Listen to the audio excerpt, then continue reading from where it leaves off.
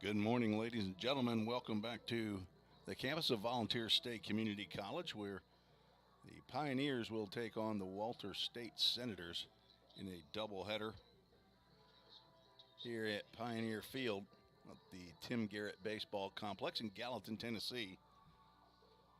It is good to be back on the air after tough game, tough loss for the Pioneers yesterday in a very windy ball game.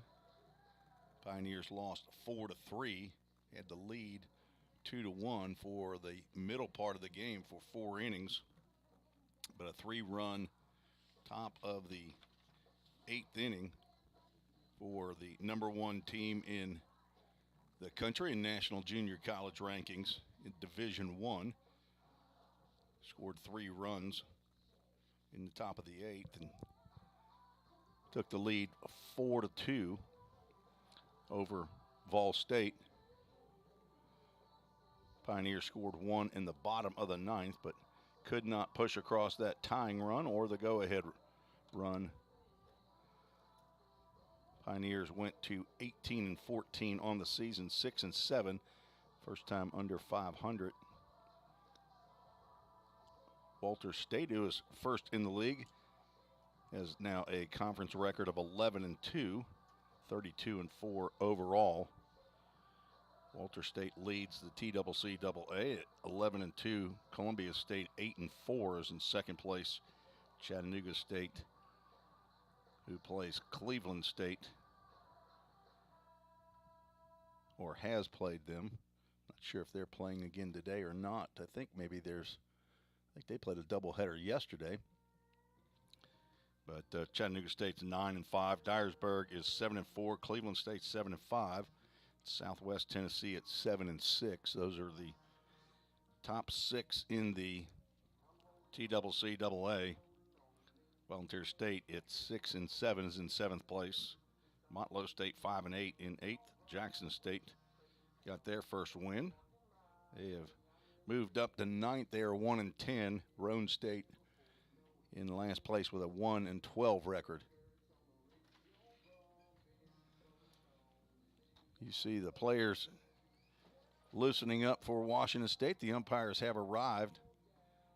Coaches' meeting will be held at home plate while Chase Birdwell finishes chalking the lines for the batter's box today.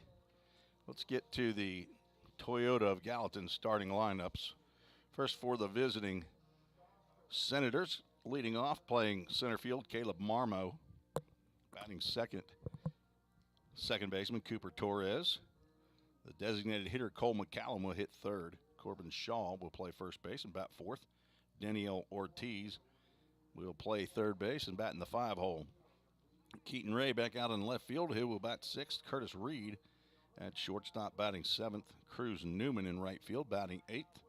And Jarrett Martin, the catcher, will bat ninth. It's the same 9, just in a little bit different order. On the mound for the number one team in Division One, Jackson Hull, with a record of 6-0. He is a transfer from North Carolina A&T from Fancy Gap, Virginia, 5'11", 195-pound right-hander at North Carolina A&T. He got in 11 games a year ago, had 2 starts, an 0-3 record, a 12-plus ERA. But he is having an excellent year for Walter State.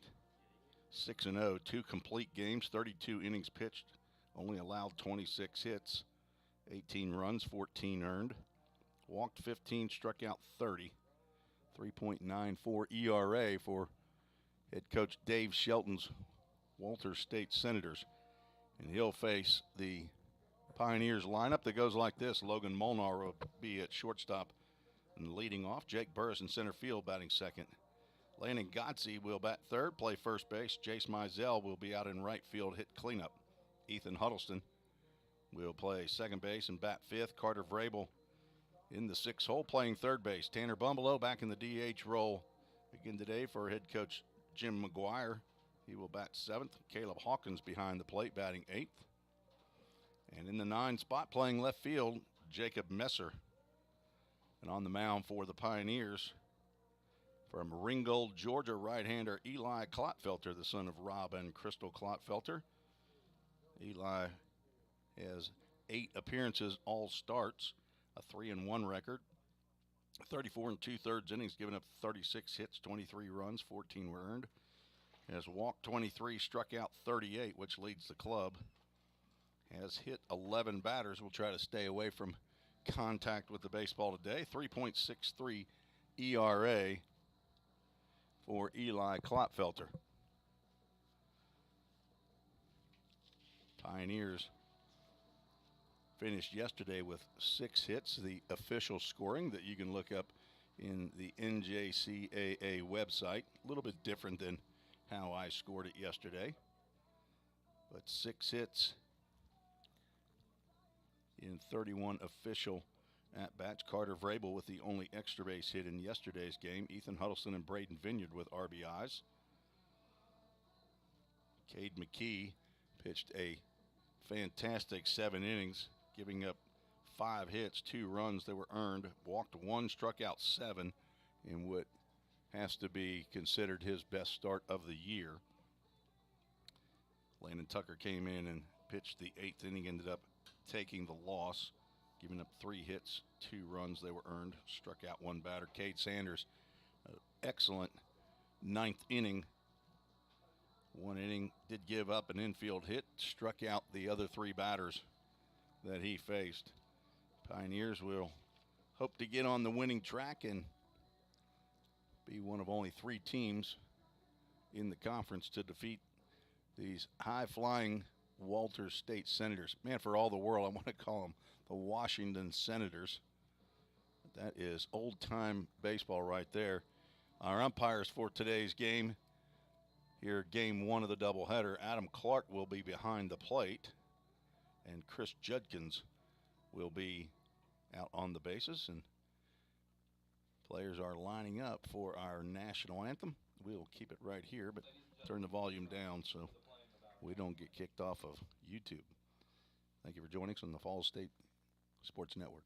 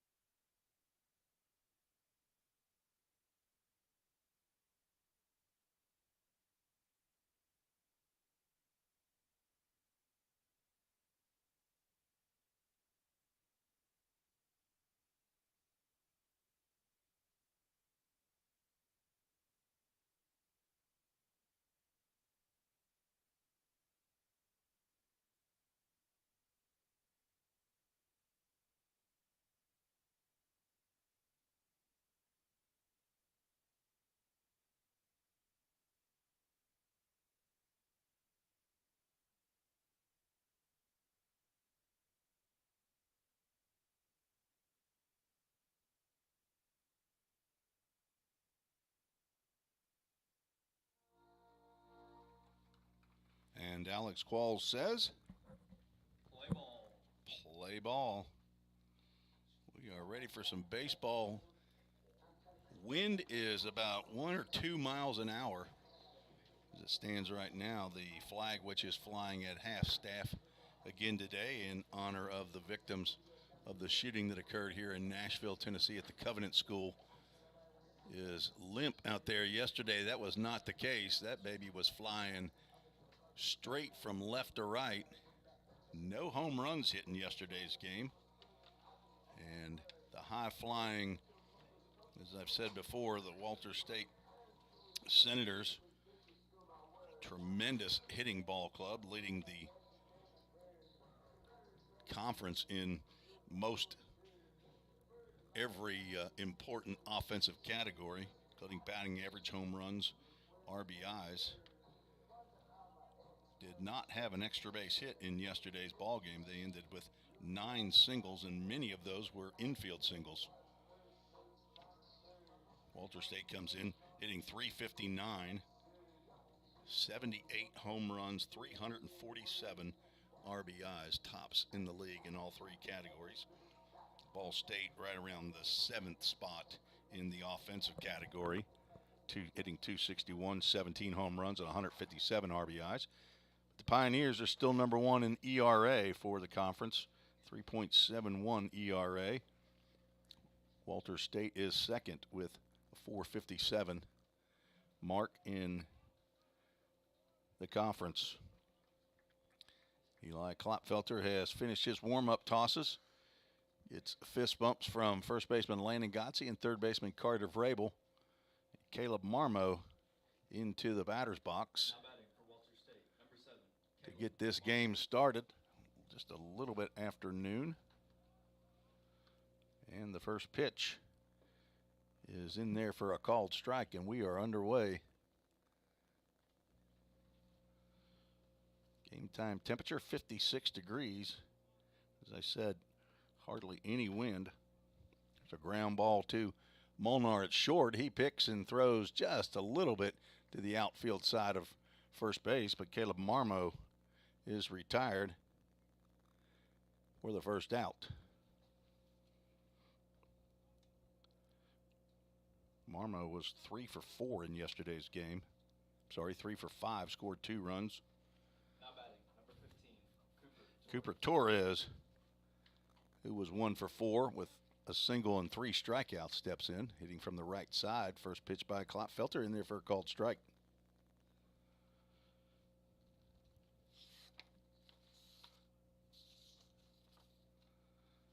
The 0-1 pitch, breaking pitch, misses away.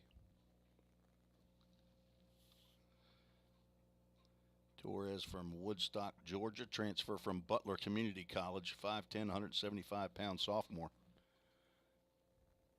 There's a breaking pitch that stays inside. Torres hitting .380, 35 hits. Klopfelter now gone 3 balls and a strike to Torres with Cole McCallum, the DH, on deck.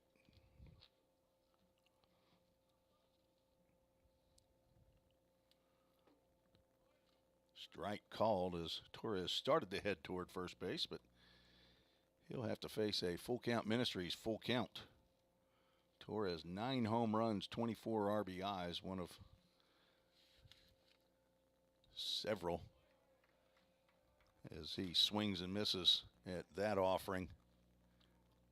So a no on the full count first pitch foul ball, but a yes to the first strikeout for Eli Klopfelter. 2, 4, 6, 7, 8 players on this team, including Cole McCallum, who have 8 or more home runs. McCallum with 8 home runs and 36 RBIs. .404 batting average. Klopfelter trying to retire the side in order.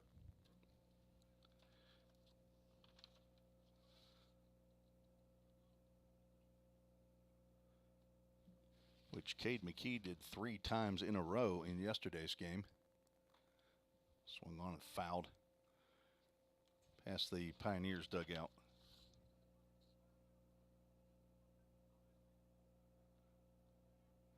One point in time from the first to the 5th inning, he retired 12 batters in a row, did Cade McKee. 2-2 count.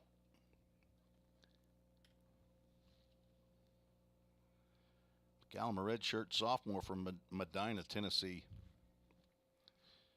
Played in 46 games a year ago, hit .309, 7 home runs and 35 RBIs, and he will swing and miss at that breaking pitch.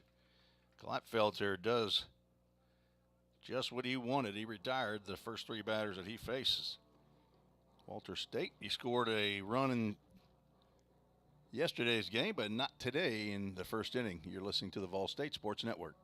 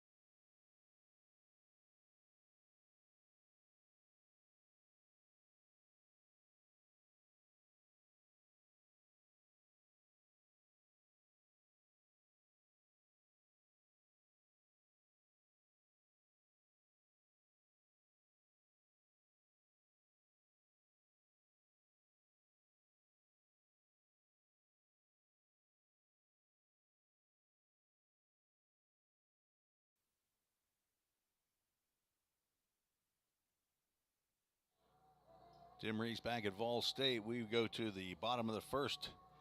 Game 1 of 2 scheduled for 7 innings. Pioneers will send Logan Molnar, Jake Burris, and Landon Godsey to the plate and hope for more against Jackson Hull. Jackson Hull from Fancy Gap, Virginia. Sophomore, 5'11", 195 pounds. Transfer from North Carolina A&T. 6-0 record, 2 complete games for the Senators. Right-hander just now finishing up his warm-up tosses. You see assistant coach John Ripel head out to his position at first base. Jim McGuire handles the coaching duties at third base. Now batting, number 1. Logan Molnar will step to the plate, hitting .349.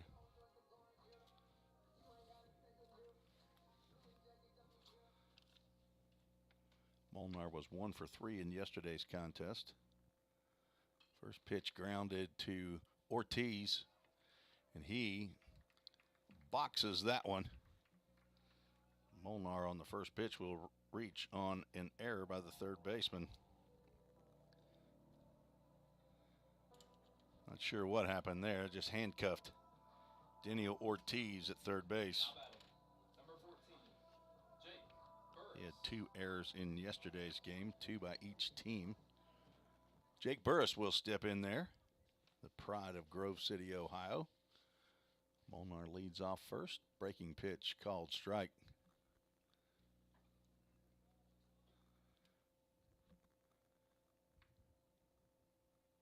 I'm sure fellas are enjoying a lot better playing baseball today without that wind to contend with. Fly balls that look like they're coming to you will, in fact, come right to you. Jake Burris, center fielder for the Pioneers yesterday. As the ball came right at him, he knew he was going to have to cut left about 30 feet at least. 1-1 pitch to JB. Stays high.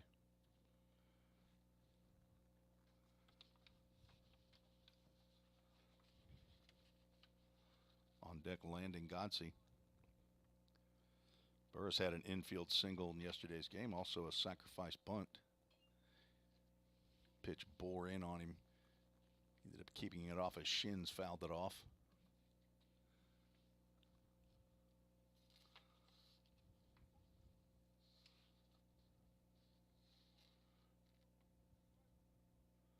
Molnar over at first base, 5 stolen bases in 5 attempts. Burris, MGM Industries foul ball into the trees behind the stands down the right field line. Count remains 2 balls and 2 strikes.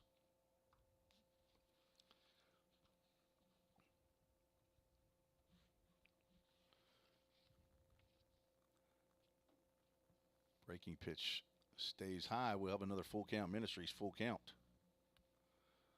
It's like a tight slider. I don't think that's a cutter that he's throwing there.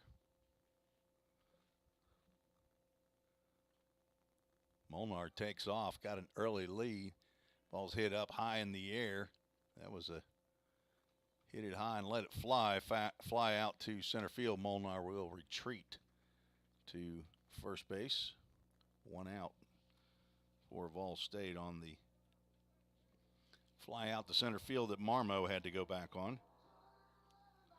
0 for 2 on full count first pitch foul balls so far. Landon Godsey will step in from Indianapolis, Indiana. Wonder if Paul and Suzanne are here in attendance. The runner goes on the first pitch. Pitch called a ball. Throw goes into center field. Molnar steals second base. Looked like a pretty good pitch. I was waiting for the umpire to raise that right hand, but he never did. So a stolen base by Logan Molnar. Not able to advance on the errant throw. Molnar with a hop off, and he will go back as Hull ended up giving him a second look. And Godsey now looking at a 2-0 count. On deck, Jace Mizell.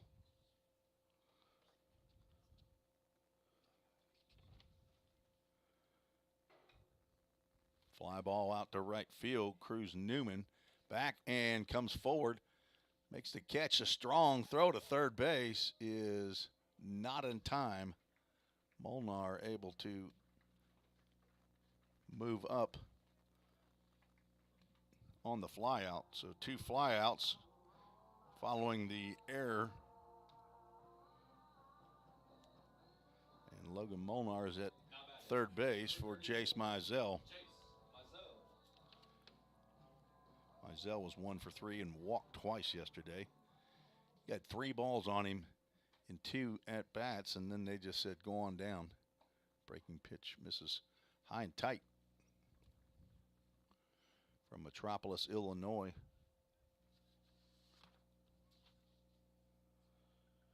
Son of Sean and Jamie Mizell.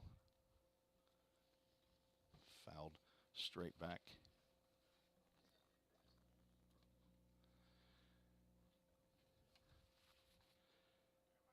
Hello to his grandparents, the Rices and the Mizells in Metropolis, unless they're here in attendance, which they usually are.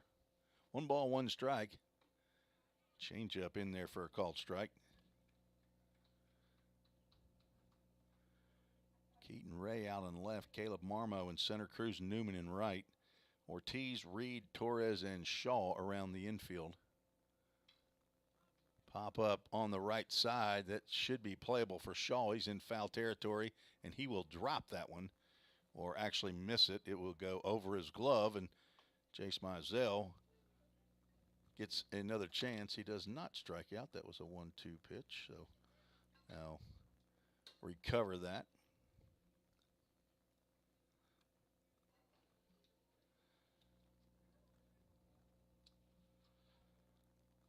Like Shaw was going to be able to make that play, but he was still moving as he was trying to track that ball. It just went over his back, and Jace Mizell swings and misses at the next pitch. Hull gets his first strikeout. No runs, no hits, 1 error, 1 runner left on base. We're through 1 inning, no score. You're listening to the Vol State Sports Network.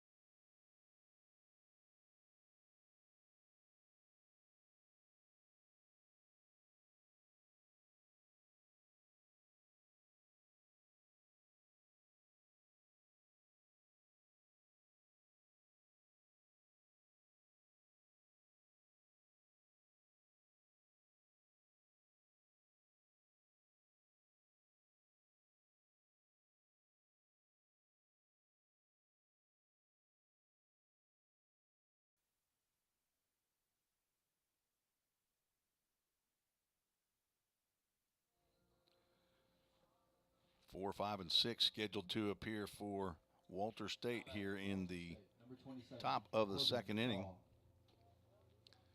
Corbin Shaw, the first baseman from Conyers, Georgia, steps in against Eli Klopfelter. First pitch swinging, fouls that one off. Klopfelter retired the side in order in the top of the first.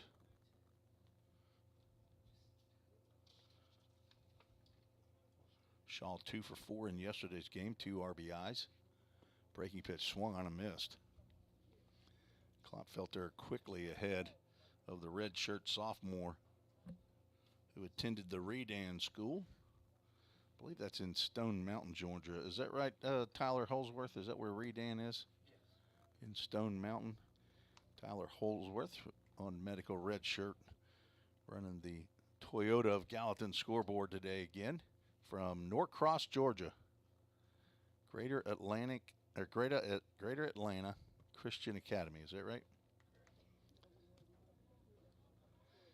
And completing our press box gang, as always, Alex Qualls DJ Qualls, public address announcer, and only running the music today as Tyler Holsworth is back. There's a swing and a miss. Klotfelter gets Shaw on that breaking pitch. Third strikeout by Klotfelter. 4 in a row set down by the sophomore from Ringgold, Georgia, by way of Indianapolis, Indiana. Number 18. Daniel Ortiz, the third baseman, steps in. True freshman. He also played at the Redan High School. First pitch in there, just low, I guess. Pretty good pitch by Klotfelter. Ortiz wore a collar yesterday. 0 for 4.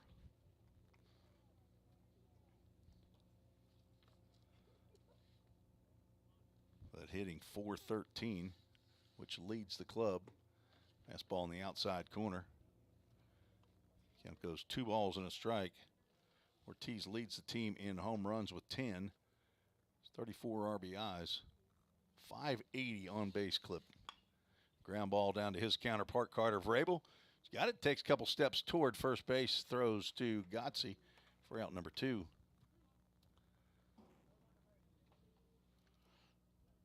Keaton Ray, left fielder, steps in. Now batting, number 16, Keaton Ray. Ray 1 for 2 in yesterday's contest. He was lifted for a pinch hitter in his, that was his 3rd or 4th at bat.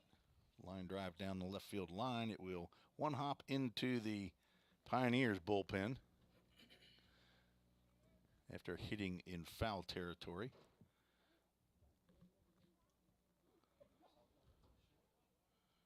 Ray from Evansville, Tennessee, Ray County High School. Fastball misses away.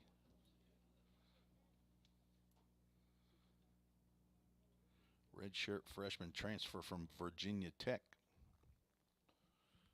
On deck, Curtis Reed, the shortstop. 2 outs, 1-1 pitch, just missed outside. Jacob Messer in left, Jacob Burris in center.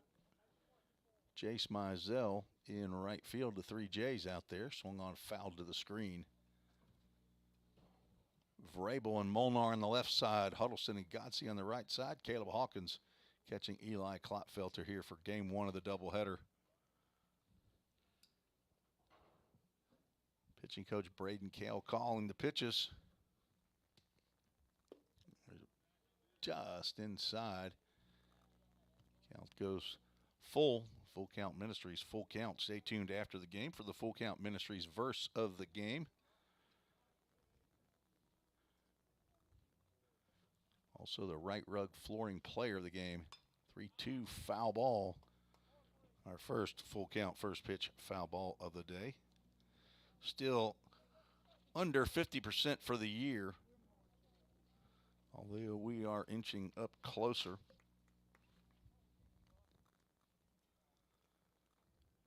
Two outs, nobody on, top of the second inning. Another swing and a miss. Klotfelter picks up strikeout number 4 on that breaking pitch. And he has retired 6 in a row. We are headed to the bottom of the second. Still no score. You're listening to the Vol State Sports Network on YouTube and Twitter.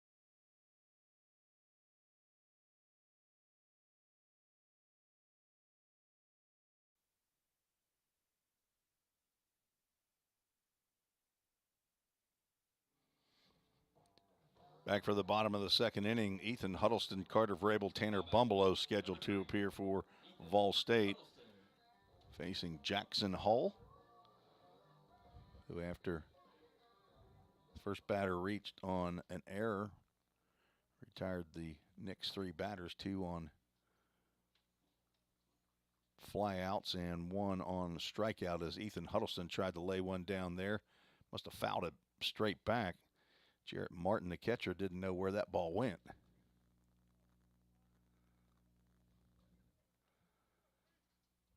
Huddleston struggling at the plate, trying to get his groove back. He hits a hard ground ball to third base, and that bounces off the glove over to shortstop Curtis Reed. And that is the second error on Daniel Ortiz, the fourth error in the series.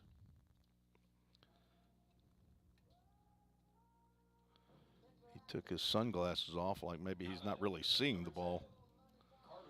So the second inning in a row that the Pioneers have a runner on first base via an E5. Carter Vrabel steps in. Maybe change up there that missed outside.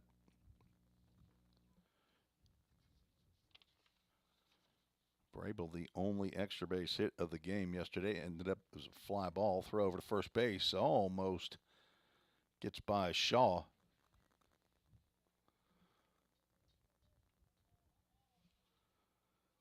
Vrabel hit a fly ball to left field that Keaton Ray just could not ever get to it. He was thinking maybe it was going to come back to him, but he kept moving to his right, moving to his right. Ended up falling on the warning track. Carter 1 for 3 with a run scored. Has to back away from that fastball that's riding in.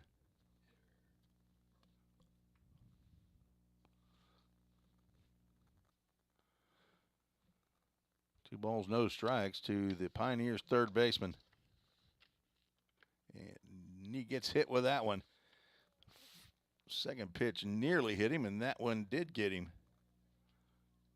The seventh time that he's been hit by a pitch, now tied with Landon Godsey.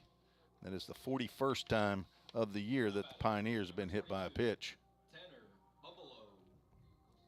Now nobody out. Tanner Bumbleau steps to the plate. Tanner playing in game number 3. 1 for 4 in yesterday's game.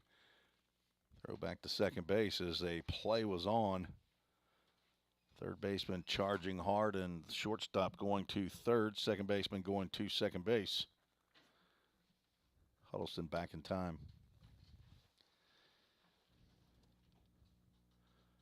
We'll see if Bumbleau will be bunting here. He's been injured most of the spring. Hadn't really taken a lot of batting practice. That pitch way outside. So I'm not sure if Coach McGuire will give him a bunt sign here or not. A two-way player that still has yet to get on the mound for Vol State.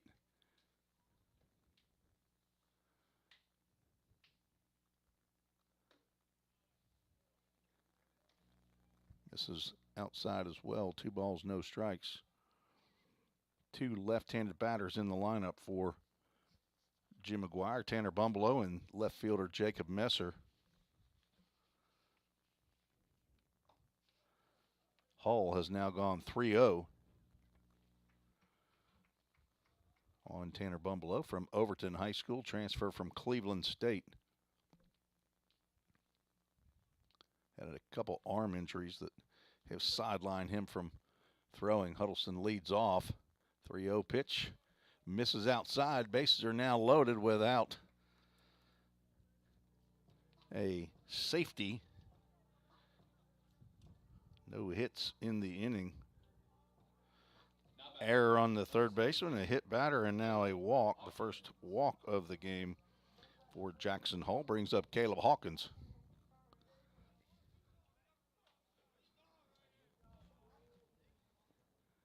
Breaking pitch or slider in there for called strike.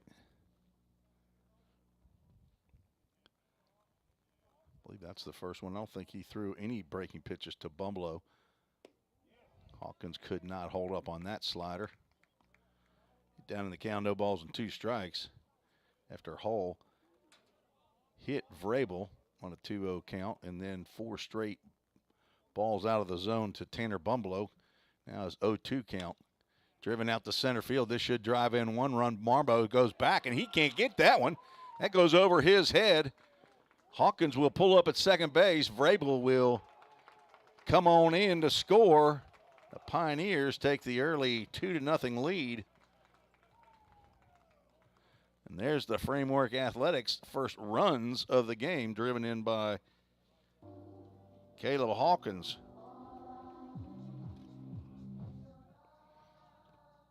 Now Jacob Messer steps to the plate.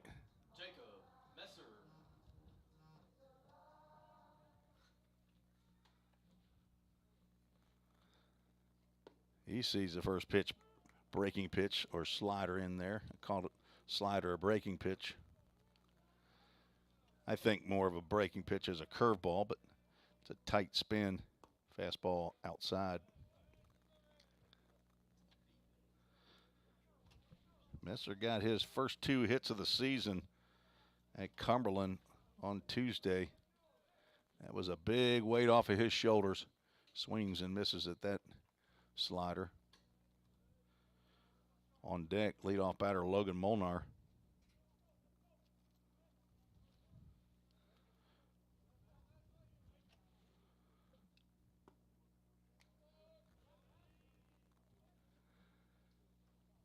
Still nobody out. 2-2 count to Messer, the left fielder for Vol State.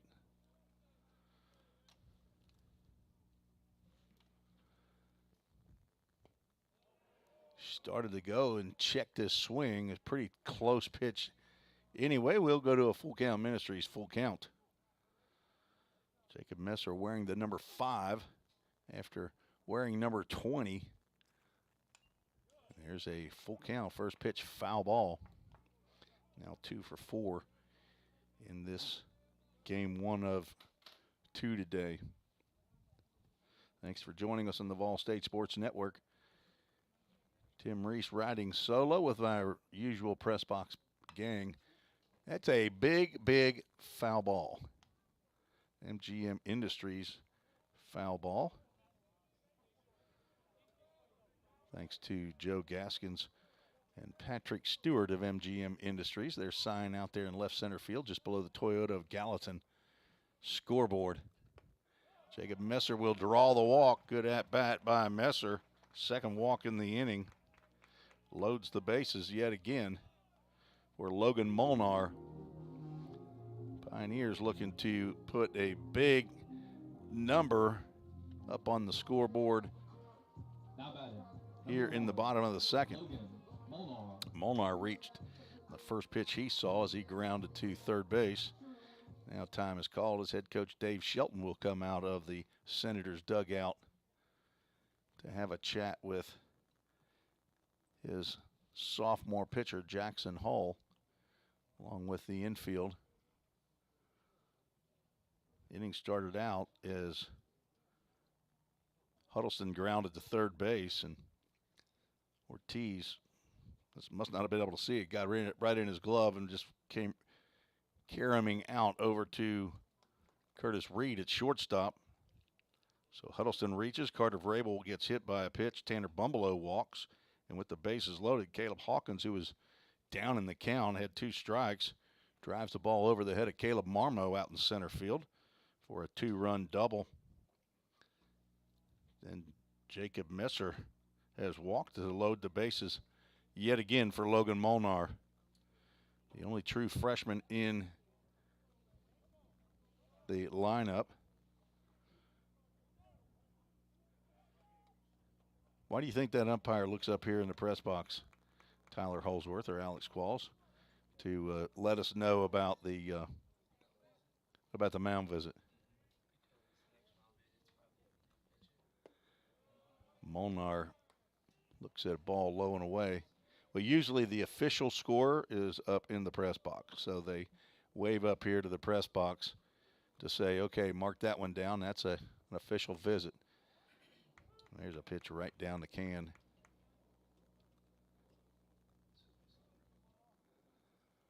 Adam Clark behind the plate. Chris Judkins out on the bases here for game one. 1-1 pitch yanked outside. Lady Pioneers are playing the Lady Senators across campus today after losing two tight ball games yesterday, 6-5 and 8-7. Lady Pioneers trying to be the first team to defeat the Walter State softball squad. That pitch nearly hit Molnar, who has 6 bruises for the year. He was tied with Vrabel until Vrabel got that one. He hits the ball. It goes over to the pitcher. Pitcher catches it. For some reason, Tanner Bumbelow was coming off the base. Not sure what he was thinking, but Jackson Hull throws over to third base, and it's wide, and another run comes in. So that's an error on the pitcher. So 3 errors now for Walter State.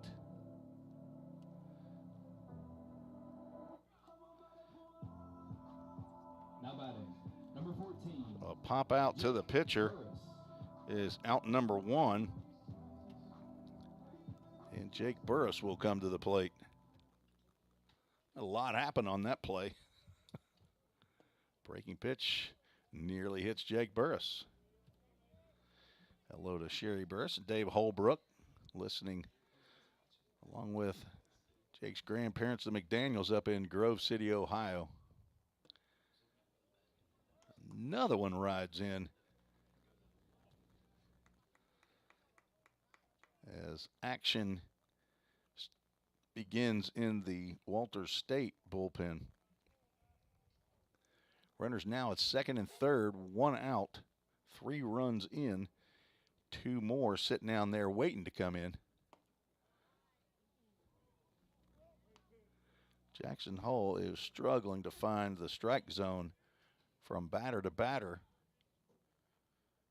Caleb Hawkins saw couple pitches he could hit. 3-0 right here. Jake Burris will take ball 4, and the bases are loaded once again. There's only been 1 hit in the inning. That's the double by Caleb Hawkins.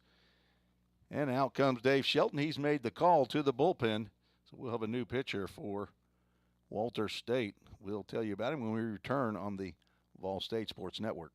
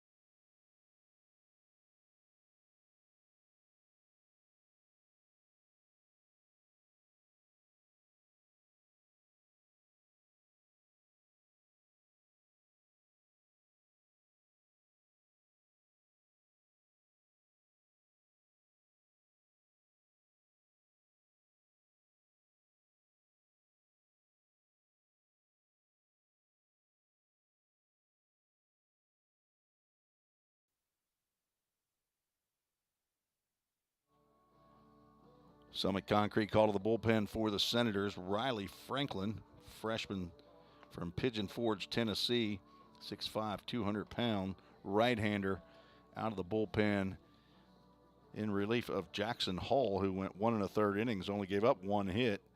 But so far, 3 runs, and the 2 runners, actually all 3 runners on base are his responsibility. Walked 3, struck out 1, and hit a batter.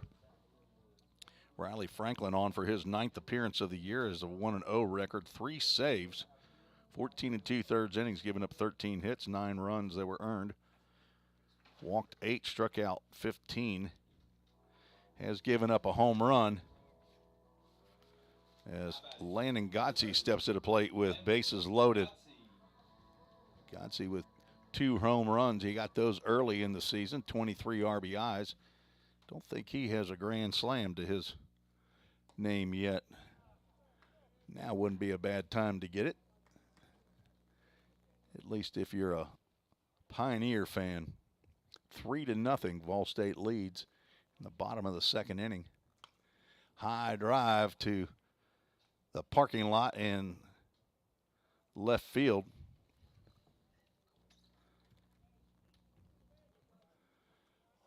I think Landon Godsey could have kept that ball fair if he had to.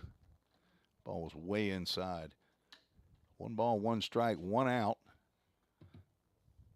Breaking pitch in the dirt. Backhand stopped by Jarrett Martin behind the plate.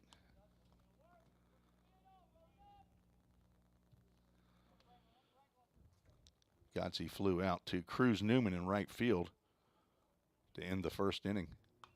Pops that one up out of play, an MGM Industries foul ball. Again, goes 2 balls and 2 strikes. Got one of these MGM Industries windows open today with a crowd mic going. Able to hear some cheers here when Pioneers do something good. Breaking pitch swung on a miss. Godsey will be out, but the ball gets by the catcher, and another run scores, and everybody else moves up a base.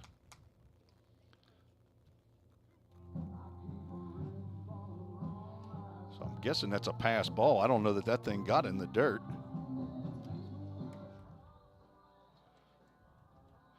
So Caleb Hawkins comes in to score. Messer down at 3rd, and Jake Burris moves to 2nd.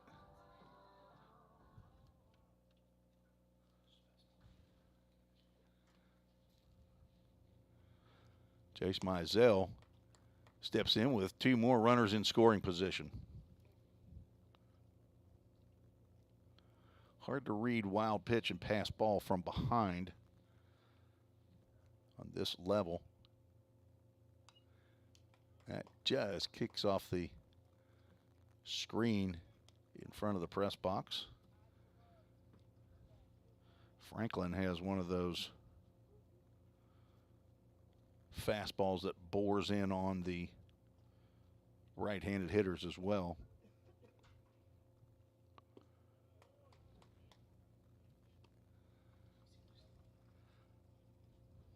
Mizell struck out in his first plate appearance. He's the 9th batter to come to the plate.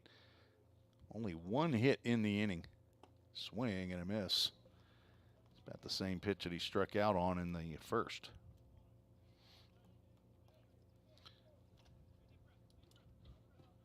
So 2 errors in the inning. 3 errors total for the game for Walter State.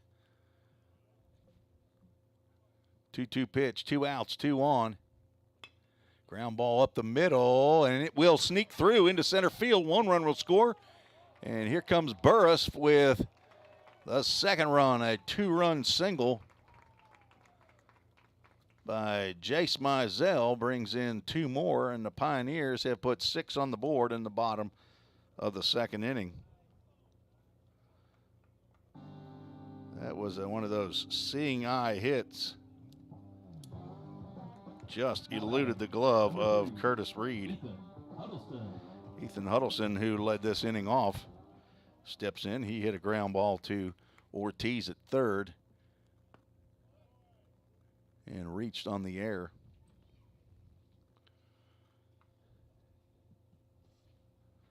Tenth batter to come to the plate.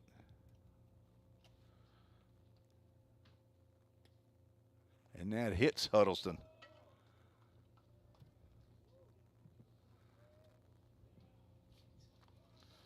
Second time he reaches. Carter Vrabel, who was hit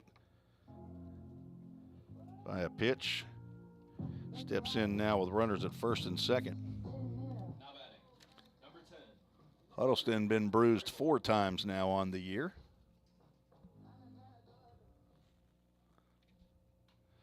Could Carter Vrabel get a hold of one here and put a huge number? It's a changeup as Vrabel out in front.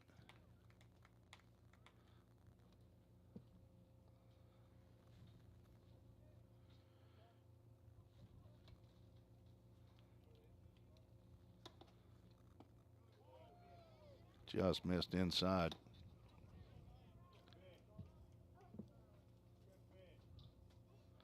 A lot of Senators fans here in attendance. They either travel or there's some local. Line drive, it'll be right at the shortstop who makes the catch for out number 3. Not before the Pioneers put a 6 spot on the board on just 2 hits. Lots of unearned runs there. As 2 errors, 2 runners left on base after 2 complete. The Pioneers lead 6-0. You're listening to the Vol State Sports Network.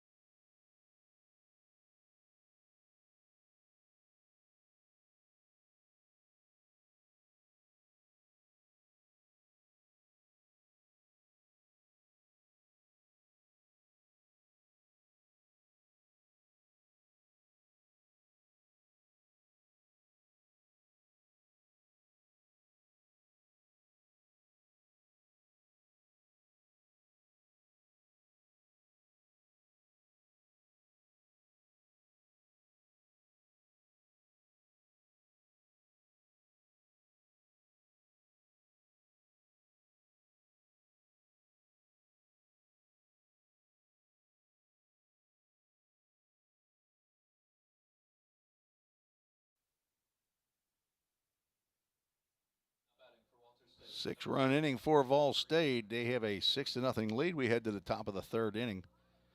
Curtis Reed, Cruz Newman, and Jarrett Martin scheduled to face Eli Klotfelter. Reed from Hamilton, Ohio, just outside of Cincinnati. Redshirt freshman, transfer from Louisville, Kentucky. Big breaker that Caleb Hawkins couldn't get in that glove. Almost looked like the glove broke. Strings on it. Klotfelter gone 3-0 to Curtis Reed, who was 0 for 1 in yesterday's game. He batted in the number 2 hole, played shortstop and left field for the Senators. Had 2 sacrifice bunts and a sacrifice fly. There's a strike on the inside corner. Or at least close enough on the 3-0. Swing and a foul tip into the glove. We'll have a full count. Ministries full count. You can hear that crowd mic now. The helicopter is flying by. 3-2 pitch right down below the knees, apparently. I thought he called that strike 3, but first walk of the game, first batter to reach. That helicopter going right over Pioneer Field here at Tim Garrett Baseball Complex.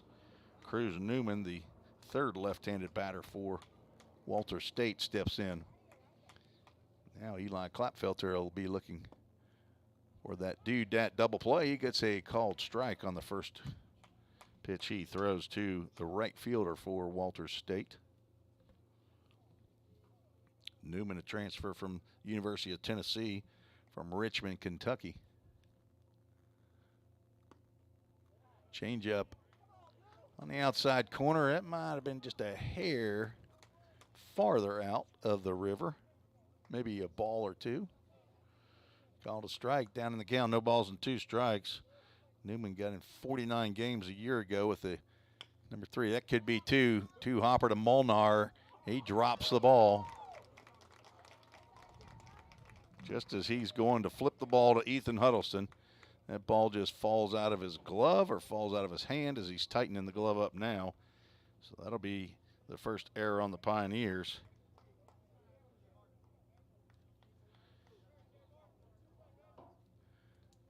Newman actually doesn't reach on the air, but it's the same effect. He actually would have been reaching on a fielder's choice. Runners now at first and second with nobody out. Jarrett Martin steps to the plate.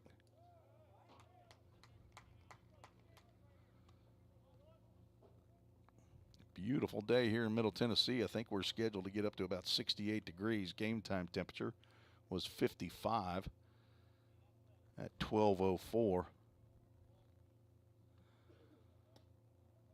Filter looking for that ground ball. He's got one here. That will get up the middle, though, and get through into center field. 1 run will score.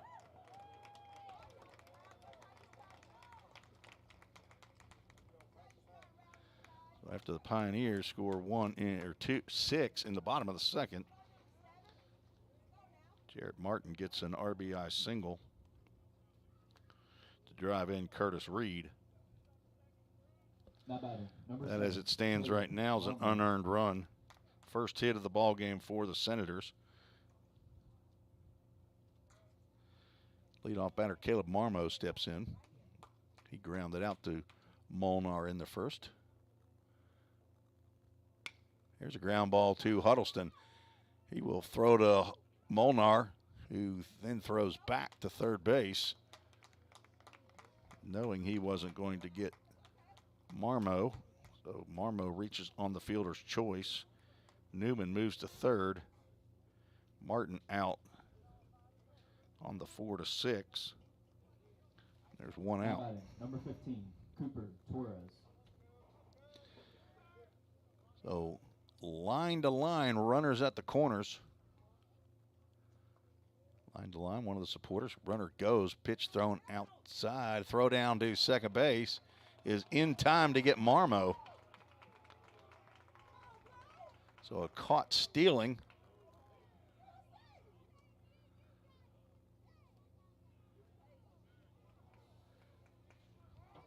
Issue here is Mike Korn, first base coach, and Dave Shelton down at third are talking to Chris Judkins.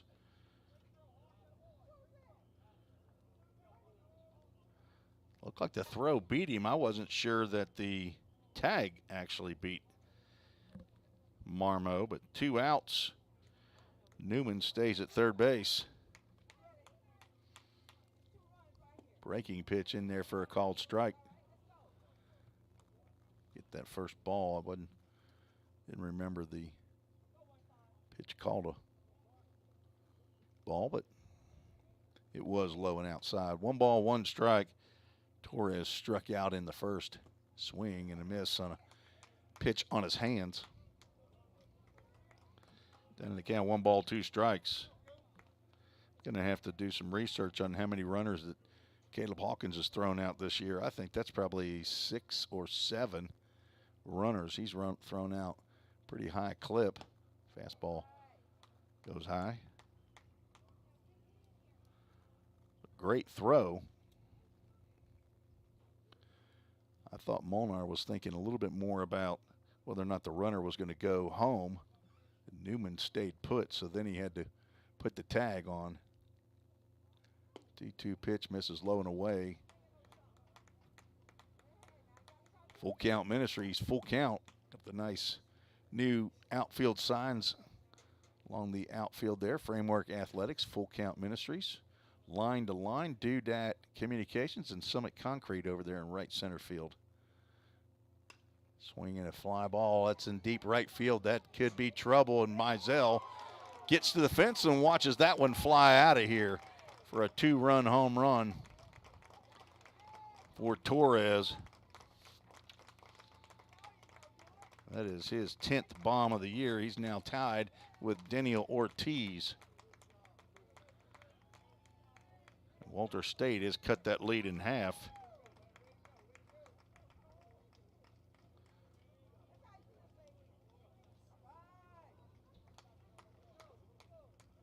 batting, number 28, Cole McCallum. So with nobody on, 2 out, Cole McCallum steps in. It's 2 hits in the inning. Breaking pitch swung on and missed.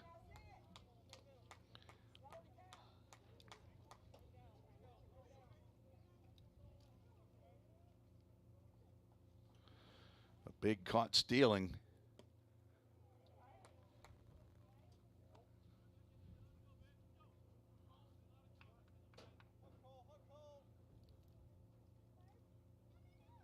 Inning started out with a walk and then an error. Hard shot down. Dave Shelton steps out of the way of.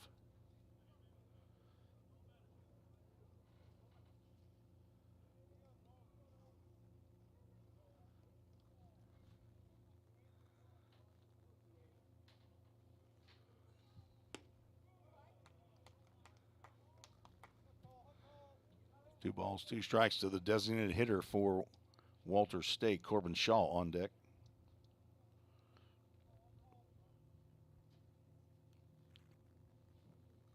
Breaking pitch swung on and missed. Down goes McCollum. But the Walter State Senators climb back in this ball game. 3 runs, 2 hits, one big one by Cooper Torres, 2-run home run, was one costly error and nobody left on base.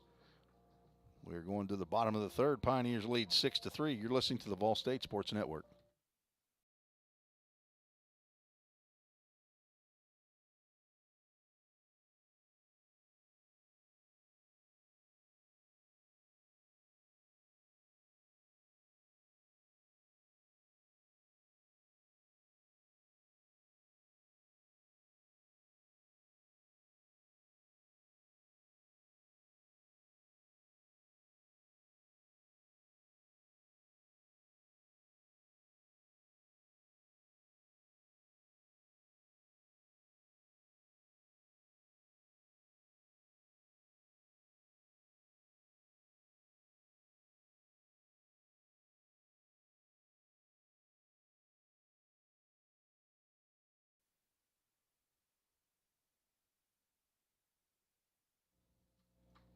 Tim Reese back at Vol State. We're moving to the bottom of the third inning. Pioneers lead 6-3.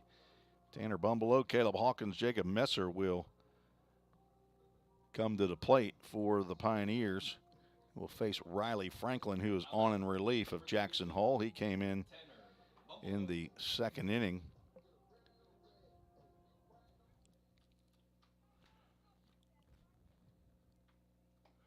First pitch to Bumbelow with that bright orange bat. Misses outside. Bumbelow walked and scored in the second inning.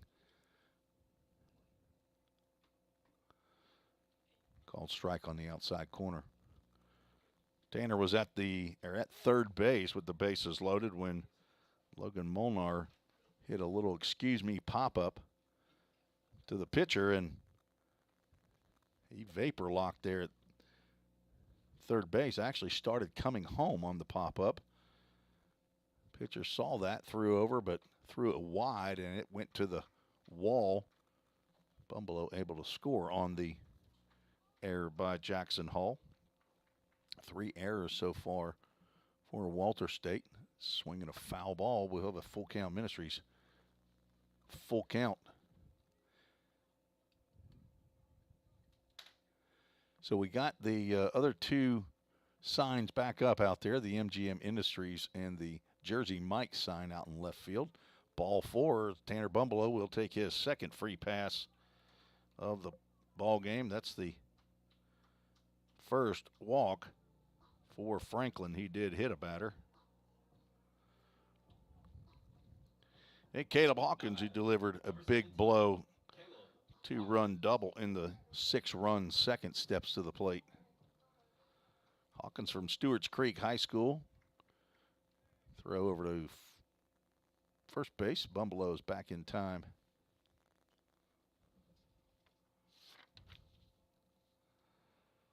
Hawkins' 16th game of the year. That was his second double. Fastball backs him away from the plate.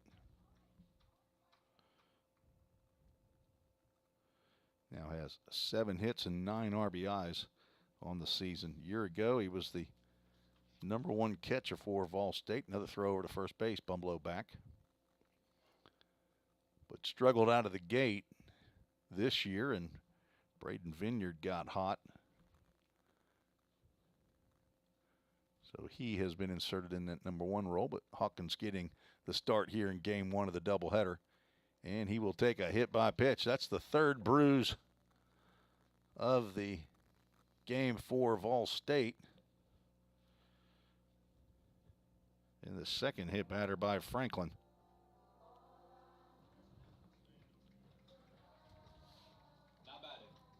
Hawkins' 2nd time to be hit by a pitch.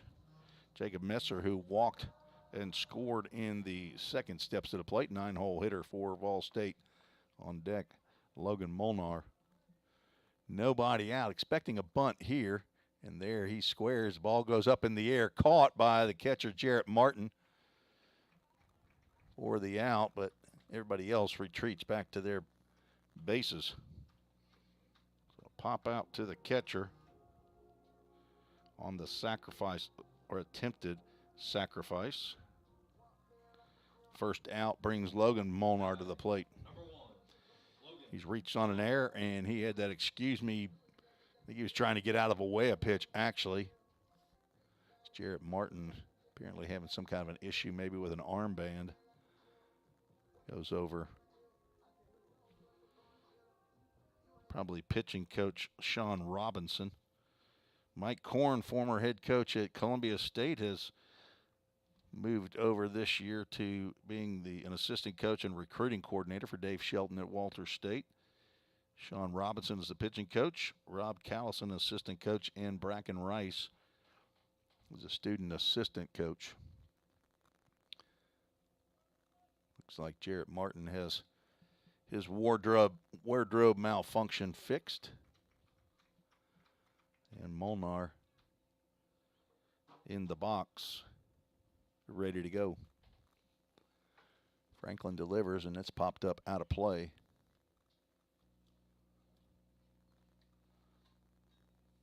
Plenty of sunshine today, not a cloud in the sky. Storms on Friday moved this series back to Saturday and Sunday. Beautiful day today here in Middle Tennessee. Nice breaking pitch by Franklin. Started at about Molnar's neck. And it came right across the plate. Sharp breaking pitch there. 0-2 count.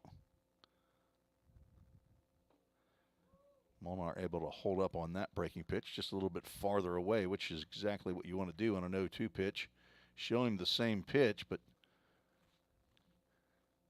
a little farther out of the strike zone. 1-2. Went even farther away there.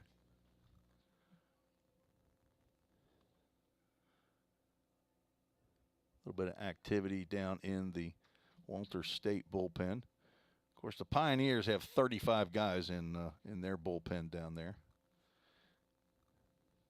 I think each relief pitcher brought a friend.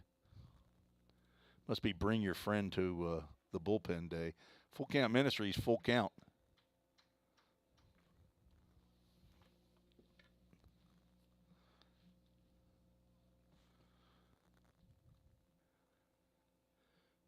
Long look at second, and that pitch goes behind Molnar. Everyone will move up a base on the walk.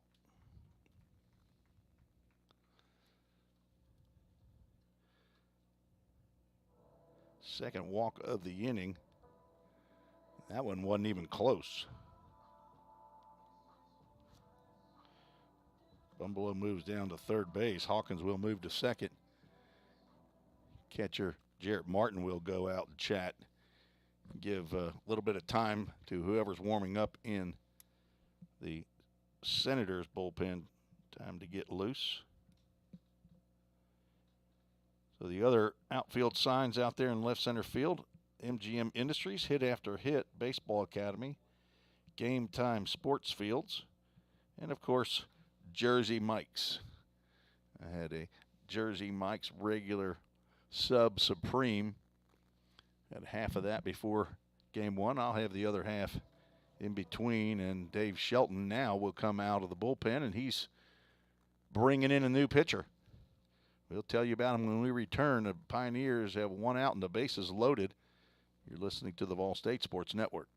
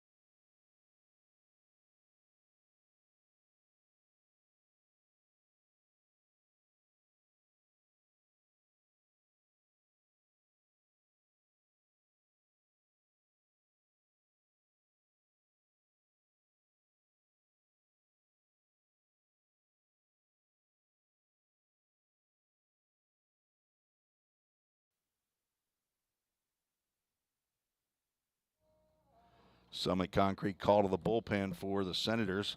For the second time, they dip into the bullpen. Number 14, Landon Slimp, a redshirt sophomore, 6'1", 190 pounds, from Johnson City, Tennessee, Science Hill High School, on in relief of Riley Franklin, who went one inning in three outs, both in the second and the third innings. He gave up one hit, walked two, struck out one, hit two batters. Landon Slimp on for his 10th appearance of the year. It will be his fourth appearance in relief. 4-1 record, 29 2/3 innings, 33 hits, 20 runs, 35 strikeouts. He is on with the bases loaded, one out, and Jake Burris, number 2 hole hitter for the Pioneers, stepping in the box. Swings at the first pitch, shives one deep to center field. Back goes Marmo, and that ball is at the base of the fence. Kicks back toward the infield. 2 runs will score. They're going to go ahead and send a third runner. Throw comes into the infield, and not in time as Logan Molnar comes around to score on the double that hits the base of the fence.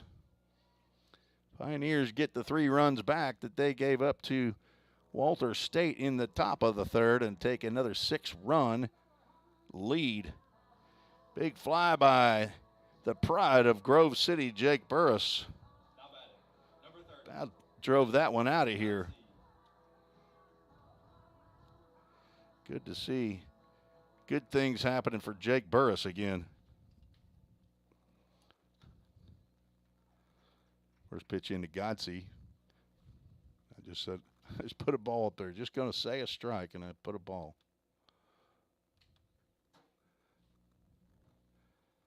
One out now, and Burris at second base.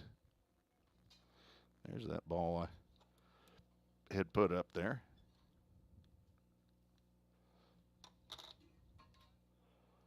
So a bases loaded and bases clearing double by Jake Burris. Not exactly what Dave Shelton was hoping was going to happen when he brought in Landon Slimp. All 3 of those runs charged to Riley Franklin.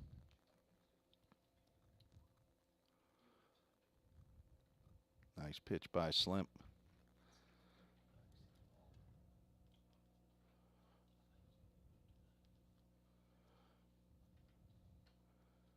First hit of the innings, drives in 3. Pioneers again hoping for more.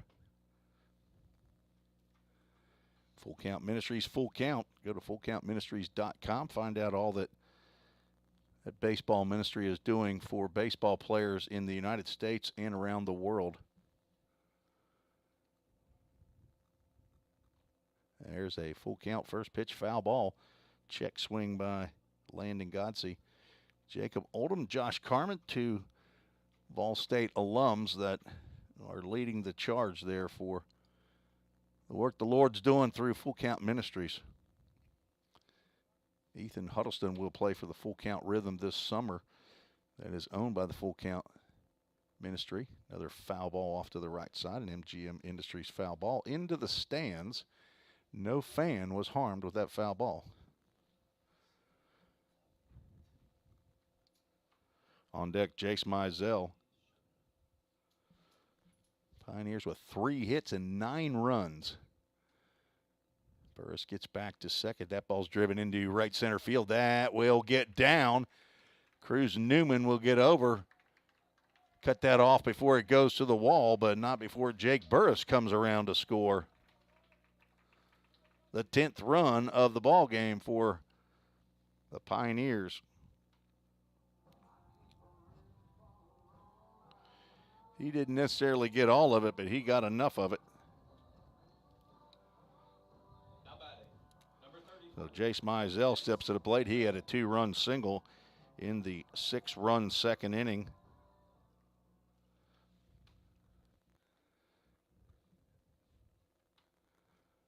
Godsey down at first. He hits a high one into left center field. I don't think the field's going to contain this one. That is gone.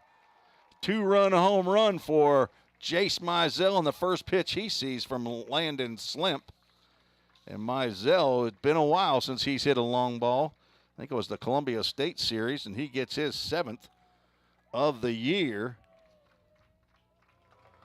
Sorry, I didn't have that crowd mic up.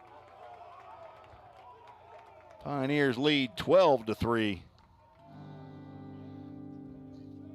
Now batting, number 3. Got to turn it down for the music, but not that I don't like hearing Alex Qualls.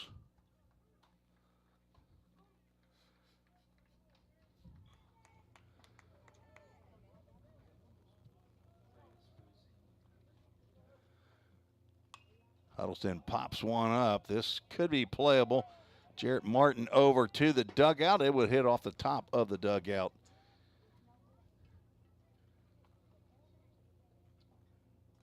Much to the delight of Ethan Huddleston, that ball got out of play. Give him another shot. He is 0 for 1, reached on an error in the second. Also in the second inning, was hit by a pitch.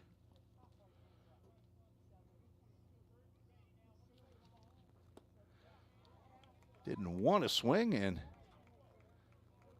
could not hold up on that breaking pitch.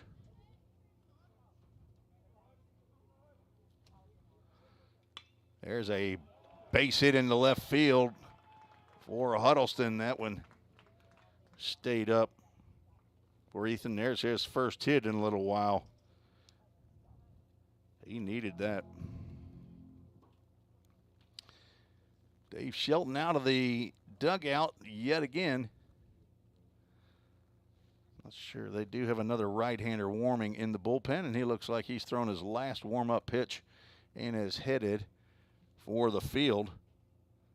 Dave Shelton gets the ball from Landon Slimp. We'll have another semi-concrete call to the bullpen. We'll tell you about the new pitcher after this short break. You're listening to the Vol State Sports Network.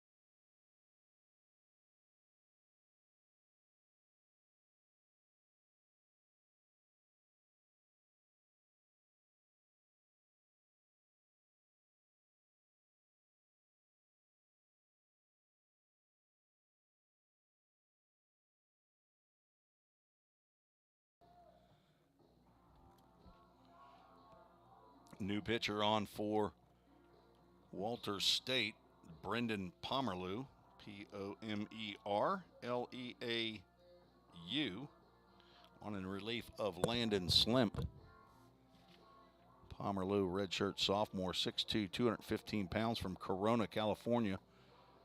Transfer from Concordia University in Irvine. A right-hander for Walter State. This is his third appearance of the year, 2 2/3 innings. He has not given up a hit. 3 runs, 1 earned, has walked 3. 3.38 batting average, and he comes on with a runner at first base. 1 out, Carter Vrabel stepping to the plate. Landon Slimp pitched to 4 batters and gave up 4 hits. Did not retire a batter. And Ethan Huddleston on first base is his responsibility, and he's already given up 3 runs. A double to Burris, a single to Godsey, and a 2-run home run to Jace Mizell, his 7th of the year, which leads the club. Pioneers 12-3 over the #1 team in all the land. Strike called at the knees. In Division I, Pioneers and Walter State play in Region 7 of Division I. Walter State 32-4 as we start today's play. Breaking pitch misses down. Pretty sure they're not used to this, although I believe they were run ruled by Motlow State in the conference game.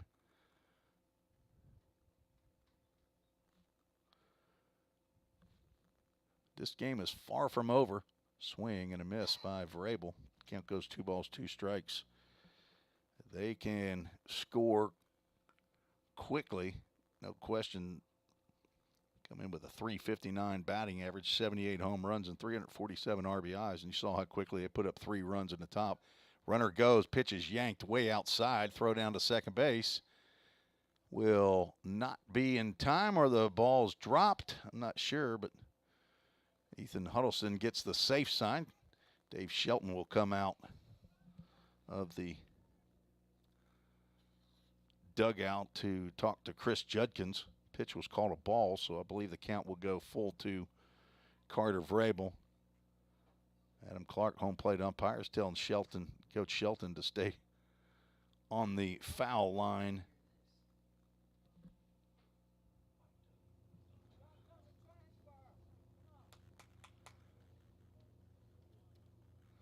So a stolen base for Ethan Huddleston.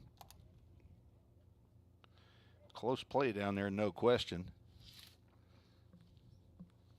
Chris Judkins giving the explanation to Coach Shelton. That is Ethan Huddleston's team leading 12th stolen base of the year. He's yet to be caught. It was Cooper Torres that took the throw from Jarrett Martin. That pitch was way outside, almost like a pitch out. Clearly would not be a pitch out on a 2-2 count, but we have a Full Count Ministries full count. Thanks for joining us this beautiful afternoon, Sunday afternoon in Middle Tennessee. Runner in scoring position now for Vrabel. He will get on base. Pitch in the dirt. Throw down to third base. Huddleston in there on the wild pitch. Ortiz is not happy about that call.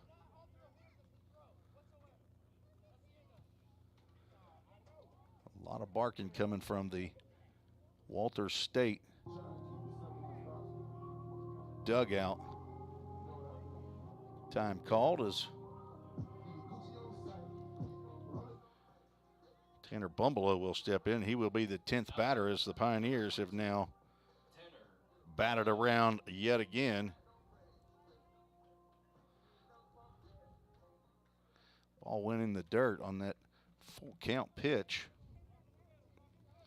Tanner Bumbelow already has 1 3-run homer to his credit. His first college hit against Cumberland this past Tuesday was a 3-run bomb. Got a hit in yesterday's ball game, and he wouldn't mind going big fly right here. Step off by Pomerleau.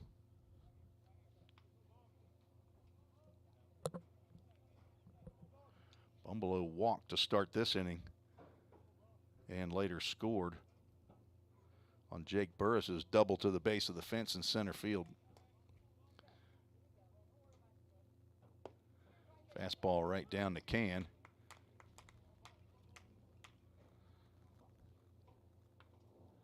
(12-3), 12 runs, 6 hits, 1 error for Vol State. 3 runs, 2 hits, 3 errors. Those have been a couple big errors. Breaking pitch misses outside.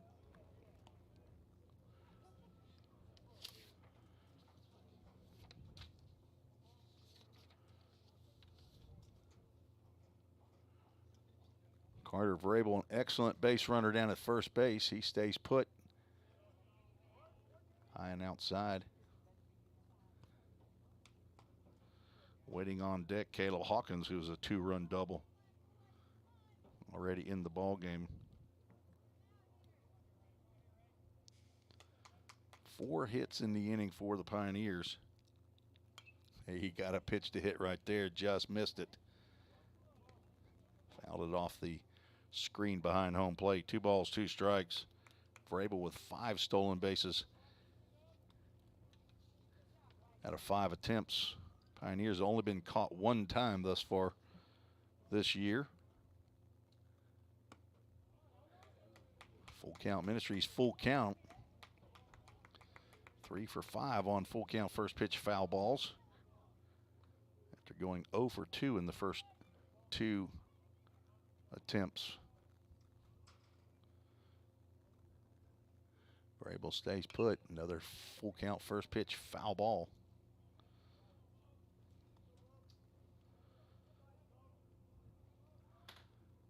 I'd like to thank our sponsors, MGM Industries, Hit After Hit, Game Time Sports Field, Jersey Mike's for their support of Ball State Athletics. Bumbelow spoils another offering from Brendan Pomerleau, the 3rd pitcher for Walter State here in the bottom of the 3rd. Jackson Hull started the game, went 1 1/3, gave up 6 hits, or 1 hit, 6 runs. By my count, 2 were earned. 3-2 pitch is outside. Bumbelow with his 3rd walk of the game.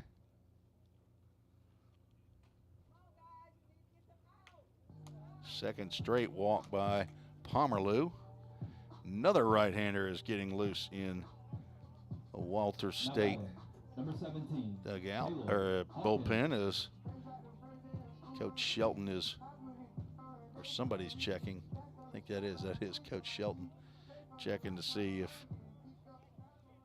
they're loose down there. Caleb Hawkins steps in with the bases loaded.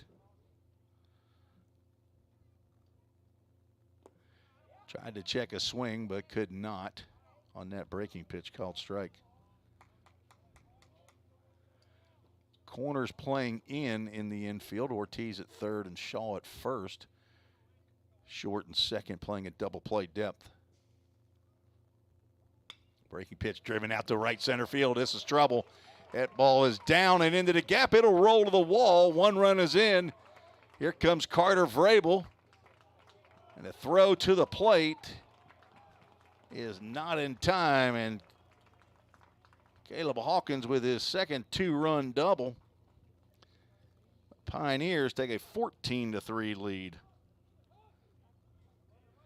Went with that breaking pitch, just like he's taught. And now out of the dugout will come Coach Dave Shelton for the 3rd time and bring on a new pitcher.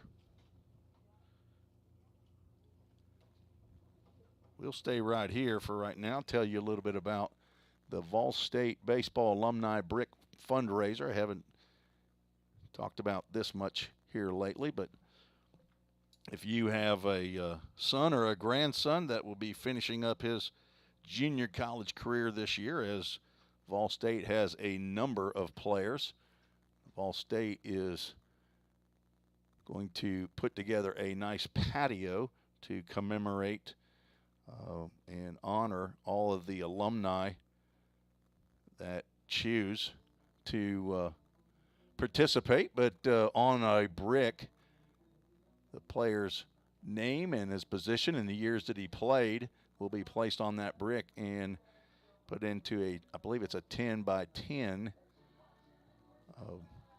patio that'll be just as you walk in the fence in the Tim Garrett Baseball Complex. So if you would like to do that, so $100, 82 of that will go to the Pioneers baseball team. So obviously an $18 brick to raise some money. Get a hold of Greg Hunter, also known as Butch Hunter.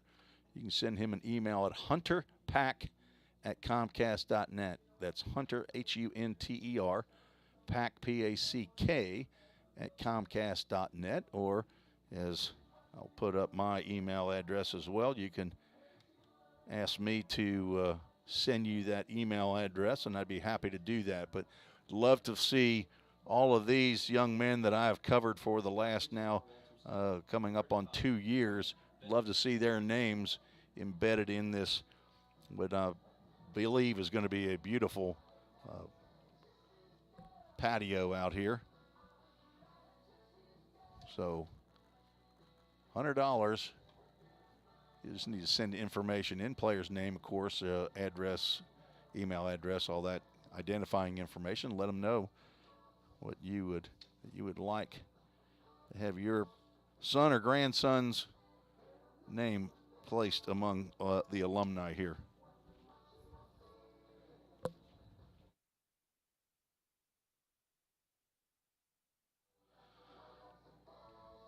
Call to the bullpen. Summit Concrete call to the bullpen calls a local boy, Ryan Bender, out of the bullpen. Pitched at Pope John Paul II from right here at Hendersonville, Tennessee, the son of Greg Bender. 6'3", 210-pound redshirt freshman.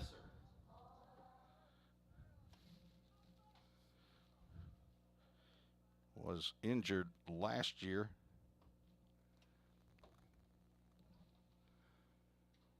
First pitch into Jacob Messer, called strike.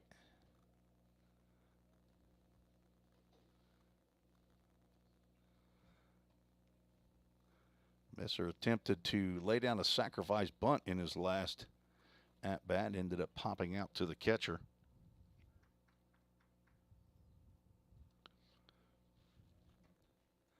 Infield is in. Runners at second and third. Pitch goes high. Greg Bender, his father, and his wife, whose name I can't remember. It might be Kathleen. They were host home family for a player a year ago. There's a hard shot off the glove of Shaw. They will get Messer at first base, and Tanner Bumbleau will stay at third. So the old 3 to 4 to 3 put out there for out number 2.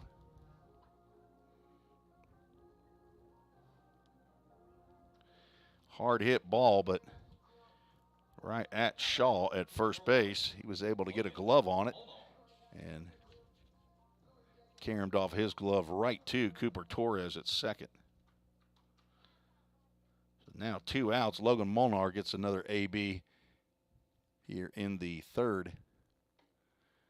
Fastball in there for a called strike. Molnar walked in this inning and later scored on Jake Burris's double to this center field fence. Hard shot into left field. That'll get through. Tanner Bumbleau will score. Hawkins will remain at third base. So an RBI single for Logan Molnar gives the Pioneers a 12-run lead. Freshman shortstop with his first RBI of the game. Now batting, number 14, Jake Burris. A 9-run inning for the Pioneers. Jake Burris responsible for 3 of those in this inning.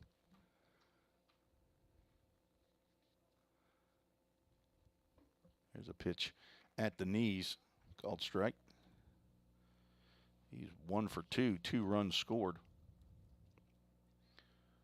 So Caleb Hawkins at third, Logan Molnar at first base. Jake Burris at the plate.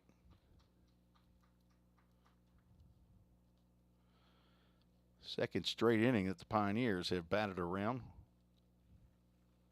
6 hits in the inning. Ground ball to Ortiz. He gloves, throws low to Torres at second, but in time to force out Logan Molnar. And the Pioneers are finally retired, but not before 9 runs come across, 6 hits, no errors, and 2 runners left on base. Pioneers a 15-3 lead over Vol State. We'll take a break. You're listening to the Vol State Sports Network.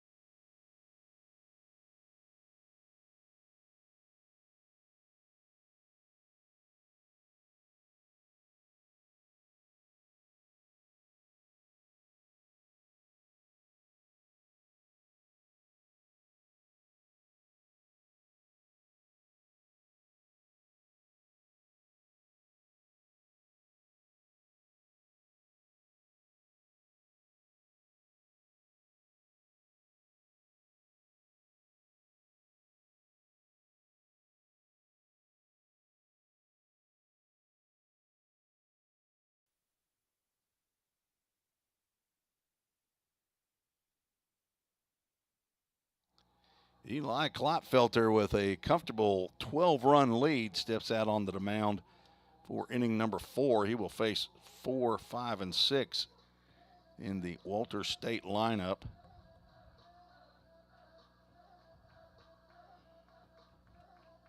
Walter State scored 3 after the Pioneers scored 6 in the bottom of the second. Eli Klopfelter hoping to put up a 0 here after his hitters scored 9 in the bottom of the third to take a 15-3 lead. Breaking pitch swung on a miss by Corbin Shaw.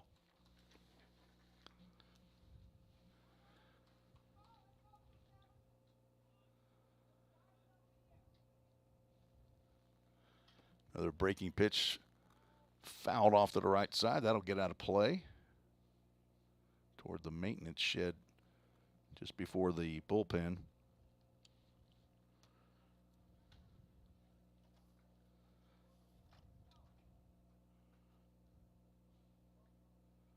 Four pitchers for Walter State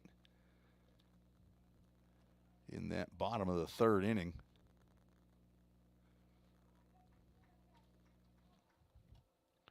Riley Franklin, Landon Slimp, Brendan Pomerleau, and Ryan Bender. Bender ended up coming in and getting the last 2 outs. Fastball just below the knees, apparently.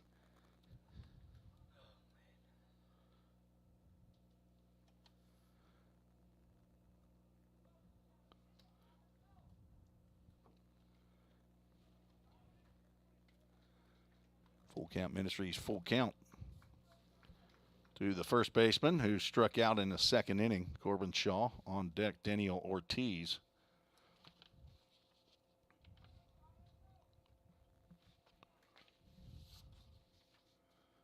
On the outside corner, and down goes Shaw looking.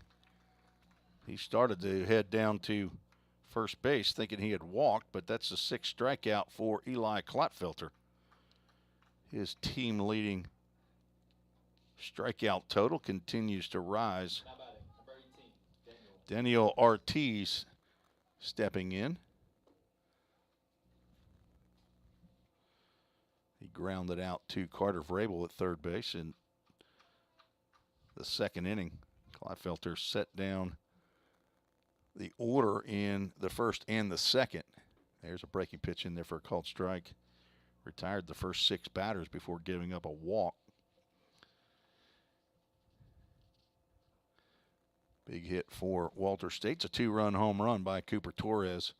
Foul ball straight back. So each team has a 2-run home run.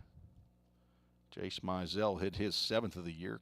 That was Torres' 10th, which ties him with the young man at the plate for the conference lead. On the outside corner, this one not called. Strike 3. Young goes 2 balls and 2 strikes. Keaton Ray is on deck.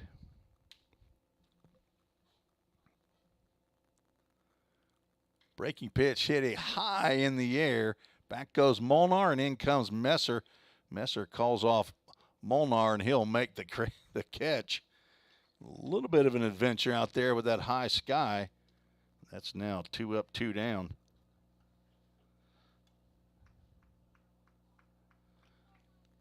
Now batting, number 16, Keaton Ray. Keaton Ray struck out to end the second, steps to the plate, hitting from the left side. Big inning for Eli Klopfelter if he can set him down, and that ball is dumped into left center field, but Jacob Messer will come in and make a little easier catch here. So a 1-2-3 inning for Eli Klopfelter, just what he wanted after that 9-run breakout inning for the Pioneers. No runs, no hits, no errors, nobody left on base. 15-3, Vol State leads. We're heading to the bottom of the 4th. You're listening to the Vol State Sports Network.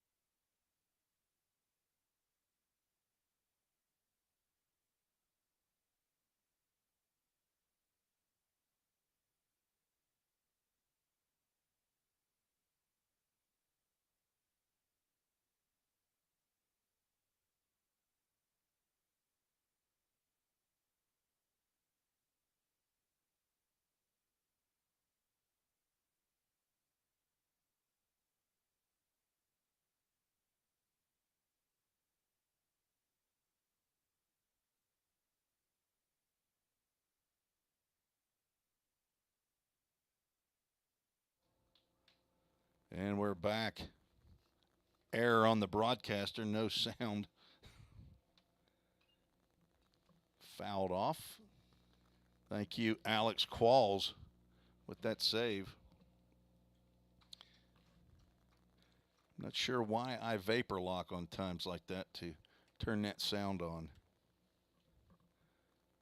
Jace Mizell, second batter of the inning. He drives one out to center field. That will get down. Godsey will be held at third base as he had to hold up at second to see if Marmo or Newman was going to come in to make that catch. As Dave Shelton is trying to hurry the folks along in the bullpen again. Got more activity. Jace Mizell now 3 for 4. 2 singles and a home run. Ethan Huddleston, who singled in his last plate appearance, steps into the box with a line-to-line runners at the corners. Breaking pitch called strike.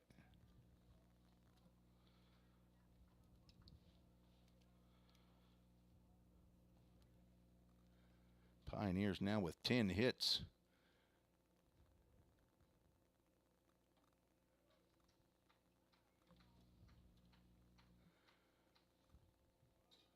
Bender from Hendersonville, JP2. I think they call it Pope Prep now. Catholic school right as you come into Sumner County from Nashville, Davidson County. High with that fastball. 5 pitchers so far for Walters State.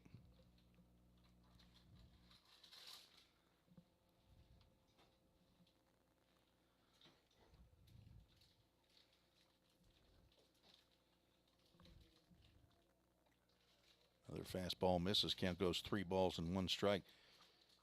Pioneers did not score in the first inning, but scored 6 in the second, 9 in the third, and are threatening again here in the fourth. Lots of folks brought their lawn chairs, sitting out beyond the fence in left and left center field. And there is ball 4. That might be the last pitch that Ryan Bender throws. That's his first walk, but Dave Shelton was hurrying someone along in the bullpen. Bases now loaded, nobody out. Godsey with a leadoff double. Jace Mizell with a single, and now a walk has loaded the bases. For Carter Vrabel, who has the only grand slam of the year so far for the Pioneers. Another chance right here. Looks like a slider, misses high.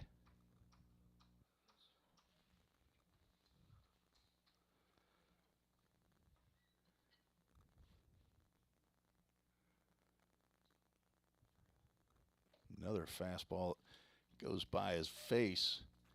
Carter Vrabel wanting Ryan Bender to throw him a strike, something he can take a smack at.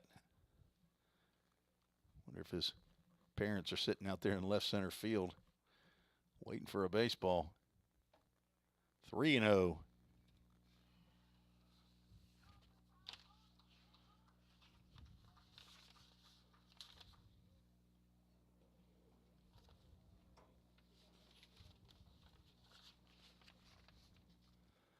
Three-0 pitch. Nearly hits Carter Vrabel. Gets an easy, well, somewhat easy if you want to stand up there and face a 90-mile-an-hour fastball. But an RBI walk as Coach Dave Shelton comes out of the bullpen, or out of the dugout, to bring in a new pitcher. Landon Godsey comes in to score the 16th run for the Pioneers. We'll take a break, tell you who the new pitcher is when we return. You're listening to the Vol State Sports Network.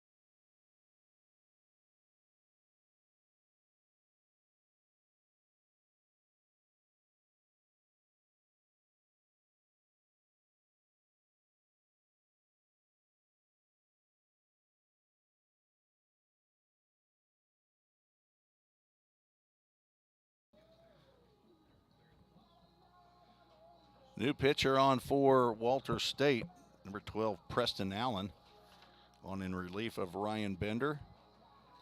Allen is 6'3", 205-pound freshman from Knoxville, Tennessee, Reynoldsburg High School. He is the 6th pitcher for Coach Dave Shelton here in Game 1 of the doubleheader. Preston Allen making his 5th appearance, 4th in relief, has an 0-1 record, 4 innings, 4 hits, 6 runs. They were earned, walked 5, struck out 7. He is in with bases loaded and nobody out. Tanner Bumbelow coming to the plate, the designated hitter who has walked and scored 3 times. Now batting, number 22, Tanner Bumbelow. Pioneers having their way here in Game 1 of the doubleheader. Hello to Randy Kell, who's texted or emailed into the show. Thanks for joining us this afternoon. First pitch from Allen misses away. Randy Kell is the father of pitching coach Braden Kell.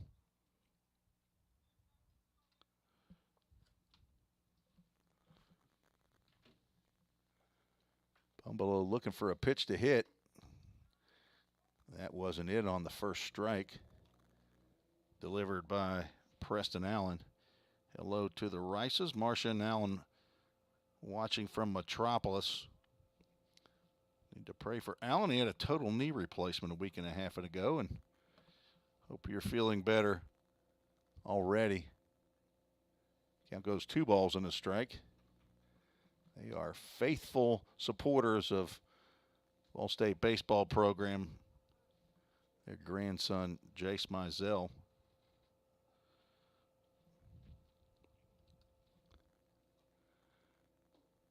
Three balls and a strike. Paul White, Parker White's dad, checked in. Said that Riley Franklin and Parker played together in travel ball. Riley Franklin right now looking like one of the better pitchers for Walter State this game. Swing and a miss on a high fastball.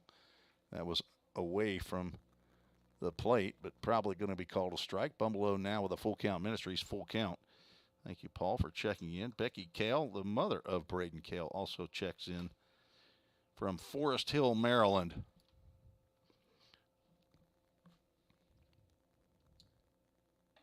Ball 4, the 4th time that Tanner Bumbelow has drawn a walk. This time it results in an RBI. It's Jace Mizell comes in to score the 2nd run of the inning on free passes delivered. This was the first one by Preston Allen. Pioneers now lead 17-3. I'm sure those people who are checking out Walter State's game today think there is a typo going on. They've had 1 loss this year to Motlow State. That was a 10-run rule after 5. They lost 11-1. Other than that, they have not lost in a run rule game. Caleb Hawkins, who's had a huge game so far. 2 2-run doubles, also hit by a pitch. He scored twice. So 4 RBIs, 2 for 2. Steps in with bases loaded again. And Allen struggling to find the strike zone as well. Huddleston at 3rd, Vrabel at 2nd. Those are the responsibility of Ryan Bender.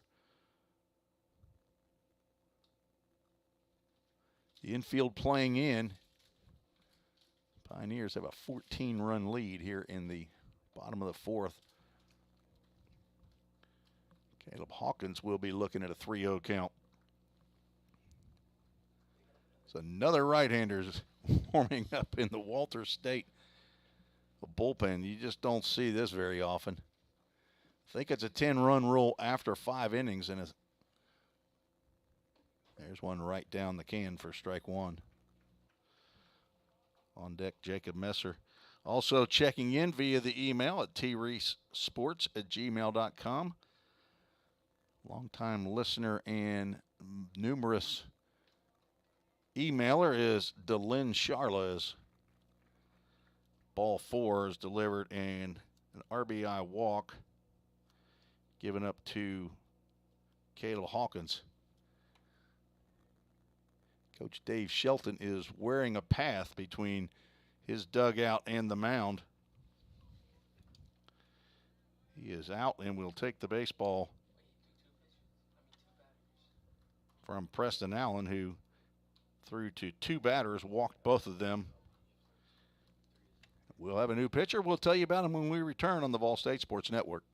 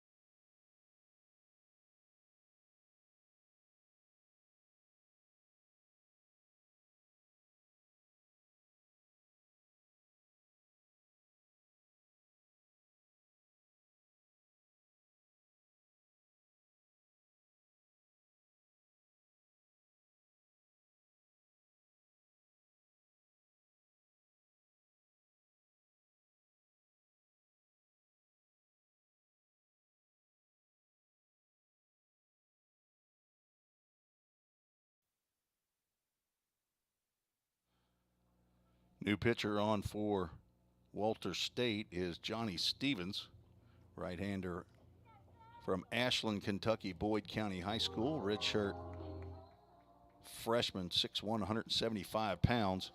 He is on with the bases loaded and nobody out to face Jacob Messer. Johnny Stevens on for only his second appearance of the year. Gave up 2 hits, 1 run. It was earned. On with the first pitch that he delivers to Messer in there for a called strike.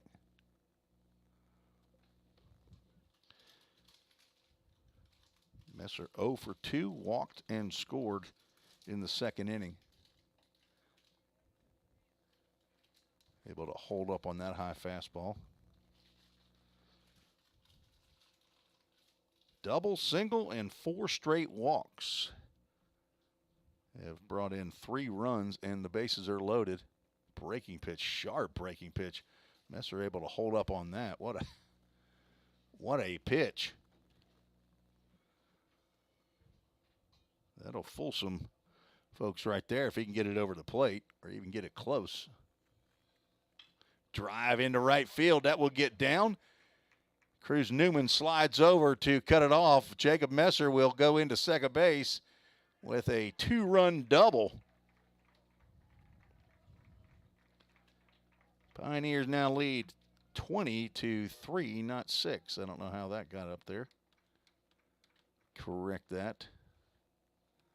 Sometimes this scoreboard has a mind of its own. Messer jumped all over that pitch. Logan Molnar steps in for his 5th at bat.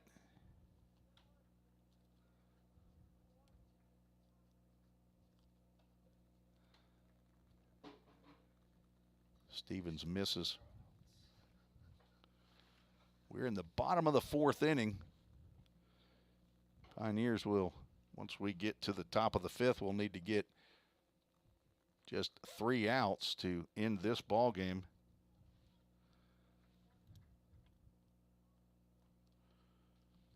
Need to do it before they give up 7 runs as it stands right now, but there's still runners at second and third. There's a drive down the right field line. That's trouble if it's fair, and it is fair.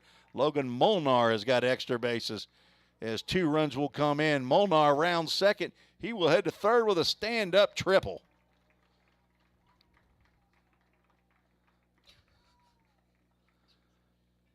Who saw this coming, Tyler Holzclaw? Who saw this coming? You did? You predicted this? 22-3. 2 RBIs by Molnar. Ball State thinking what could have been if they would have held on to the 1-run lead yesterday.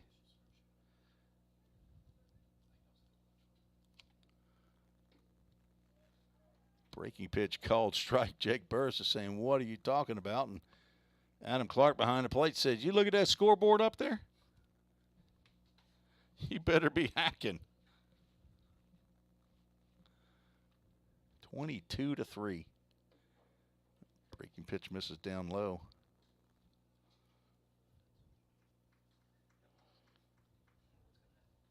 Seven runs in the inning.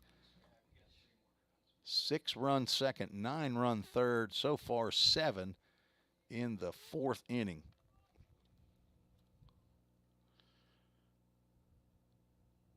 Four hits in the inning. This is the 9th batter, so the 3rd inning in a row that the Pioneers have batted around. And that'll be another run as that ball's lifted high. It's back. Newman is back. He is at the fence, and he'll make the catch on the warning track. Tagging is Logan Molnar. Jake Burris just about took one out of here for his first home run of the year. He came a couple feet away. But there's the first out of the inning. Produces the 23rd run of the game. RBI sac fly.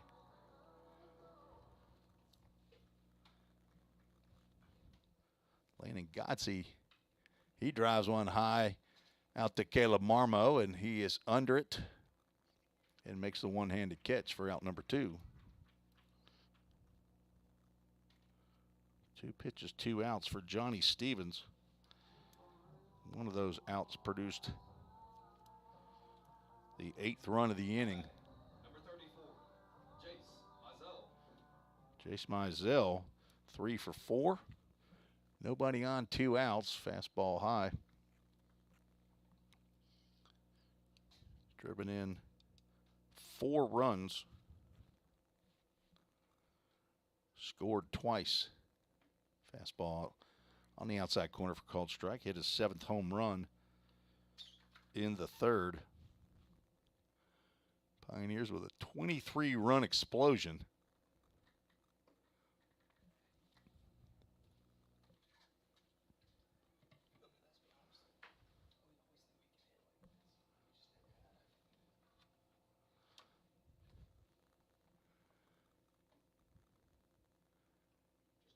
It's the first time I've seen the back of Johnny Stevens' uniform and saw that number right there, but also saw that bright yellow hair coming out of that hat. Swing and a foul tip into the mitt of Jackson Bryan. We'll have a full count. Ministries full count. 2 outs, nobody on. Drive into left center field. Left fielder Keaton Ray will handle that one for out number 3. So Johnny Stevens ends up throwing the full inning, getting the 3 outs. The Pioneers put 8 more on the board to take a 23-3 lead. We'll come back for the top of the 5th.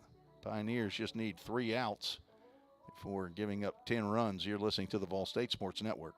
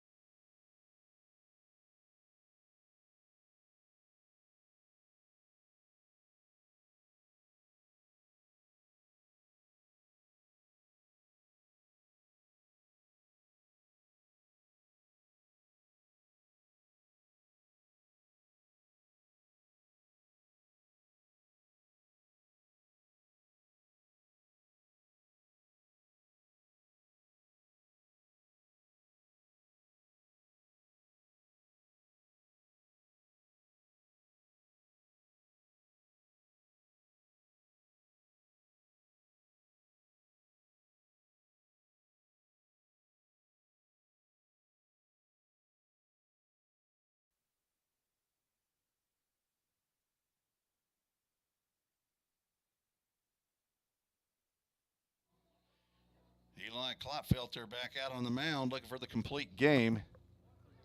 We have a pinch hitter. Number 1 is Miles. Is that right? Let me get that right. First pitch swinging. I believe it's Miles Smith. Yes, number 1, Miles Smith will lead off. Number 1, Miles Smith. He is hitting for Curtis Reed. And we have another pinch hitter on deck. Left-handed hitter. There's a ground ball off the glove of Eli Klotfelter into center field. There's a base hit.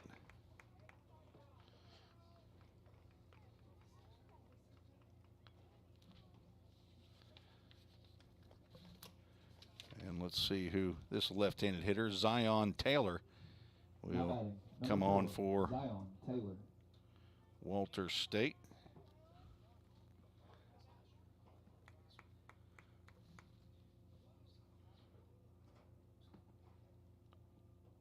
Swing and a miss on a Klotfelter fastball. Zion Taylor has 2 hits in 15 official at-bats. This is his 13th game to play in for Walter State. Runner goes, hit out to left field, and Messer won't be able to get this. It one-hops the fence. Runner was going on the play. So Zion Taylor cruises into second base with a double, putting runners at second and third.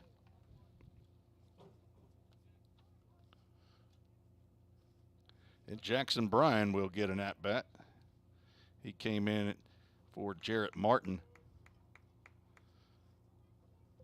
Now batting, number 23, Jackson Bryan.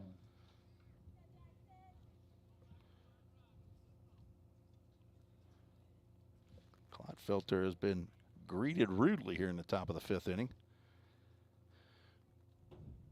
Breaking pitch low and inside.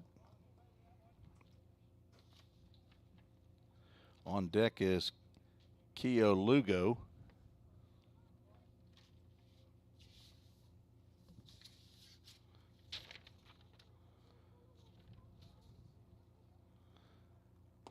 Right down the can for strike 1.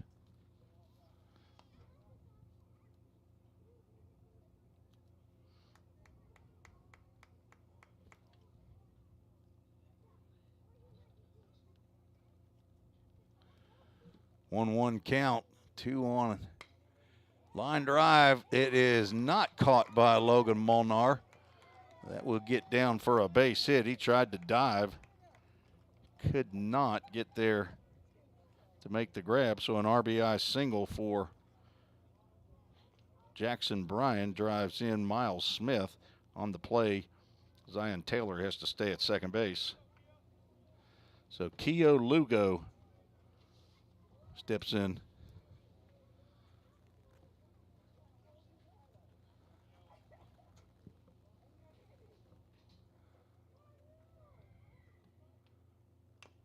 Tapper down to third base. Vrabel will have that ball go foul. Barehanded it, stepped on third at the same time and threw on to Godsey, but it'll be a foul ball.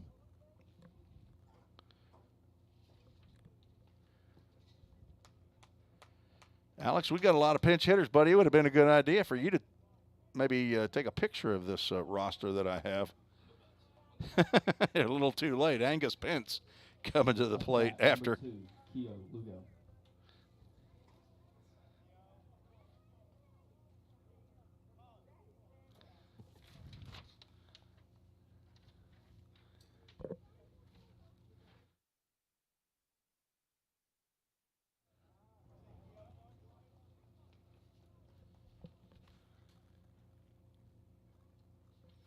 Pitch to Lugo.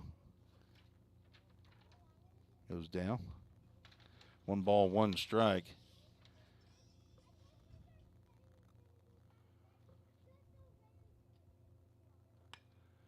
High fly ball. This should be caught. Jacob Messer out in left field with Jake Burris coming behind. That will be out number 1, the top of the 5th. Lugo flies out. First 3 batters all reached on base hits. Angus Pence will pinch hit for Cooper Torres. Now batting, number 11, Angus Pence.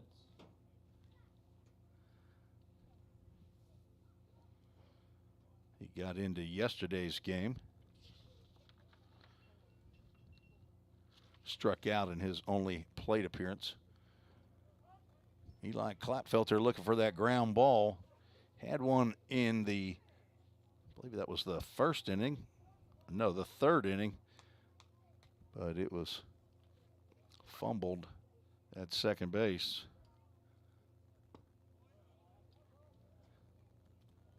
Now down in the count, no balls, 2 strikes as Angus Pence, transfer from the University of Tennessee from Farragut High School in Knoxville, Tennessee, a redshirt freshman. Looking for the do-dat double play is Eli Klapfelter. It's a pop up, that'll get out of play, an MGM Industries foul ball.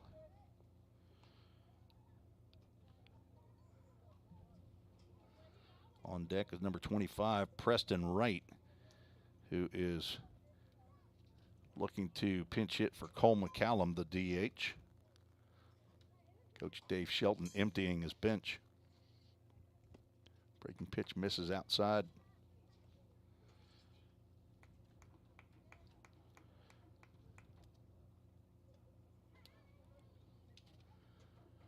Miles Smith, who singled and has scored, was from Fayetteville, or is from Fayetteville, Tennessee, a redshirt freshman.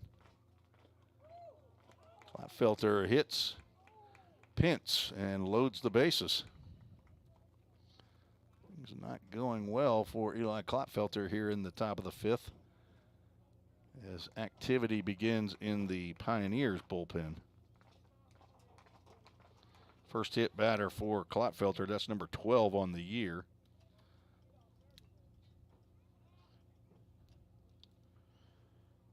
Three hits in the inning gives the Senators 5 for the game, and the new batter is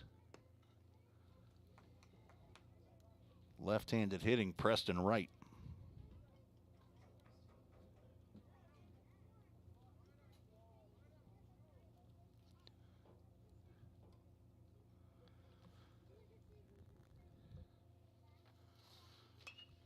He hits one to left field.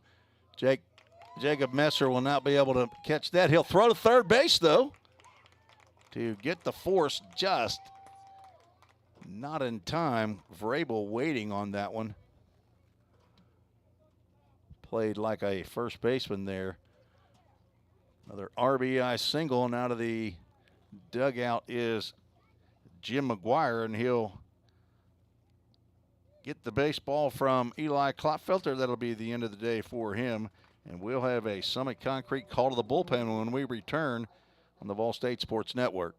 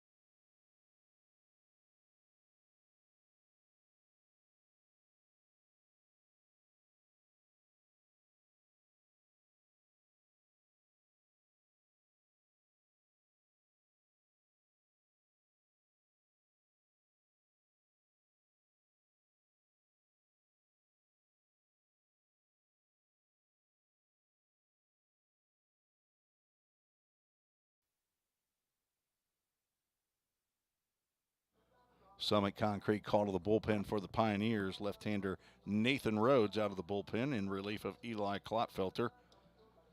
Rhodes from right here in Hendersonville, Tennessee, is 6'4", 190-pound redshirt sophomore. Played his baseball at Station Camp, graduated from Merrill Hyde High School, the son of Tag and Judy Rhodes. He is on for his 6th appearance. This is his first appearance in relief. 3-0 record. Obviously not a decision-making ball game here as he is on in relief in the top of the 5th inning.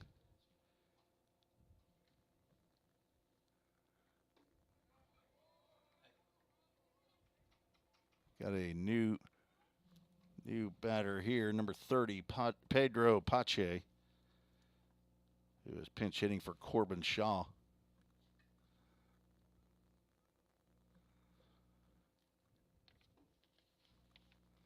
Pache got in yesterday's game. He pinch hit, grounded out to short, was 0 for 1.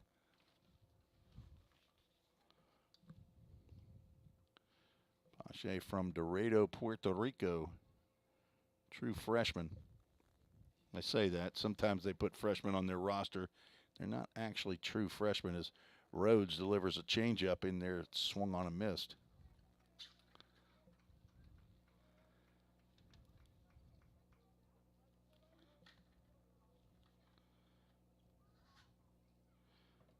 String of pinch hitters here in the top of the 5th inning.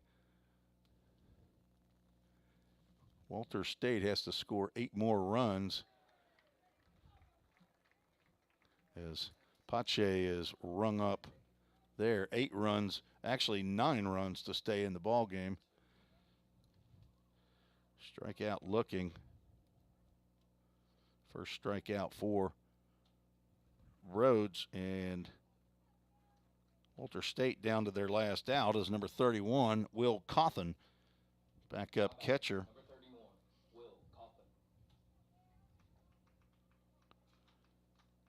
Pinch hits for Daniel Ortiz.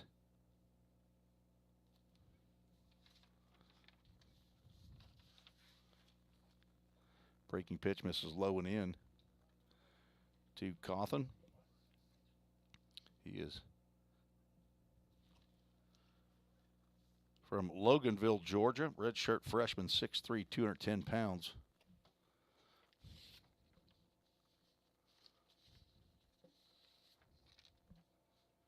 Now looking at a 2-0 count. Cawthon's 19th game of the year. Hitting .343. 12 hits and 35 at-bats. 2 doubles, a home run, 6 RBIs. His runners at every base. Pops that one up.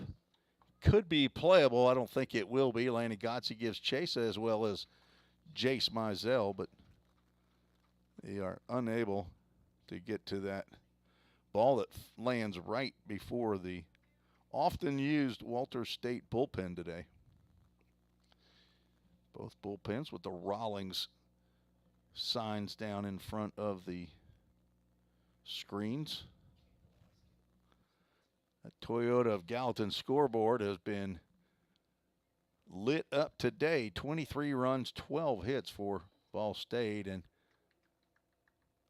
foul ball back into Hawkins' glove. Count moves to 2 balls and 2 strikes. We'll start 30 minutes after this game or thereabouts. This game finishes up. Game 2.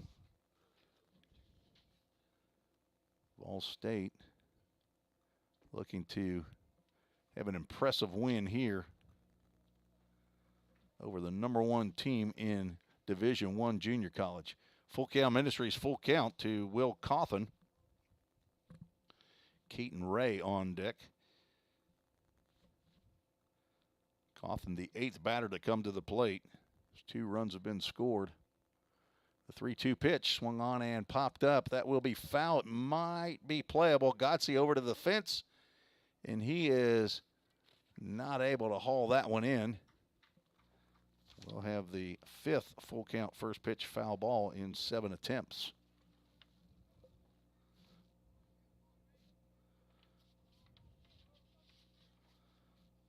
on the other side of the Senators' dugout. I couldn't actually see the play, so I'm not sure if the ball hit the fence or if Godsey got a glove on it or he leaned over. 3-2 pitch. Runners go. Pitch is outside. Ball 4.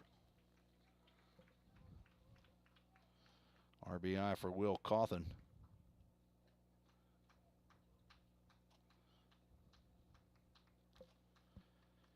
Jackson Bryan comes across the plate with the 3rd run of the inning. Keaton Ray, who's 0 for 2, will get an at-bat.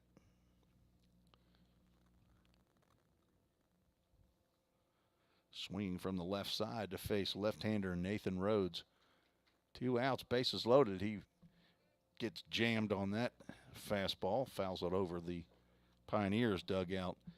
All-State campus on, or the baseball field, Tim Garrett Baseball Complex is actually on the campus. On one corner of it, you see the Gap building in center field and right field out there, the big white building. Another jam shot, fouled off the screen. Ray down in the count, no balls, 2 strikes. Normally there's a green screen in front of the fence out there in dead center field. You see well, you're not on this shot, you can't see it, on the wide angle right in front of the U.S. flag. Green screen for the batter's eye, but the big winds yesterday, we had to take that down. Those zip ties had broken off, as they had on several of the outfield signs. So the wind is pretty much non-existent today. Bases loaded, 1 ball, 2 strike count to Keaton Ray. Swing and a miss. And this one belongs to the Pioneers, as they beat Walter State 23-6. A game that took 2 hours and 16 minutes.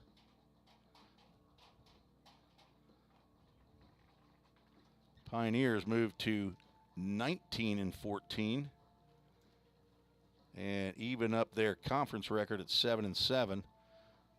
Walter State drops 2 all the way down to 32-5 and 11-3 in conference play. Walter State scores 3 runs in the inning. Eli Klopfelter gets the win, and he moves to 4-1 on the season. Jackson Hall will take the loss. That will be his first of the year. He will fall to 6-1.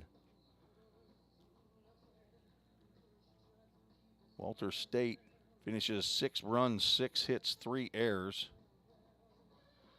All-State 23 runs, 12 hits, and 1 error. This is all unofficial. A big breakout win for Vol State. I believe that's the most runs that the Pioneers have scored all year. And our right rug flooring player of the game, we're going to go with Caleb Hawkins, who had a 2-for-2 day. 2 2-run doubles. He also reached base on a hit by pitch and a walk. Scored 3 runs. Could have picked a number of players, but Caleb Hawkins, a breakout day there, hitting in the 8th spot. Of course, Jake Burris had a 3-run double and a sacrifice fly. He also had 4 RBIs. Jace Mizell with 4 RBIs. He is 3 for 5 with 4 RBIs, including his 7th home run. We might have to go right rug flooring players of the game. Jace Mizell, hard to keep him out of there. So Caleb Hawkins and Jace Mizell. We'll come back after game 2 with our Full Count Ministries verse of the game. And hopefully we'll have an alumni spotlight as well.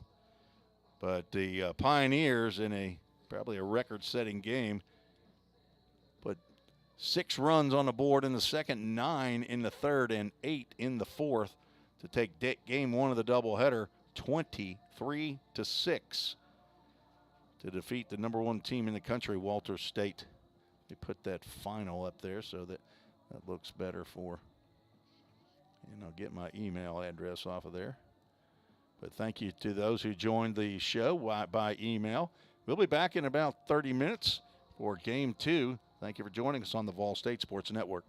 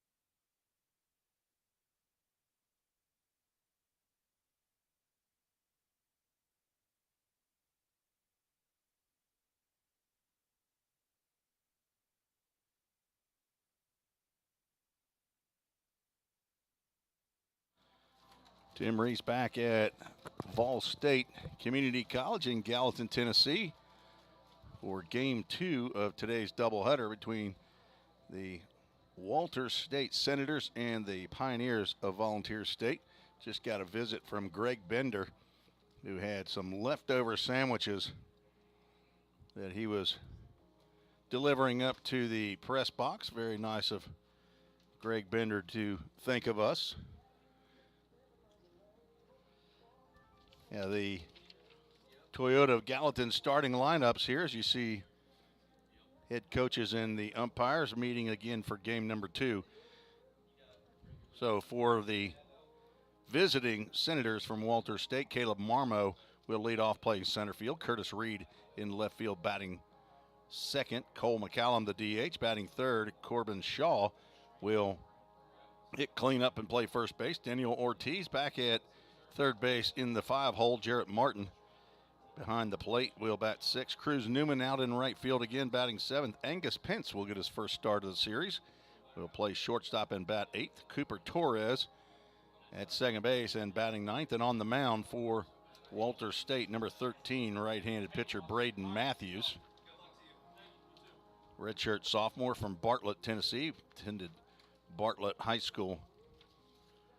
And he will pitch to the potent offense that beat Walters State in game 1, 23-6. Had a little bit of help from Walters. Didn't get to add up all the walks, and there were 3 errors that were pretty monumental, or at least 2 of them. But he will face this lineup. Logan Molnar will lead off playing shortstop. Jake Burris in center field, batting second. Landon Godsey bat third and play first base. Jace Mizell, the cleanup hitter, back in right field. Ethan Huddleston at second base, batting 5th. 6th hitter is third baseman Carter Vrabel. Tanner Bumbelow in that DH spot again, will bat 7th. Braden Vineyard behind the plate, batting 8th. And back out in left field, batting 9th, Jacob Messer. And on the mound for the Pioneers, true freshman Parker White from Knoxville, Tennessee. Parker is on for his 8th appearance, 7th start of the year. Has a 4-1 record and leads in the conference in ERA at 2.38, and that is among pitchers who have thrown enough innings. You have to have thrown as many innings as your team has played games, and he has thrown 34 innings, and this is game number 34 for Vol State. He's given up 29 hits, 10 runs, only 9 earned, walked 9, struck out 26 batters. He's given up 2 home runs and hit 2 batters. It is a 2.38 ERA. It is a daunting task here to face the top hitting team in the conference, Walters State, who came into today's doubleheader hitting .359 as a team. They had 6 runs on 6 hits. Pioneers 23 runs on 12 hits in game 1 of the doubleheader. So a rubber game of the match right here.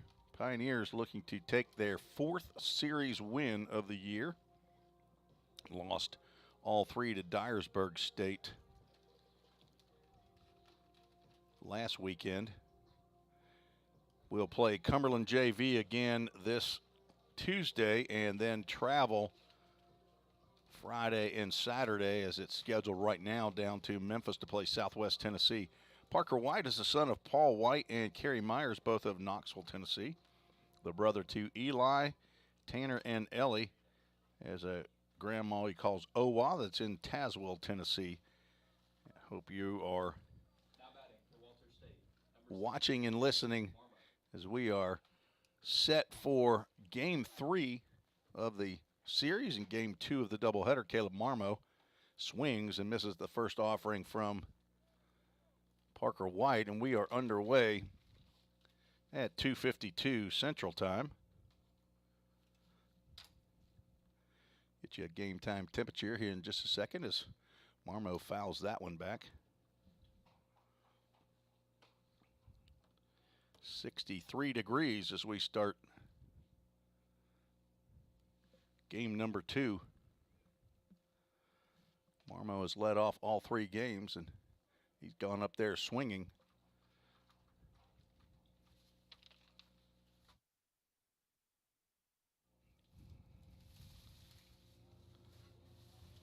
Marmo 0 for 2 in game 1.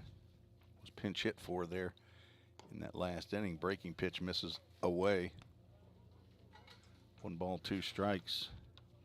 Marmo's 3 for 4 in yesterday's game. 3 for 5, I apologize.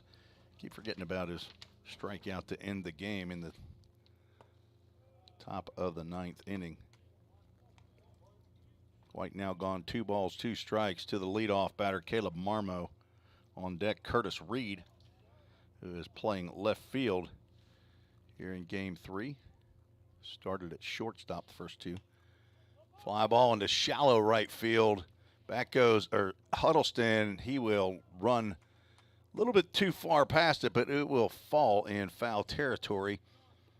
He overran that ball. Mizell could not get in from his right field position. Godsey also was in the area, but that was an easier play. It wasn't an easy play, but an easier play for Ethan Huddleston. Hard to judge that as you're running full tilt from your second base position. So Marmo back in there. 2 balls, 2 strikes.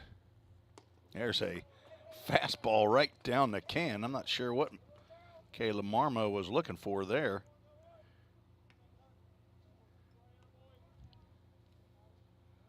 Parker White wearing number 40 today. Okay, that must be his new uni number. Wearing the baby blues with white pants, red sleeves and socks under. Curtis Reed steps in with 1 out. He goes swinging as well at a high fastball. Let's get that out up there so we can put that strike on the board.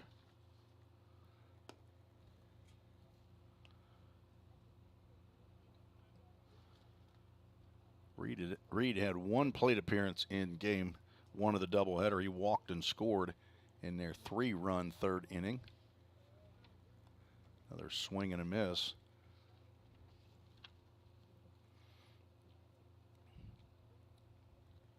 Eli Klopfelter retired the first 6 batters that he faced in game 1. Looks like a changeup that's fouled off to the right side.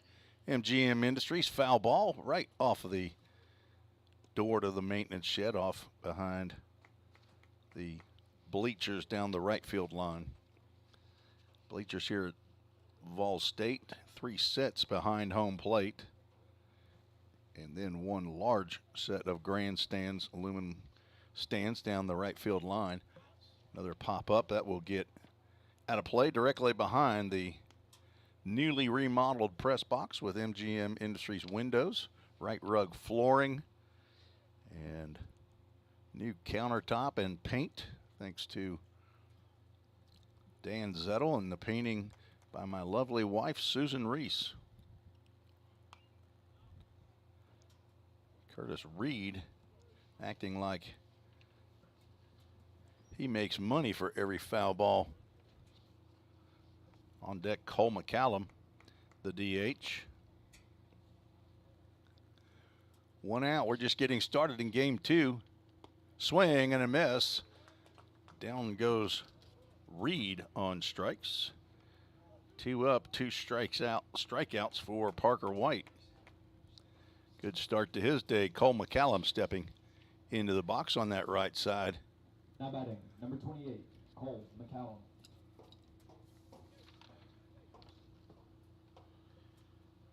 Callum, 6'4", 230 pounds. Gets one high and tight. From Medina, Tennessee, redshirt sophomore. Not sure if he played a position, what it would be. He's been the DH all 3 of these games as that changeup gets in there for a called strike. On deck is Corbin Shaw, the first baseman. Swing and a foul tip into the glove of Braden Vineyard.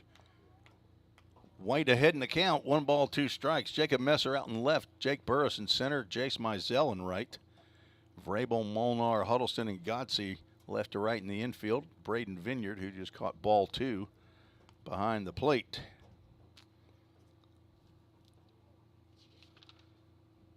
McCallum was 0 for 2 in game 1. He struck out twice. Fouls that one off to the right side.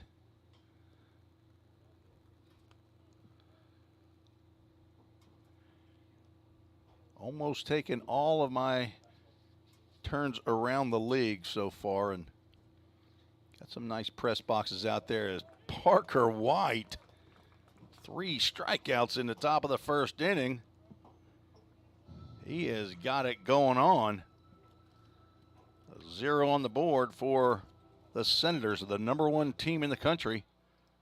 Here in the top of the first. We're going to the bottom of the first. You're listening to the Vol State Sports Network.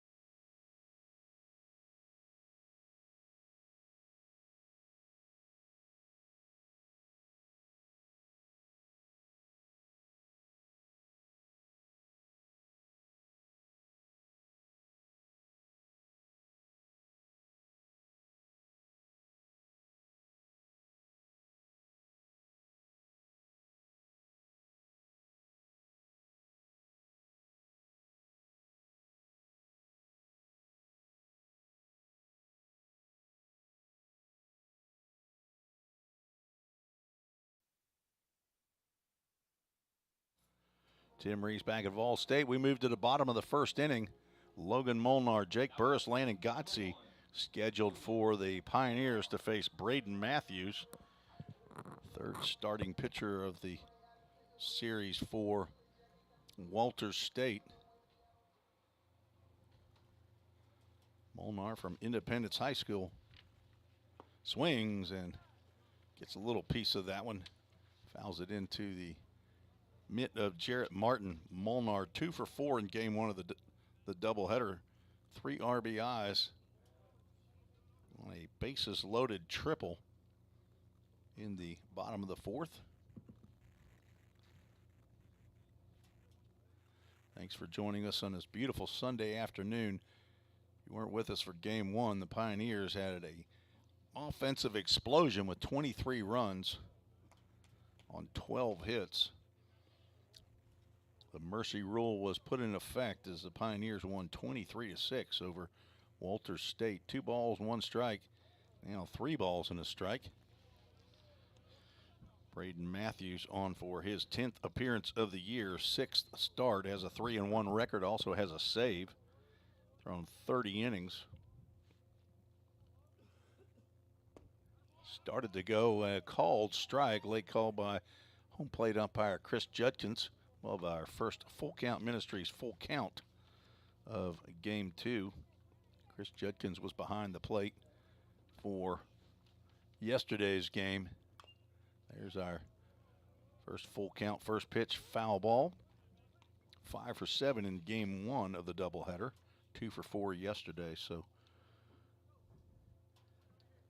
college game getting closer to the college game. There's a ground ball up the middle, but Torres cannot secure it enough to be able to stand up and throw Molnar out. He'll have an infield single to start the bottom of the first inning for the Pioneers. And Jake Burris will step to the plate. Jake was 1 for 3 with a double and 4 RBIs in game 1.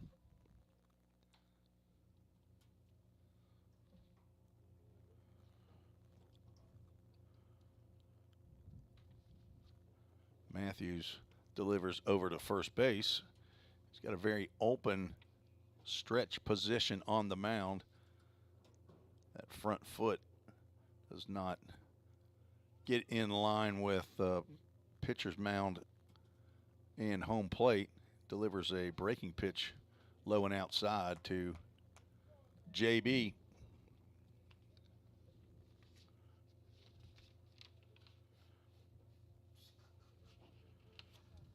Burris now 2 for 7. Quick throw over to first base. Molnar back. Logan had a stolen base in the first inning, game 1 of the doubleheader. Matthews trying to keep him close. Not a tremendous lead over there. He stays put. Ball's low and outside.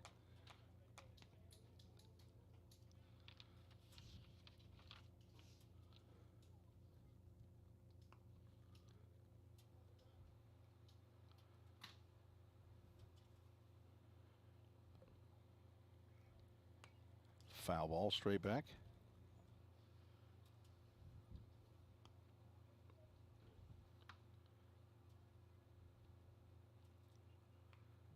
"11 walks by Senators pitchers. Fastball misses inside. Count goes 3 balls, 1 strike. And at least 2 hit batters. Carter Vrabel got hit. The throw over to first base to Shaw, but Molnar back in time.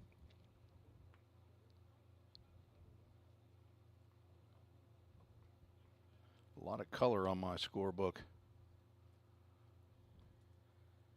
Swing and a miss. Didn't look like Burris was ready for that pitch, but he'll get another crack at it. We'll have a full count. Ministries full count. Caleb Hawkins also hit by a pitch, so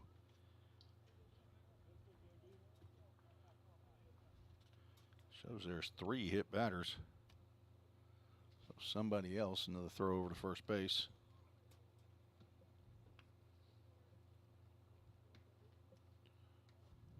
Ethan Huddleston. Full count pitch. Molnar hops back over to first base for some reason. Another throw over. He's safe, folks. Getting that uniform good and dirty, though. The Baby Blues, new uniforms this year for the Pioneers. Runner goes. Pitch is low. Ball 4. So an infield single and a walk to Burris as Pioneers in business here in the bottom of the first inning. Landon Godsey steps to the plate.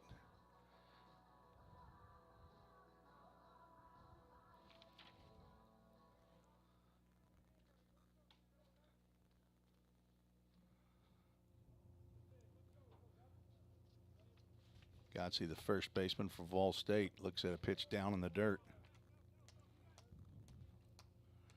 Godsey was 2 for 5 with a double and an RBI. Scored 2 runs. Each of the 9 batters in the lineup scored 2 or more runs in game 1 of the doubleheader. Got a good pitch to hit there. Fouled that off.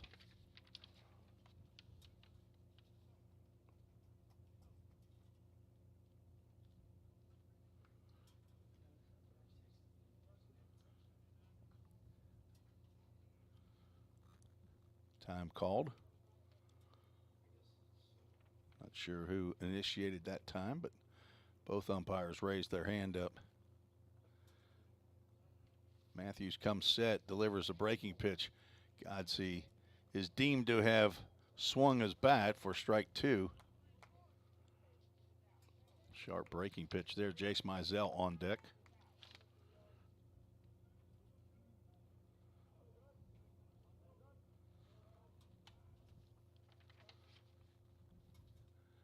Torres now standing at second base. He'll back off. Molnar gets a little better lead.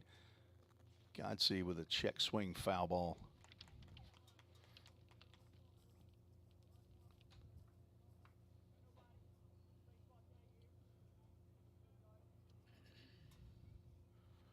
As I look back at game one, the majority of those walks were in the lower half. That ball's lifted high out to center field. Marmo over in the right center field.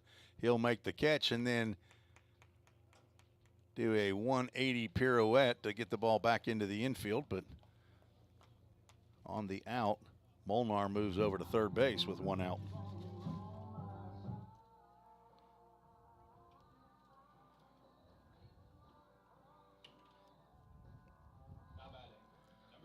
Jace Mizell steps into the box with a line-to-line, runners at the corners.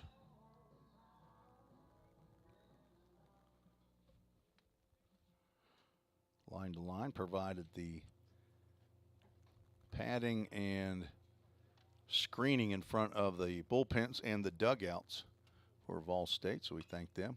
Ball's popped up. That'll be in the infield and playable for Cooper Torres at second base. Now 2 outs. Mizell got jammed with that pitch. Matthews trying to get out without giving up a run after the first 2 batters reached. Ethan Huddleston steps to the plate. Now batting, number 3, Ethan Huddleston. Huddleston 1 for 2. Scored 2 runs in the first inning, or in the first game. Hit by a pitch and also walked. Breaking pitch called strike.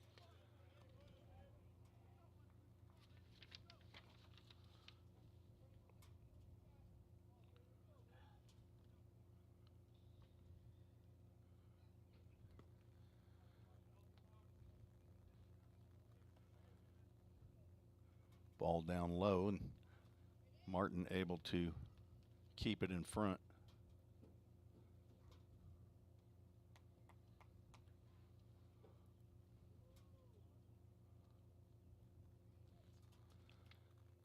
Breaking pitch called strike 2. Huddleston now down in the count. 1 ball, 2 strikes.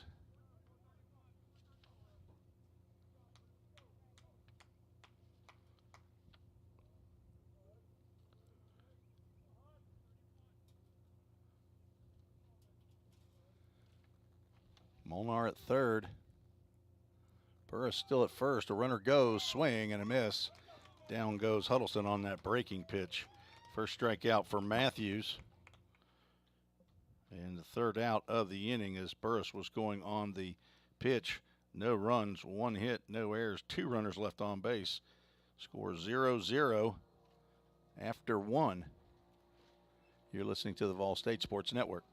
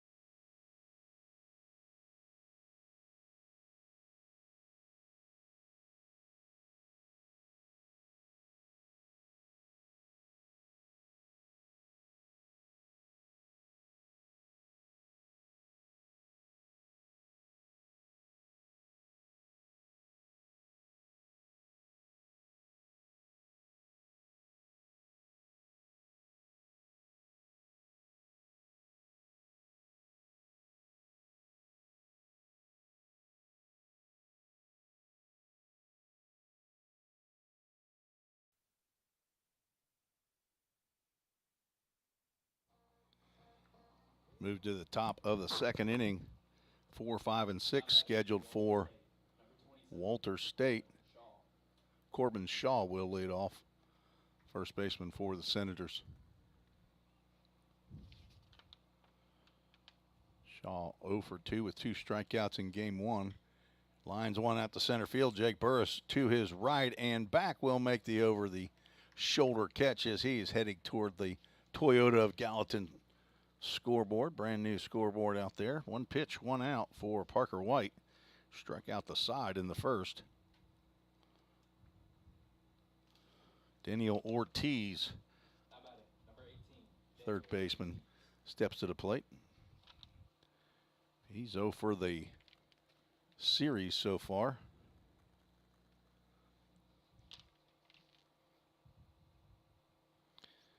Came in with their highest batting average.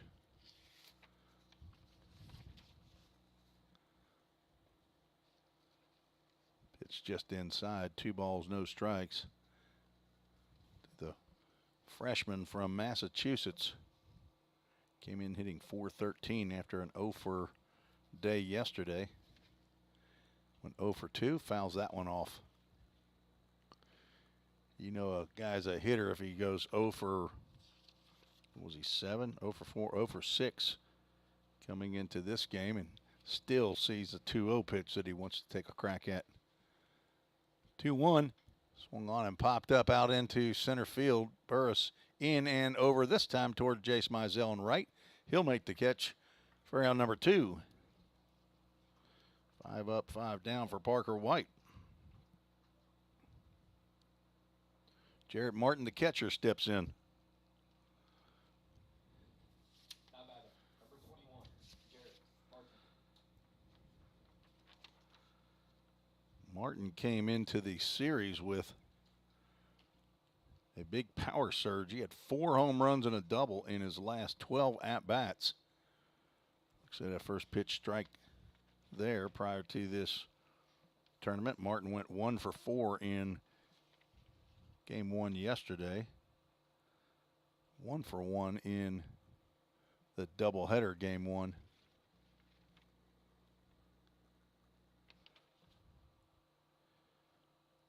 Had a single, I believe that might have been off. Not sure if that was the one that was off the glove of Eli Klapfelter or not, but it went up the middle. Now looking at 2 ball, 1 strike count with 2 outs and nobody on. On deck, Cruz Newman. 2-1 pitch, swung on and popped up. That is a mile in the air. Molnar and Huddleston will come together. Molnar says he's got it. Back up, staying in the dirt. Far out number 3. So another 1-2-3 inning for freshman Parker White. We're going to the bottom of the first. No score. You're listening to the Vol State Sports Network.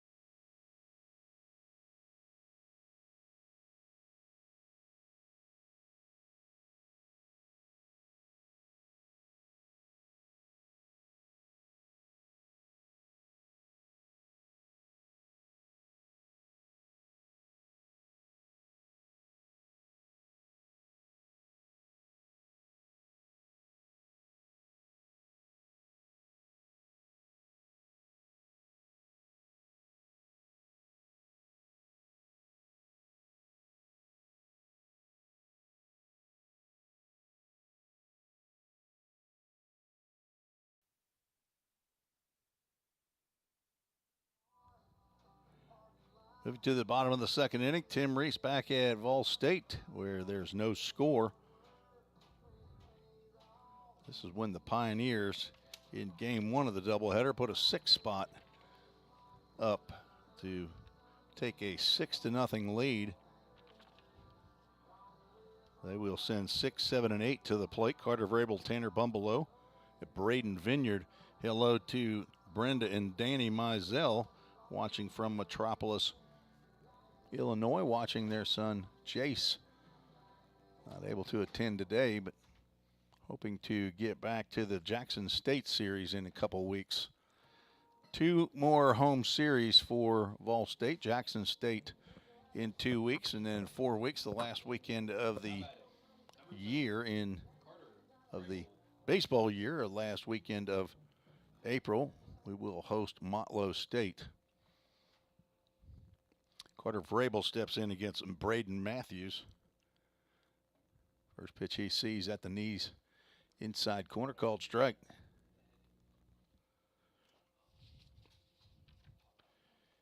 Carter Vrabel's family, as he fouls that one down to assistant coach John Ripel, who will boot it. John could have been a hero right there, but does not make the play. Mike and Jennifer Vrabel out in left field where I guess they were grilling, weren't they? Did you guys go out there? Grilling hamburgers and hot dogs? There's a shot out the left field. Carter Vrabel was just going to watch that one go, and he might have hit his father's truck. It does not, and that is a solo home run to put the Pioneers on the board. He knew it when he hit it. That is home run number 4 of the season for Carter Vrabel. He almost got one out of here yesterday. It landed on the warning track in the stiff breeze. Pioneers with the Framework Athletics first run of the game is a solo home run by Carter Vrabel. Nice to give your pop a souvenir out there after he just got done grilling hamburgers and hot dogs for the whole team.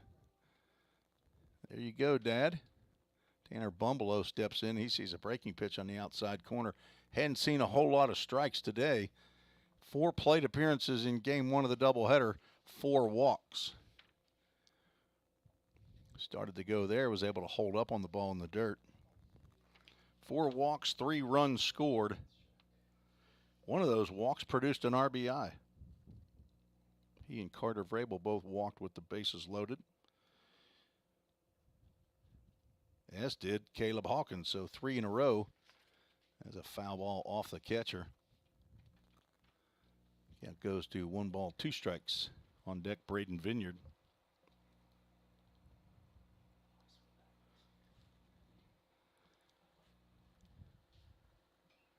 Tapper down first base line. It'll go foul. Tanner Bumbleow from Overton High School. John T. Overton, I believe, in Nashville, Tennessee. He's from Nashville. Transferred from Cleveland State, where he did not play. There's a breaking pitch going to be in there for a called strike. He was locked up on that breaker. First out. Second strikeout for Braden Matthews.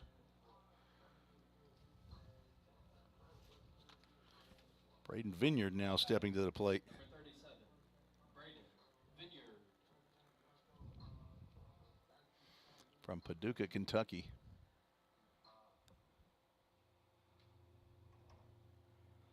Vineyard did not play in game 1 of the doubleheader. He played yesterday.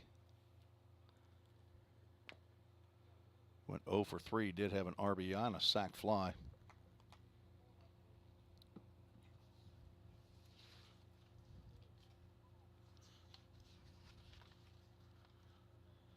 Vineyard, the son of Christian and Monica Vineyard. He's a true sophomore. 1-0 pitch for Matthews. Tried to hold up on that breaking pitch, but could not.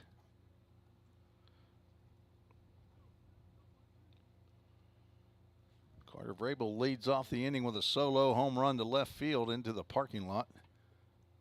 Strikeout looking of Bumbleow. They will check down at first base. Adam Clark says no, he did not go.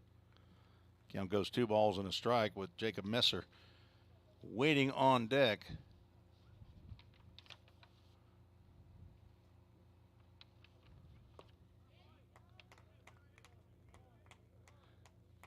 Now 2 strikes on Vineyard.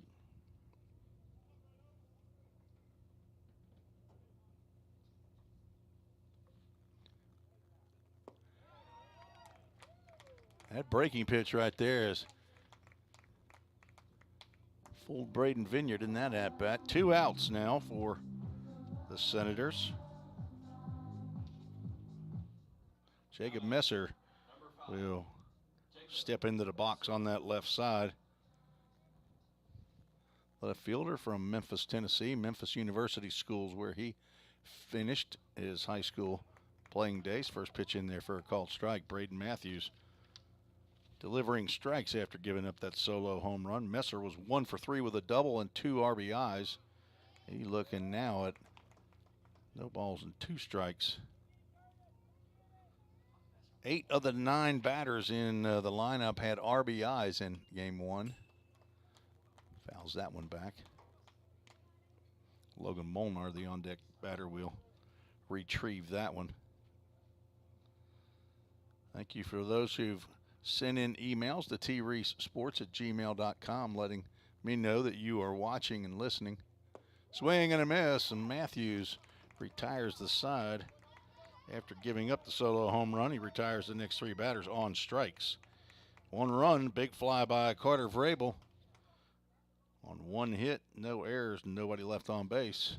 After 2, Pioneers lead 1-0. You're listening to the Vol State Sports Network.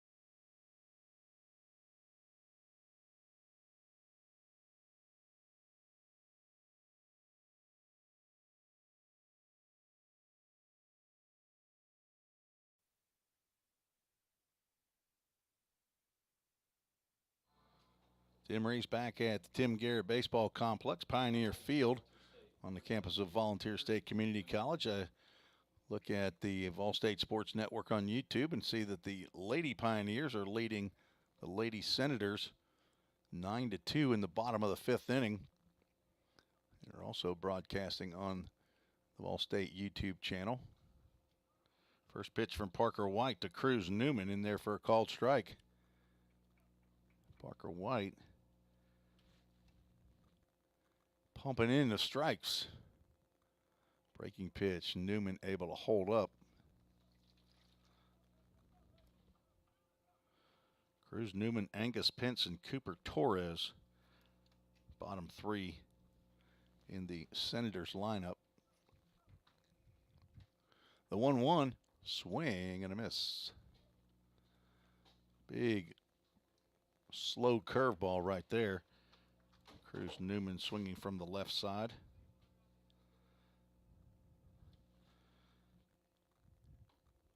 Fastball misses high and away. Count goes 2-2.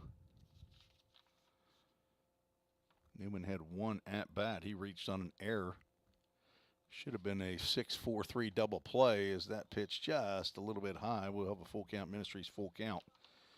That was in the 3rd inning after a walk to Curtis Reed. There was a ground ball almost tailor-made right there that Logan Molnar just could not handle. Swinging a foul tip toward the Pioneers dugout. 2 for 2 on full count, first pitch, foul balls. Stay tuned after the game for the Full Count Ministries verse of the game. We'll read from the Old Testament. Swing and a miss. Parker White has his 4th strikeout. He struck out the side in the 1st inning. Gets number 4 swinging as Cruz Newman could not handle that high fastball. Angus Pence steps in. He's playing shortstop here in game 3. Pence appeared in both of the 2 games prior. Swing and miss. I wonder if these two guys faced each other at all. He's from Farragut High School. Parker White in Knoxville West. Pop up down the right field line. Mizell over into foul territory will make the catch for out number 2. That one had enough height that Mizell could get over right as he was heading toward the Senators bullpen. Parker White has retired the first 8 batters that have come to the plate for Walter State. Cooper Torres steps in. He hit a 2-run home run in game 1 of the doubleheader to right field, and he swings at the fastball up in the zone and comes up empty.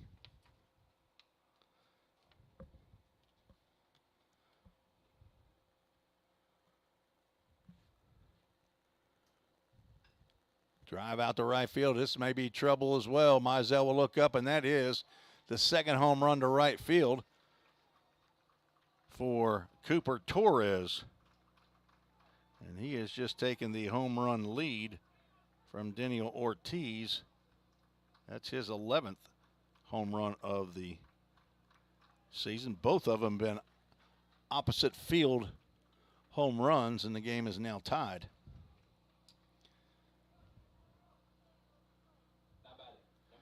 Doesn't appear as though he's trying to go there. It's where the pitch is thrown, and he gets a good swing on it. Marmo will slide the hands down the bat for a bunt, but pull the bat back. He struck out looking in the first. Started to go. Able to hold up. Vineyard finally stabs it, gets it back to Parker White. Marmo got in 39 games a year ago for the team that went to the World Series and came in 3rd place. There's a fastball right down Broadway, he said, and not a ball. I don't have my intern today running the board. Just a little bit outside. Count goes 3-1 from Johnson City Science Hill High School. He originally went to Wake Forest out of high school. Only hit 192 a year ago. He taps one down to Godsey, who gloves Parker White. Cannot get over to first base in time, and Marmo beats that one out for an infield single. Wasn't watching Parker, not sure if he got a late break over to first base or not, but Godsey was too far away from first base to handle that one himself. Now batting, number 9, Curtis Reed.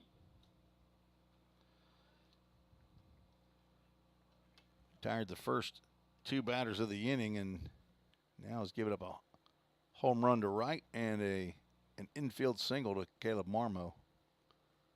Curtis Reed at the plate looks at a first pitch strike.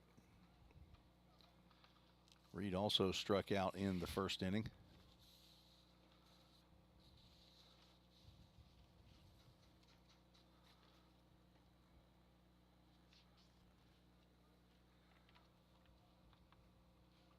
Marmo was caught stealing by Caleb Hawkins. It's now 16 for 19 in stolen base attempts. Pretty short lead, but Parker White will throw over anyway. Mike Korn, assistant coach and recruiting coordinator, coaching down at first base. Dave Shelton giving the signs for Walter State down at third base. 2 outs. Pitch in there for ball 2. Didn't miss by much.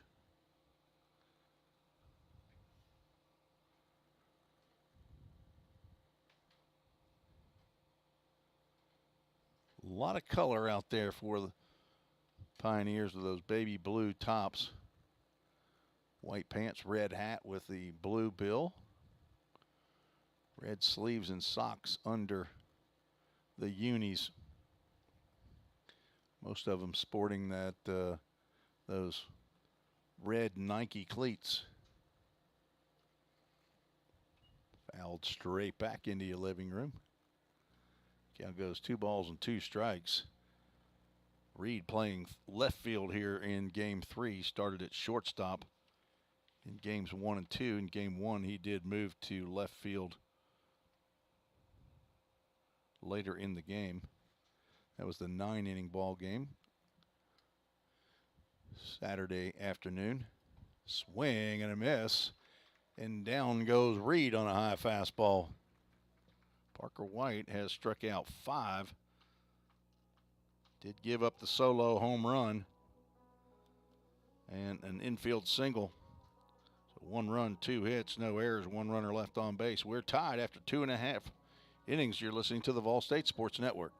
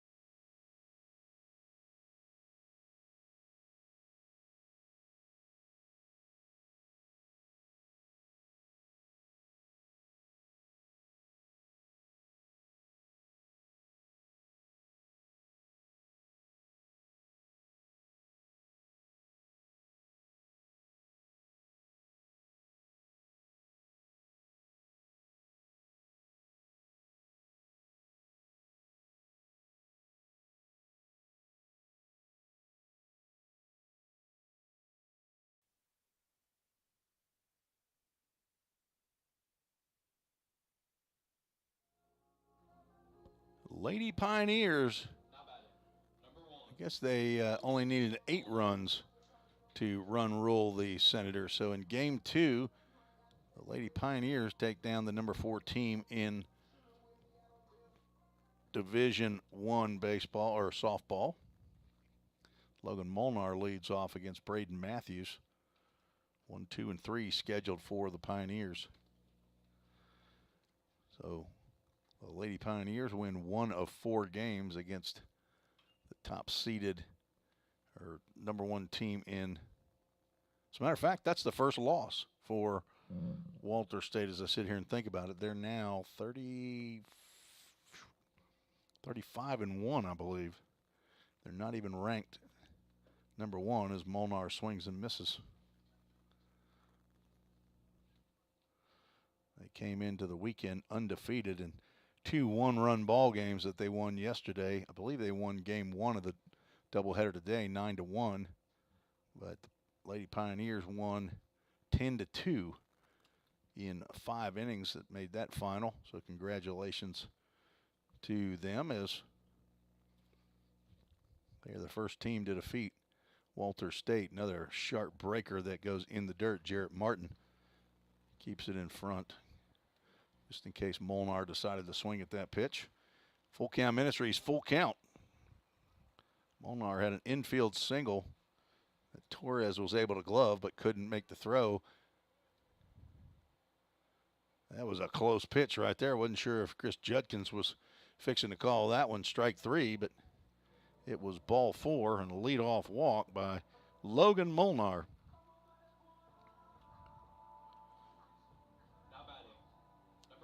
First walk of the game for Braden Matthews, the right-hander from Bartlett, Tennessee. Jake Burris stepping in the box. It was a second walk as he pops one up in the infield. I thought I saw another walk there. And that ball is going to drop. It will drop right into the glove of Angus Pence. Looked like he was going to misjudge that one, but ends up making the catch. A little bit of an adventure out there at shortstop. He walked Burris did. He was that first walk. Landon Godsey steps to the plate with, I think, Paul and Suzanne here in attendance. Each team with a run and 2 hits throw over to first base. Molnar continues to get some of that GTSF dirt on his uniform. Breaking pitch in inside corner called strike. Sometimes Matthews' breaking pitch is more side to side. Sometimes it's more top to bottom, and that was a top to bottom. Godsey flew out to relatively deep center field in his first at-bat. Another throw over to first base. Game Time Sports Field put a load of dirt on the field. I wasn't out here when that happened, but I know it needed it. 0-1 pitch. Breaking pitch just barely missed that upper left arm of Landon Godsey.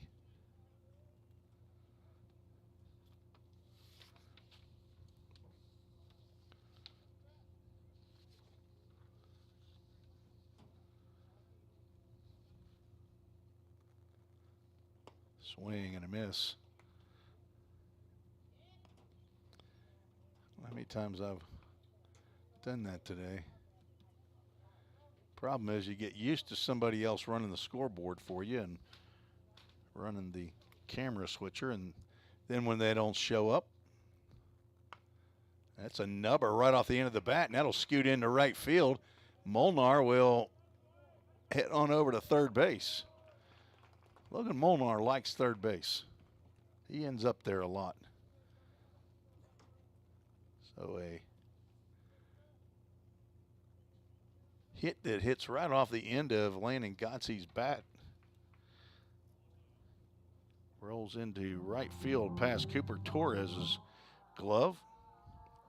Logan Molnar moves to third base. Second time he's been over there in this ball game. Jace Mizell steps to the plate. He popped out on the first pitch that he saw.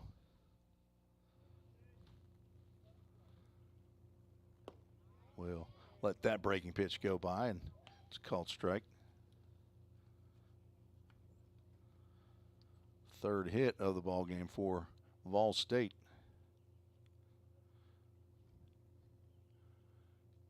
Line to line, runners at the corners. Nice block by Martin behind the plate.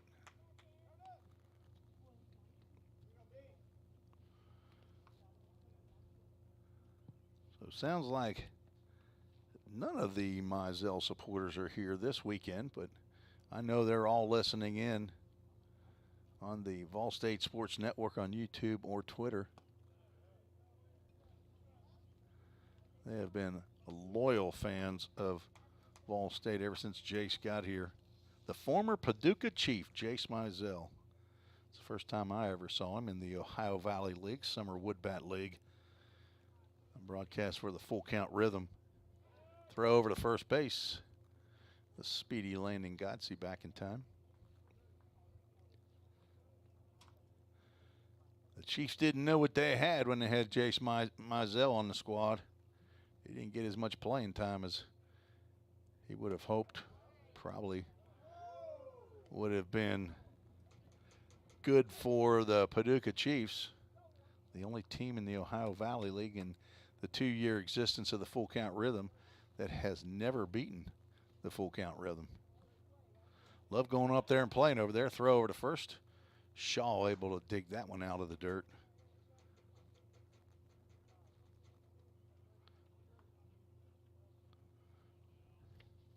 One out, runners at first and third, and the pitch. Ball 4 down to Mizell. That's the third walk. Braden Matthews, second walk of the inning. That brings up Ethan Huddleston with the bases loaded and 1 out. The son of Shannon and Dan Zettel, little brother to Noah Huddleston. Ethan Huddleston, a 4-time full count Fall League Wood Bat Fall League champion for Team Reese. Fastball apparently at the knees, not handled by Martin, but they get the call. Huddleston struck out swinging to end the first. Looking to do some damage here. Taps one foul down the first baseline. A lot of English on it, but it does not make the hard left turn. Huddleston now down in the count, no balls and 2 strikes. Carter Vrabel on deck. Braden Matthews doesn't want to see Vrabel come to the plate here in the bottom of the 3rd inning. 2 solo home runs, 1 for each team, is the margin so far, or the production so far. There's a call on the outside corner, and Huddleston will go down looking. Pretty good 0-2 pitch right there. Matthews gets strikeout number 5. Carter Vrabel comes up with the bases loaded yet again. Looking for a big day today, and a grand slam would be welcomed by the Vrabel faithful, all those that are supporters of Volunteer State Pioneers. Breaking pitch called strike.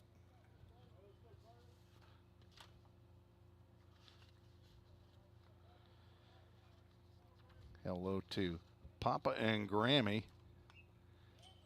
He fouls that pitch off. Who spend some of their time in Akron, Ohio, and some of their time gallivanting around the United States. I think right now they're down in sunny Florida. Also, hello to Papa and Graham in Dubuque, Iowa, in case they're listening in. Grandparents of Carter Vrabel. 0-2 pitch. That is fisted out to the middle of the field. Cooper Torres picks it up and steps on second base to force Landon Godsey and retire the side. Pioneers cannot push one across. Do get only 1 hit, no errors, 3 runners left on base. We're through 3, scheduled for 7. Still tied 1-1. You're listening to the Vol State Sports Network.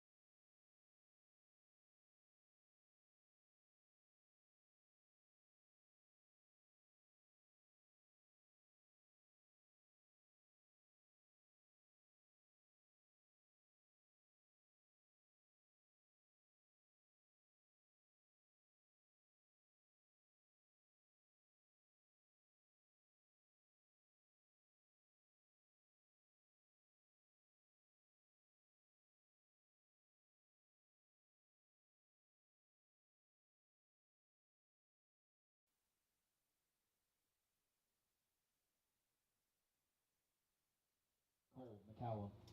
Tim Reese back for the top of the 4th inning.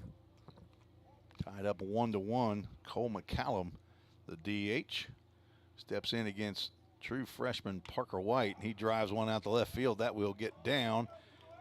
And Messer will retrieve it before it gets to the wall. And a leadoff single for the Senators. Cole McCallum with his 2nd hit of the series. Now batting, number 27, Corbin Shaw. First pitch swinging was Cole McCallum. Saw a pitch up. Corbin Shaw steps to the plate. He flew out to center field. You were with us yesterday. The wind was a factor, not in terms of blowing out, but blowing way from left to right. If you could get it up in the air in the right field, it was probably pretty good, but there were no home runs hit yesterday. Been 2 in this game, and I believe there was 2 in game 1 of the doubleheader. There's a ground ball, could be 2, and it's bobbled at second base. So there's the second possible double play that goes by the wayside due to an error. An error on Ethan Huddleston at second base. Runners now first and second. Daniel Ortiz comes to the plate. Daniel Ortiz. First error of the ball game. Ortiz also flew out to center field. You're playing the #1 team in the country. Typically, you're going to need to make plays that when they're presented to you. And with Shaw running, I think that they had a chance at a 4-6-3 there.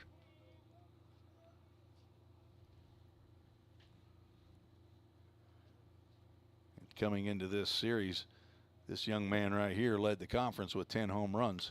Drives one, that'll get down and score a run. Burris over to cut it off, but there'll be runners at the corners and another run in. Walter State takes the lead, their first lead of the day. RBI single, his first hit of the series. Now batting. Cole McCallum comes in to score. Shaw ends up over at third base. Some activity beginning in the Pioneers bullpen here in inning number 4. Jarrett Martin, the catcher, who popped out to Logan Molnar at short. To end the second inning, steps in. He looks at a fastball high. So a single, error, and a single. There's runners at the corners and 1 run in.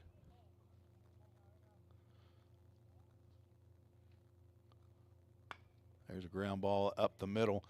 Huddleston will be able to get it, but his momentum carries him past second base. Molnar was trying to back him up, and a run scores on the infield single.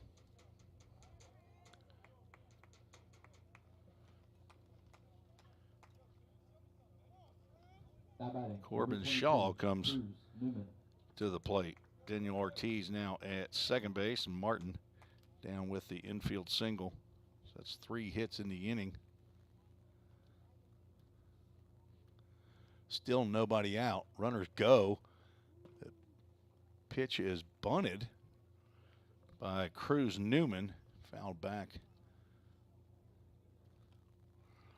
Apparently the ball must have hit his hand either while it was on the bat or some vibration on the bat hurt his hand. He is bent over as Mike Korn is there, all-world athletic trainer Justin McKinney over to take a look at Cruz Newman.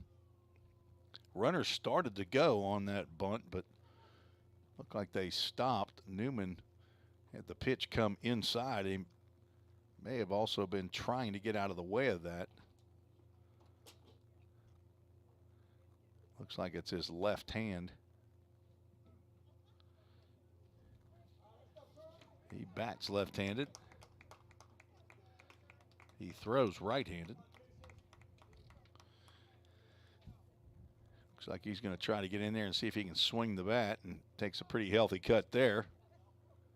Get back in the batter's box with an 0-1 count. Nobody out and 2 on. Parker White, except for the solo home run, was seemingly cruising. Has run into a buzzsaw here in the 4th. Single error, single, single. Newman not squaring around the bunt that time. Pitch is low and outside. Walter State had a couple sacrifice bunts in game one of the series yesterday, but no chance really in game one of the doubleheader today to lay down a sac bunt. Fly ball to deep left field. Back goes Messer. He is at the track. He cannot make the grab. It falls on the warning track. Here comes a run, and they'll hold up Martin at third base. There is an RBI double by Cruz Newman. And Walter State leads 4-1. Opposite field hitting Cruz Newman.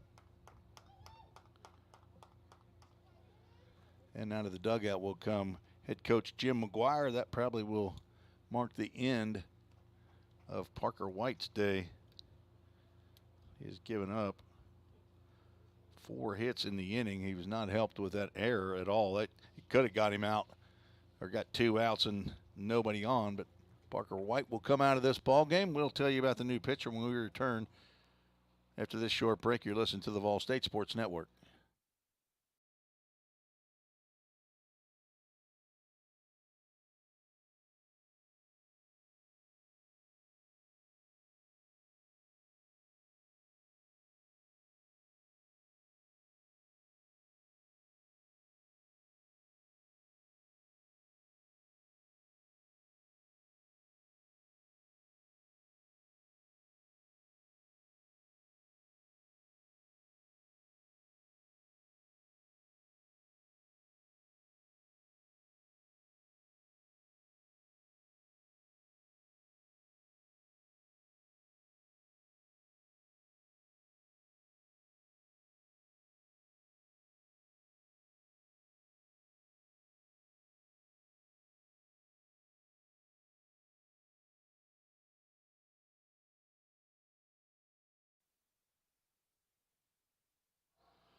Summit Concrete call to the bullpen for the Pioneers brings in Chase Birdwell, 6 foot 200-pound redshirt sophomore from Lebanon, Tennessee, the son of Deanna and Troy Rogers, brother to Riley Reese, Raylan and Mackenzie, Nana and Gandy in Gallatin, and grandmother Gigi and Paul in Lebanon, Tennessee.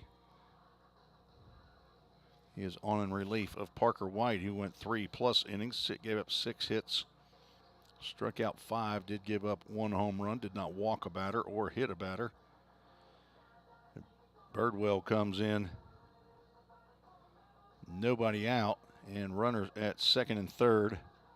3 runs have already come across in the inning for Walter State, who now lead 4-1. Chase Birdwell on for his 10th appearance of the year, all in relief. He has a 2-2 record, 1 save, 14 2/3 innings, given up 7 hits, 5 runs that were earned, walked 7, struck out 23 batters, a 3.07 ERA. He will face Angus Pence with runners at second and third and nobody out. Hard throwing right-hander delivers the first fastball inside.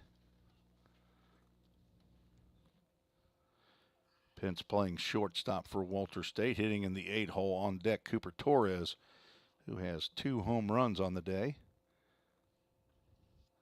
Pretty potent 9-hole hitter.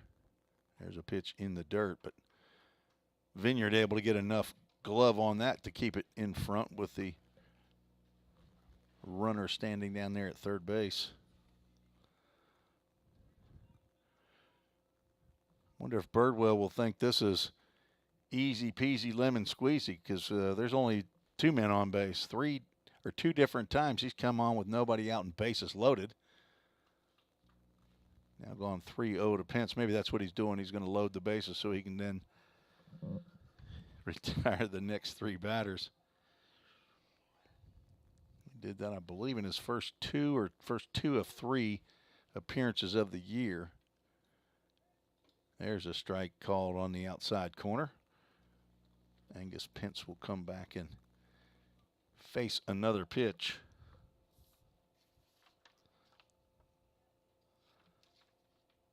Farragut High School graduate. A lot of great baseball players that come out of that school. Swinging a foul ball just over the backstop fence. As some of the lady softball players are showing up after their Game 2 victory. Well, the Full Count Ministries full count. Angus Pence playing in game number 23 of the year. Came into the day hitting .286. 3-2 pitch. Ball 4, and the bases are loaded.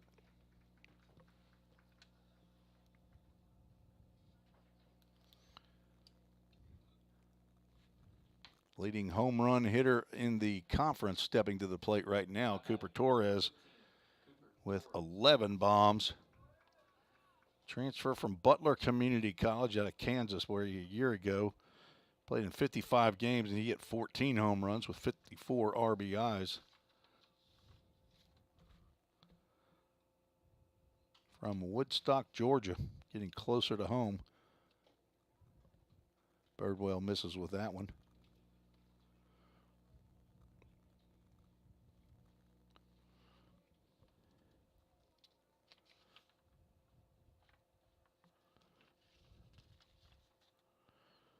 So Chase Birdwell, the fourth pitcher of the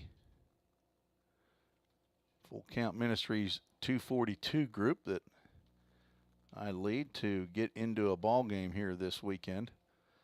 3 other pitchers pitched in succession yesterday's game. Cade McKee, Landon Tucker, and Kate Sanders. Ethan Huddleston, the only non-pitcher in the group. 5 guys throw down to first base after the pitch is called a strike is not in time. Braden Vineyard trying to steal an out. Angus Pence leading off down there at first base. Count now 2 balls and a strike. Bird looking for the strikeout. He's got a couple more or a pop-up in the infield. There's a swing and a miss. He's one pitch closer. Caleb Marmo on deck. Not an easy guy to double up, but you get the strikeout here and get a hard ground ball that middle infielder can handle. Get out of this without any further damage. But a 2-2 count. Swinging a foul ball out of play in MGM Industries foul ball. Good looking windows up here. Surrounded by some nice caulking by Dan Zettel and nice blue paint for pretty trim done by my lovely wife. About 6 coats of paint she put on this paneling in here. Breaking pitch swung on and missed, and Bird gets the strikeout. Just what he was looking for. So now 1 out. Caleb Marmo will take the same bat that Cooper Torres used and step to the plate. He's 1 for 2. Everybody playing basically a double play depth. Corners are not in. Molnar playing more up the middle. There's a pitch down in the dirt. Smothered by Vineyard. Thanks for joining us today on the Vol State Sports Network on YouTube and on Twitter. Pioneers won game 1, 23-6. In 5 innings. There's a breaking pitch in there for a called strike. That was a knee buckler by Chase Birdwell there. He's got that big 12-6 curveball. Over 45 of you watching on YouTube.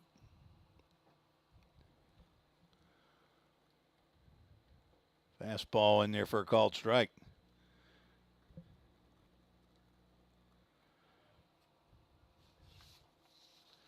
Birdwell comes in with a 14-plus strikeout per 9 innings. Got 1 already. And he's 1 strike away from getting another strikeout. Walter State started single, error, single, single, double, walk. Before the first out was recorded, 3 runs had scored, and there were runners at second and third when Birdwell entered the game. He walked the first batter, then struck out the next batter. There's a shot to Gotze, who backhands over to Molnar, who has no other play. That was a nice backhand by Landon Gotze, but a run does score. Do get the lead runner at second base, but there are 2 outs. A hot shot by Marmo. He reaches on the fielder's choice. Angus Pence retired at second base. Jarrett Martin comes in to score the 4th run, and Cruz Newman moves to third. Line to line. First and third situation, big overhand breaking pitch to Curtis Reed in there for a called strike. Reed, the 9th batter to come to the plate. So 2 outs. Runners at the corners.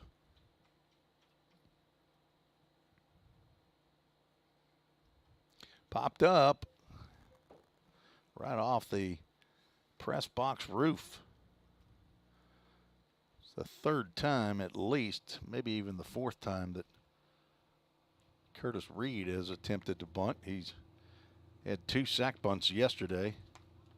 I'd actually given him a base hit on one. It was a tough play, I thought, for Carter Vrabel. He actually reached on the sac bunt, but it was an error charged to Carter Vrabel. Runner goes, swing and a miss. Birdwell gets the strikeout to end the inning. 9 runners come to the plate, and Walter State scores 4 times on 4 hits, 1 error, 2 runners left on base. Pioneers need one of those big innings like they got in game 1. We'll see what happens. Come on back. You're listening to the Vol State Sports Network.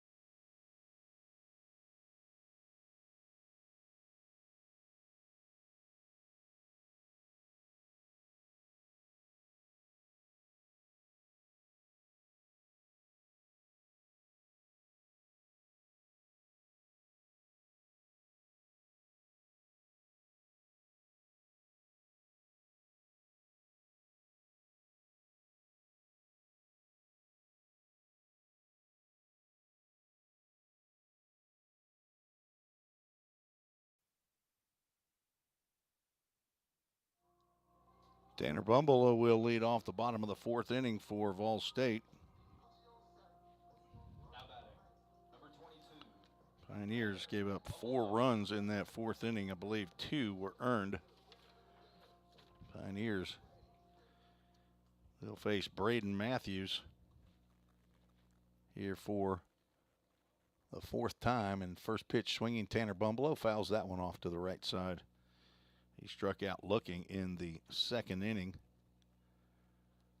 Matthews has given up a hit in each inning, but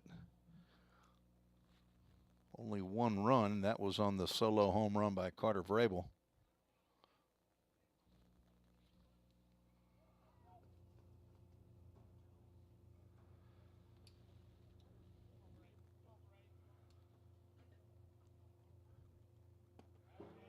There's a breaking pitch that must have stayed inside as Chris Judkins does point that way. Tanner Bumbleau with 4 walks in 4 plate appearances in game 1 of the doubleheader. He is 1 pitch away now from walking for the 5th time today. Braden Vineyard back a couple weeks ago had a 10-walk week. Had 8 walks in the Columbia State Series and then walked 2 more times. That pitch on the outside corner called strike. We'll have a full count. Ministries full count. Braden then walked twice with the Calhoun game at Calhoun. That was a single 9-inning game. Tuesday's game is supposed to be 2 7-inning doubleheaders. 3-2 pitch. This one driven out the left field. Back goes Curtis Reed and over to the line, and he makes the catch on the line drive that was slicing toward the line. Reed started to go back and then went it over. So 1 up, 1 down here in the 4th inning. Braden Vineyard stepping to the plate. He also struck out in the 2nd inning. Matter of fact, Matthews, after giving up the solo home run to Vrabel in that 2nd, struck out the next 3 batters that came to the plate. Fastball was high and tight.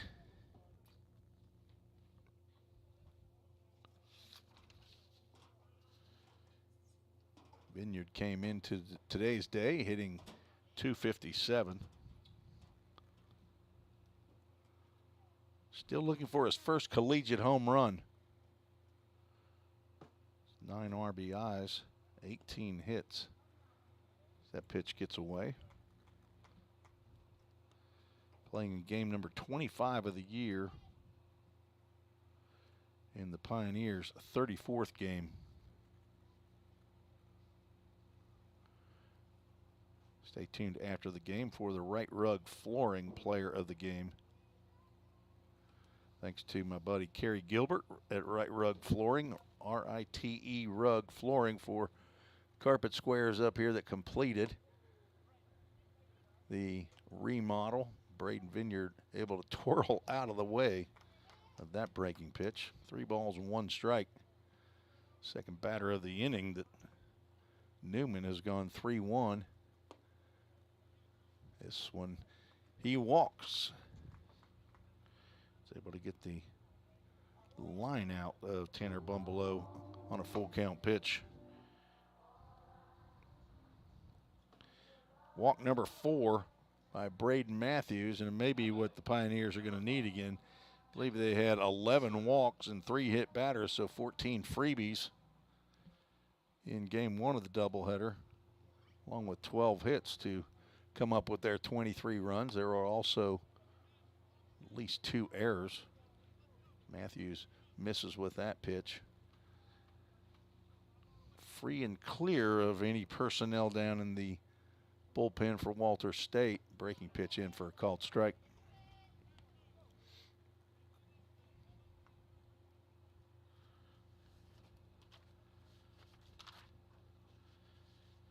Jacob Messer, 3rd-year player for Vol State. Thrower to first base, not in time. Vineyard back. Messer, 6 foot, 205-pound redshirt sophomore, the son of Dr. Timothy Messer and Dr. Andrea Smith, both of Memphis. 1-1 pitch coming. Called strike. That, not sure if that was a changeup or what it was. It didn't look like, and no, it wasn't a fastball, and it didn't look like a curveball. Papa and Gammy in Walton, Kentucky. And Papa and Mimi, as that ball is tapped. That'll get through into right field under the glove of Corbin Shaw. Vineyard throws down the anchor at second base and reaches down to his left shin. Not sure if he got hurt. Coach McGuire is telling him he was wanting him to come on over to third base, but I don't know if Vineyard twisted an ankle or not. But so a walk and a base hit have the Pioneers threatening here in the bottom of the 4th inning. Logan Molnar, top of the order, back up. He's 1 for 1, also reached on a walk. So Vineyard at second, Messer at first base. After going about 20 at-bats, Jacob Messer, without getting a hit, has about 4 hits in maybe his last 6 at-bats. Good to see for the redshirt sophomore.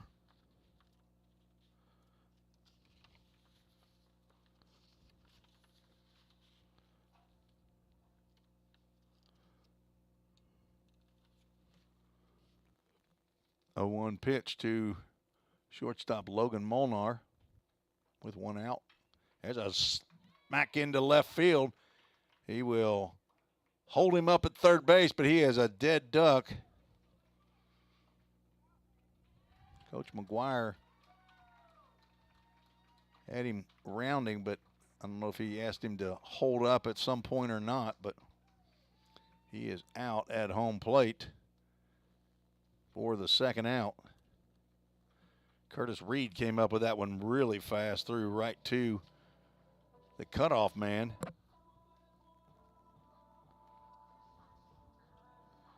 And the Pioneers run themselves into an out there.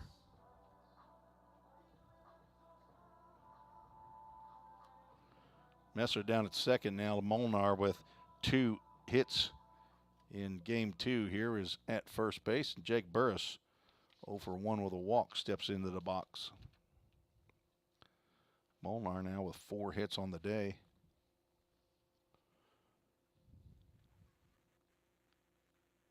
Ball in the dirt, blocked by Martin behind the plate.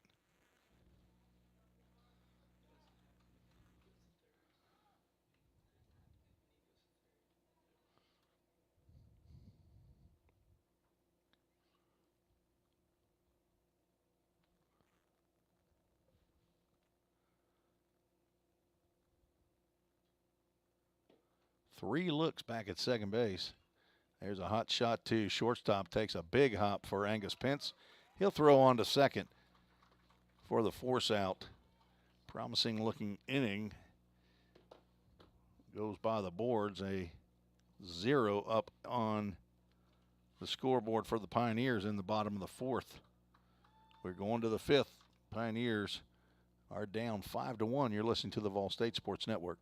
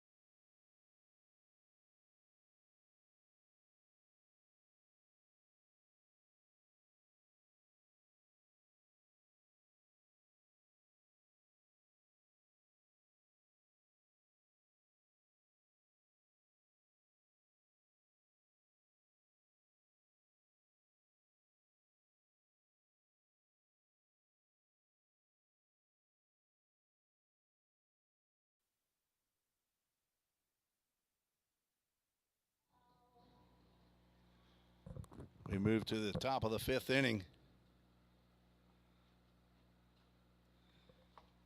Walter State will send 3, 4, and 5 to the plate. Cole McCallum, Corbin Shaw, and Daniel Ortiz. They lead 5-1. Chase Birdwell back out on the mound for the Pioneers. He came on in relief in the 4th for Parker White. First pitch he throws to McCallum inside. Had to go back and look at that base hit by Molnar. See exactly where that out was actually recorded. It looked like Curtis Reed, the left fielder, threw into the cutoff man, Daniel Ortiz, the third baseman. There's an overhand breaking pitch called strike 2. He flipped to Angus Pence, who was covering third base, and that kept Braden Vineyard from being able to get back to third base. And then Vineyard had to head to the plate, where Angus Pence then threw him out at the plate. So the 7-5, 6-2 put out. Bird tried to sneak in another overhand breaking pitch. McCallum said, "No, I'm going to take a hack at that one," and he fouls that back to the screen. Cole McCallum 1 for 2. He singled and scored in the fourth. Pops that one up out of play into the parking lot. On the other side of the Pioneers bullpen. Speaking of bullpen, thanks to Chuck Akers, owner of Summit Concrete, for his support of volunteer state baseball. Former player for Coach McGuire at MTSU. He owns Summit Concrete. That's did the redo of both bullpens a couple falls ago. Pouring some new slabs out there. 2-2 pitch. Overhand curve stays high. Well, a Full Count Ministries full count. Just say that our alumni spotlight will be Jake Oldham and Josh Carmen.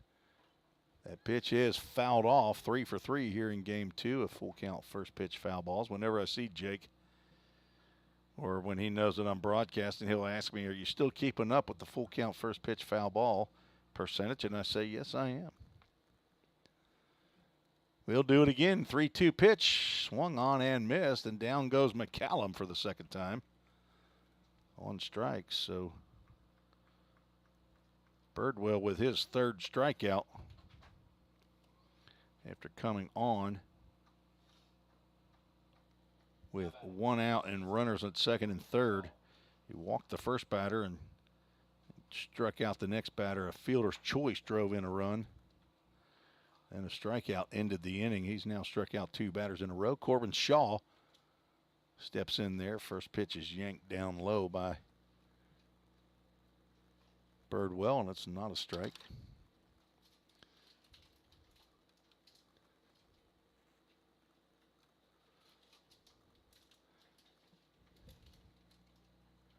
Breaking pitch swung on, and Chris Judkins is saying, "I'm not letting that one hit me like it did yesterday."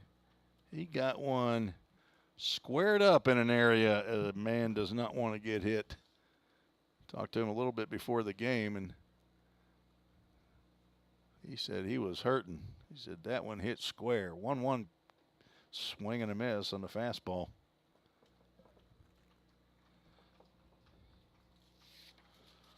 Corbin Shaw, an excellent hitter,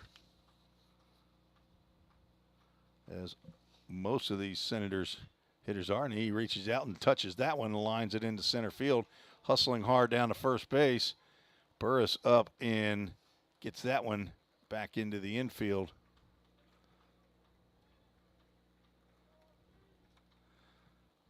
Watching that line drive too much. Sorry I didn't switch it. Went over the head of Ethan Huddleston out there and into right center field. Daniel Ortiz. Shaw came into today hitting .406. Now 1 for 3 in this game. Ortiz hits one off the end of the bat down to Godsey. Foul territory.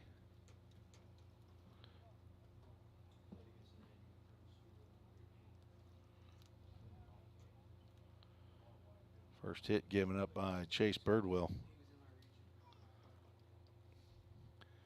Ortiz comes from the Redan School down in Stone Mountain, Georgia.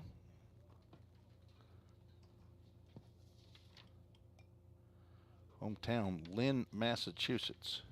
I think that's a suburb of Boston, would be my guess. There's a smash that'll get by Vrabel down that third base line. Into the corner, Messer digs it out. They're going to hold Shaw at third base. And Ortiz with his second straight hit. Doubled in that third base line. Starting to heat up. That overhand breaking pitch right there by Chase Birdwell. These guys might be getting used to seeing that now. Jarrett Martin steps in. He singled up the middle. Drove in a run in the fourth. Walter State threatening here again in the fifth. They scored 1 in the third, 4 in the fourth. Infield is in for the Pioneers.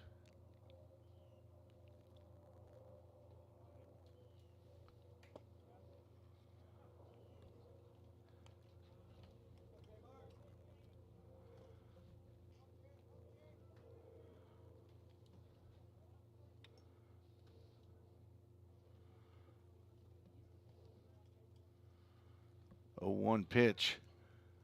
Birdwell fastball just misses down low.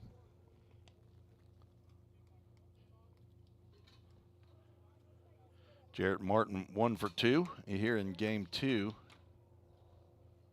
Was 1 for 1 in game 1 of the doubleheader. There's a breaking pitch that gets by Braden Vineyard. He'll throw to Birdwell, but it'll get by. They had a chance at getting Shaw at the plate. Looked like the pitch knocked the glove off of Braden Vineyard. Didn't think it was in the dirt. In my book, I guess I'm going to put a pass ball, but I didn't see dirt kick up until it got by Braden Vineyard and went right through the 5-hole, as they say in hockey.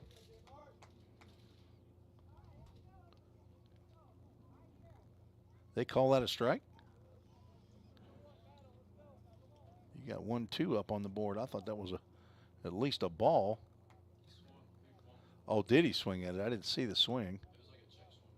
Okay. Oh, he called the. All right. Now the count is 2 balls and 2 strikes.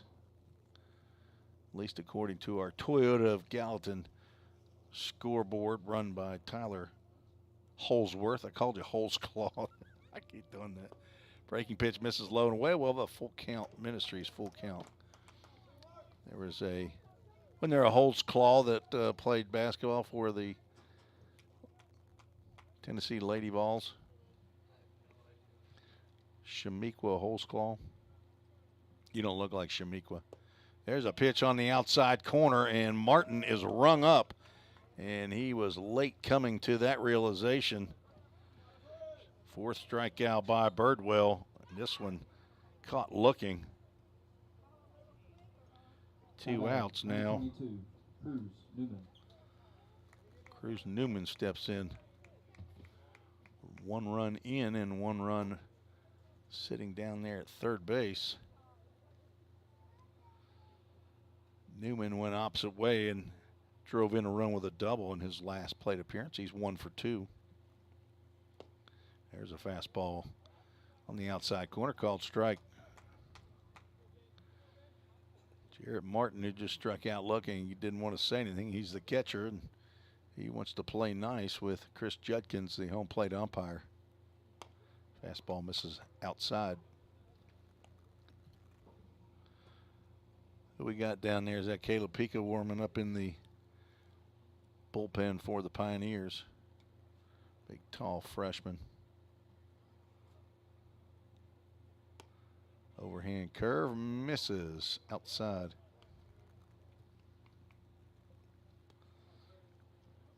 Say overhand curve as though he throws an underhand curve. Also, he does not.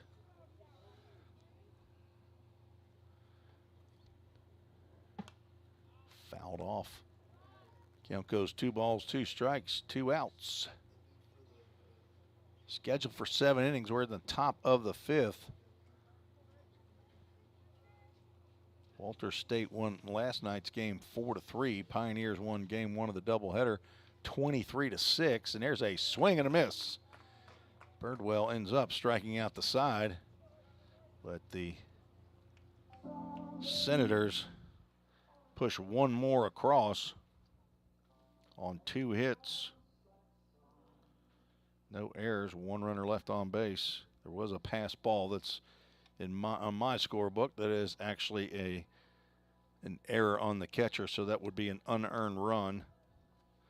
But it's a run on the board, and Walter State leads 6-1. You're listening to the Vol State Sports Network. We'll be right back.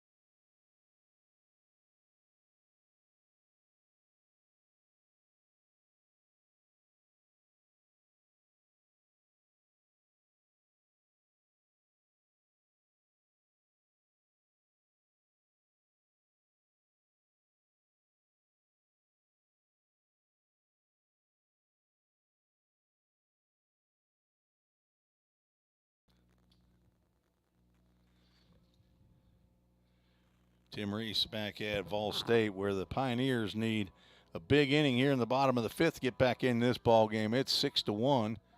6 runs, 8 hits for Walter State. No errors, 1 run, 5 hits, 1 error for Pioneers. After Vol State scored 23 in game 1, they've only put 1 on the board here in game 2. Baseball's as all athletics are, it's different from game to game. That ball is popped up into shallow center field. Back is Cooper Torres. He will make the catch on the first pitch, swinging Landon Godsey. Braden Matthews still out on the hill for Walter State. Jace Mizell steps in the box. Went back and looked at the replay on our YouTube channel and still couldn't tell if that pitch actually made it in the dirt or hit off the glove. It might have actually got in the dirt. If that's the case, it would be a wild pitch. Again, I'm not the official scorer, so my opinion really does not matter. Jace Mizell steps in. He is 0 for 1 with a walk.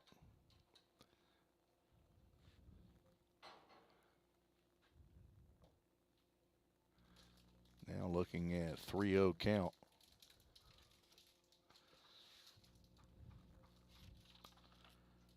Mizell hit his 7th long ball of the year in game 1 of the doubleheader. He was 3 for 4 with 4 RBIs. He will look at a 3-0 pitch right down Broadway.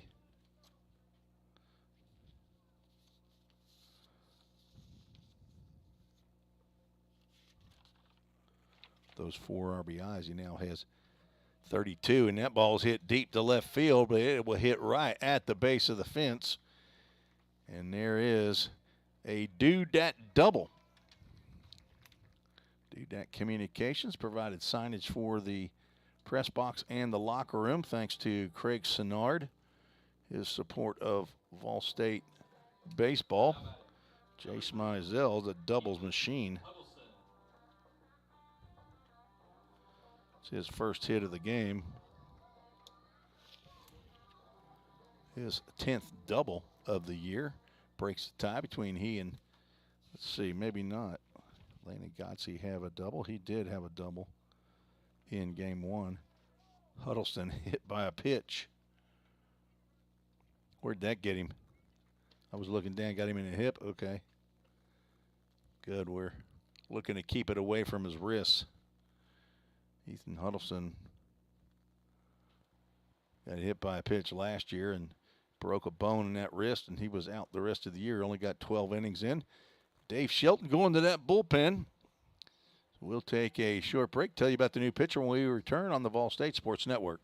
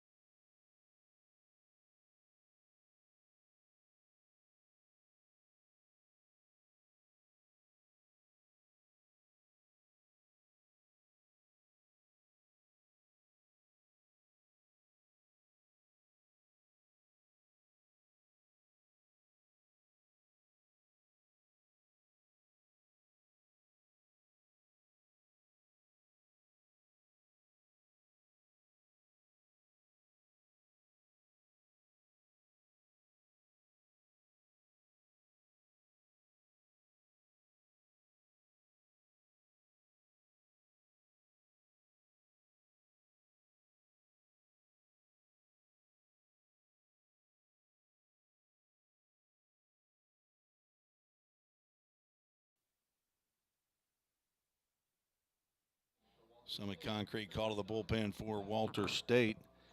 Number 39, Taz Butler, a freshman right-hander.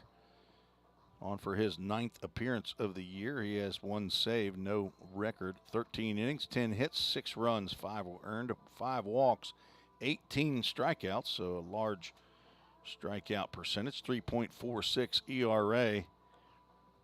Butler is from Sandy Springs, Georgia. Attended St. Pius X Catholic High School. Sandy Springs, just north of Atlanta. Is that close? It's pretty close to Norcross there, isn't it? Not far. Sandy Springs, just outside the Beltway, the perimeter, right? North of Chamblee and Buckhead. He is on in relief of Braden Matthews.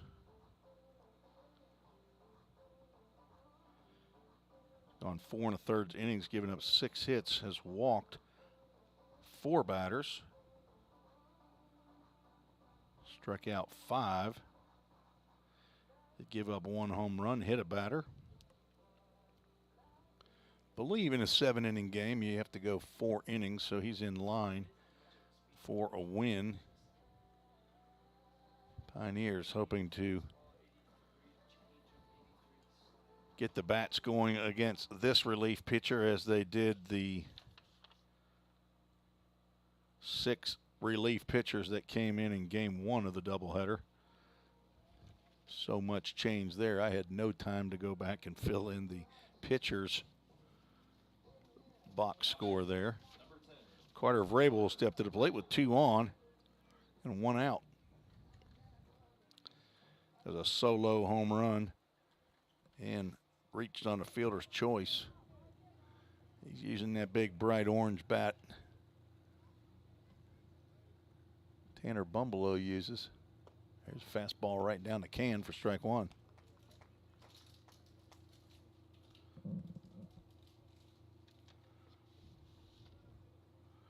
On deck is Tanner Bumbelow.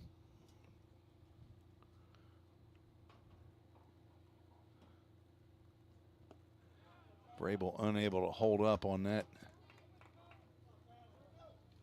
Maybe slider there. Pitch never appeared as though it was even around home plate. Carter seemed like maybe have made his mind up he was going to go after that one. Now down in the hole, no balls, 2 strikes. He swings and misses. Butler comes in and gets the first batter he faces. 2 outs for the Pioneers, and Tanner Bumbelow will be called upon for the Pioneers, if they're going to put a big number up, Tanner Bumbelow going to have to do something here.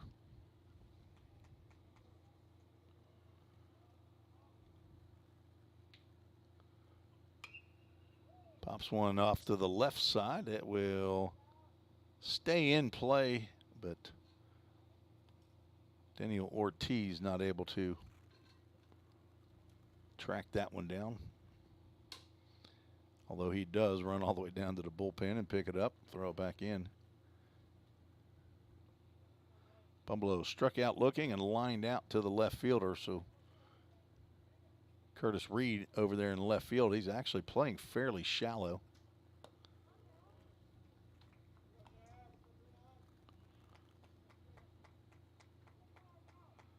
Mizell, who doubled after one out, is on at second base. Ethan Huddleston hit in the wallet on at first base.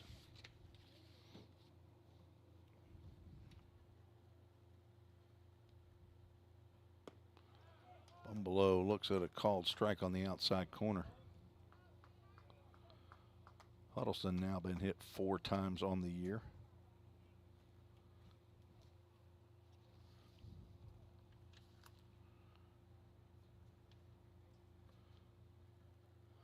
One-two pitch coming. In the dirt, blocked by Martin.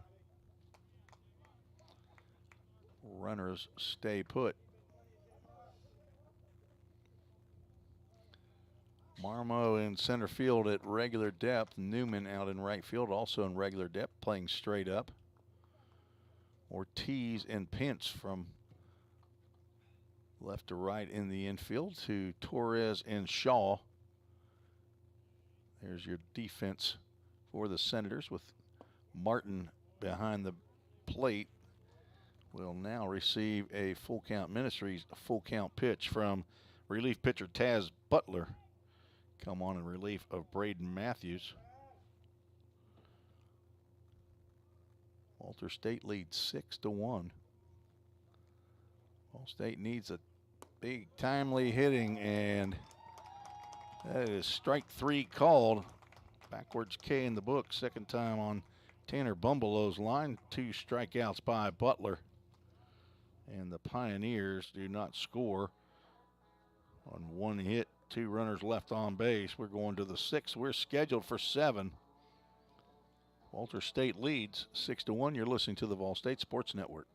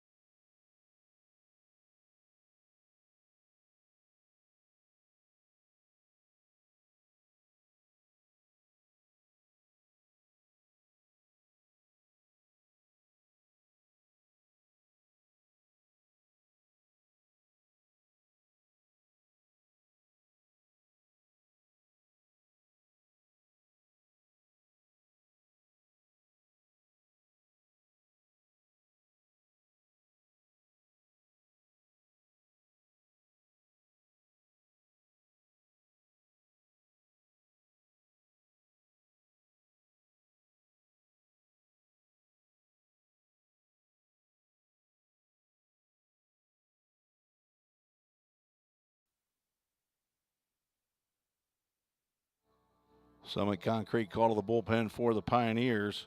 Caleb Pica, 6'6", 170-pound freshman from Overton High School here in Nashville, Tennessee. On in relief of Chase Birdwell, the third pitcher on for the Pioneers.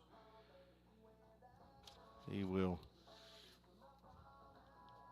take the place of Chase Birdwell, who went 2 innings, gave up 2 hits, 1 run, depending on whether or not that was a pass ball or wild pitch, as to whether or not that run is earned. Walked 1, struck out 5. Caleb Pica on for his 6th appearance of the year. 5th appearance out of the bullpen. He has a 1-0 record, 11 innings pitched, 4 hits. He's yet to give up an earned run. First pitch that he delivers to Angus Pence. Pretty proud I haven't called him Hunter Pence yet. Angus Pence 0 for 1 with a walk.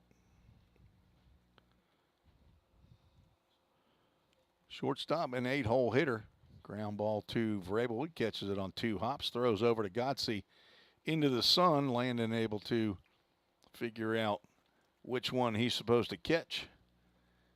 Retires Pence for the first out in the 6th inning. Now stepping to the plate, Cooper Torres, who has homered and struck out.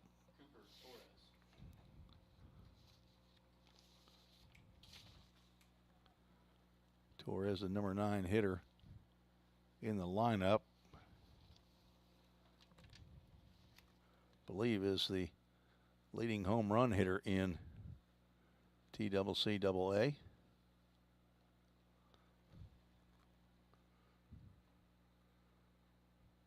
Fastball misses. 2 balls, no strikes.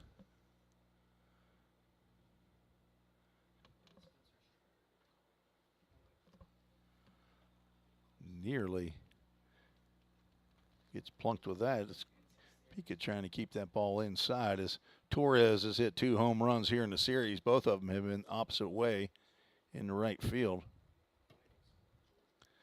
He'll take a 4-pitch walk. Appears as though Caleb Pika didn't want to have anything to do with him, which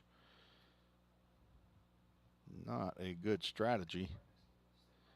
Don't want to give these Senators hitters free passes. I'm pretty sure he did not have that going through his head.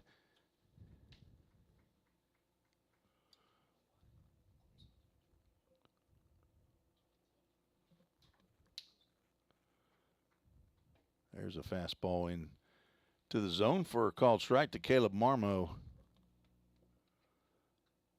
Top 3 home run hitters. Well, actually, it's top 3. Daniel Ortiz came in with 10 along with Torres. Torres now has his 11th, and Curtis Reed has 9. Then there are 1, 2, 3 other Senators with 8 home runs apiece. Breaking pitch, possibly missed inside. Nice looking pitch there by Caleb Pika. Pika looking for that ground ball to get him a Doodat double play. If you need it, Doodat Communications can do it. There's got to be a called strike on the outside corner, and it is. 2 balls, 2 strikes to Marmo, who is 1 for 3 with an RBI. Had an infield single in the 3rd. Curtis Reed on deck.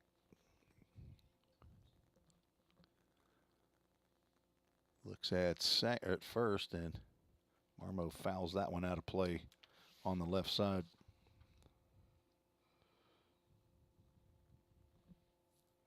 This is game number 38 of the year for Walter State. Come in 32-5. This is Caleb Marmo's 37th game. He'll be looking at a full count. Ministries full count.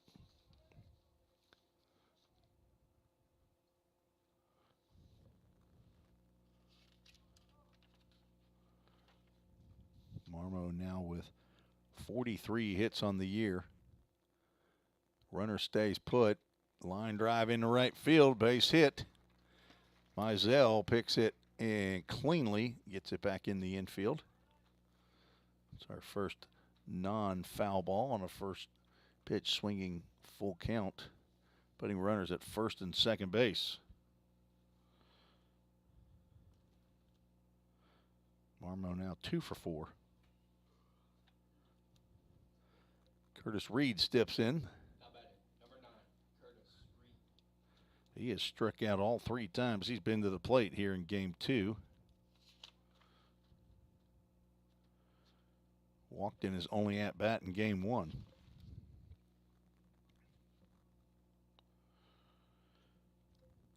Pika Retired the first batter on a ground ball. Walked Torres and now giving up a base hit to Marmo.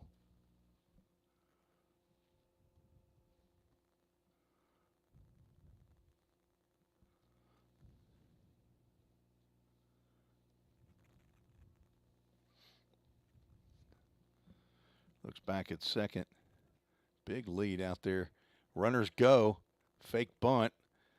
And again, nobody covering second base. Good thing Braden Vineyard does not throw down. Pitch called a ball and a double steal. Now has runners at second and third. Had that play happen at Cumberland on Tuesday, a double steal like that. Landon Gotze was behind the plate catching. That pitch misses for a 3-0 count. Actually, his runners at first and third, and no, it was first and second. He decided the guy runner at second had a big, huge jump, and he was going to throw at second. There's a 3-0 pitch right down the can. Shortstop and second baseman were late arriving at second base. The throw went into center field. 3-1 count now to the two-hole hitter Curtis Reed. Infield is in. Pioneers can ill afford to give up any more runs. There's a ball off the fist down to Landon Gotze. Throw to the plate. Will retire Torres. So good job with the infield being brought in. 2 outs now. No run scores there as Torres cut down 3-2 at the plate for out number 2. Marmo moves over to third. Reed on at first base on the fielder's choice. So a line to line. Runners at the corners. Cole McCallum, 3-hole hitter. DH stands up to the plate. He is 1 for 3, struck out twice, singled and scored in the 4th. Foul ball. Caught a little piece, I think, of catcher Braden Vineyard. On deck is Corbin Shaw.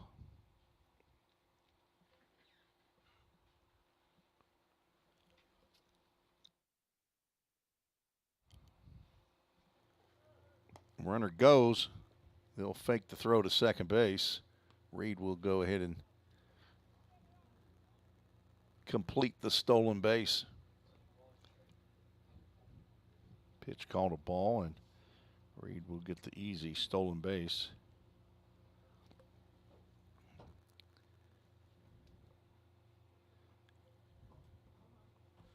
Cole McCallum with 2 runners in scoring position now swings and fouls that one at the plate.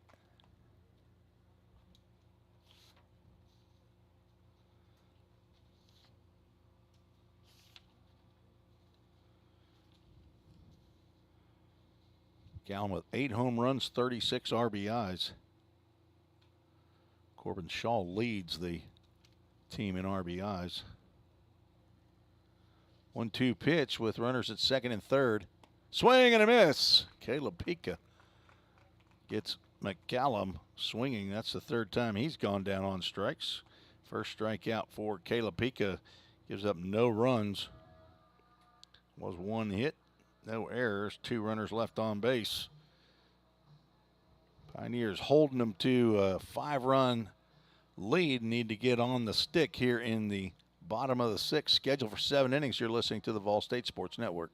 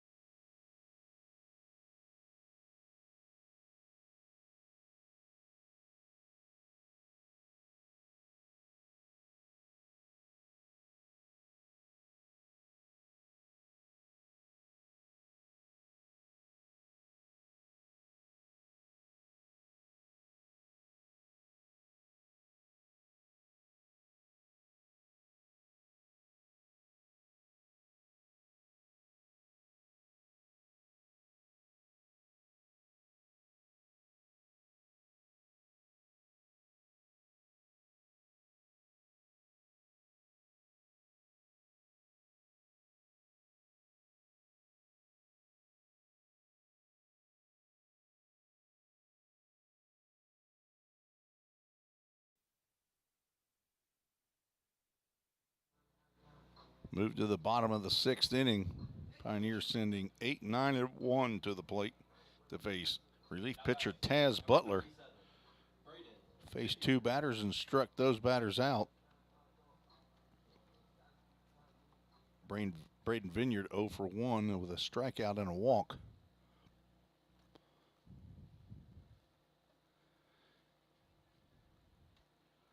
He also up there with a bright orange bat. What kind of bat is that, Tyler? Louisville Slugger bat. Line drive out of play over the maintenance shed into the trees. Is that a bat that do we have several of those, or is that the only orange bat? And it's not a team bat. 1 ball, 1 strike to the Pioneers catcher. Breaking pitch misses low and away. No defensive changes for Walter State. Curtis Reed still out in left field. Caleb Marmo in center, and Cruz Newman out in right field. Denny Ortiz at third. Angus Pence at short. Cooper Torres at second base. Corbin Shaw at first. And the catcher is Jarrett Martin catching Taz Butler. Right-hander from Sandy Springs, Georgia. Vineyard would rather take a walk than a hit by a pitch, and he was able to get those ribs out of the way. So a leadoff walk brings up Jacob Messer, who is 1 for 2. Now batting, number 5, Jacob Messer.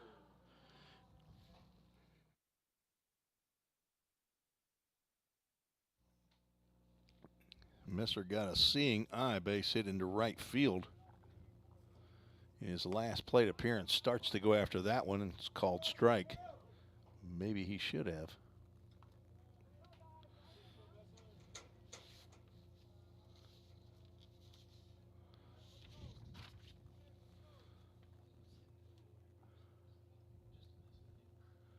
Third baseman playing way off the line. Not thinking that Messer is going to go down that left field line.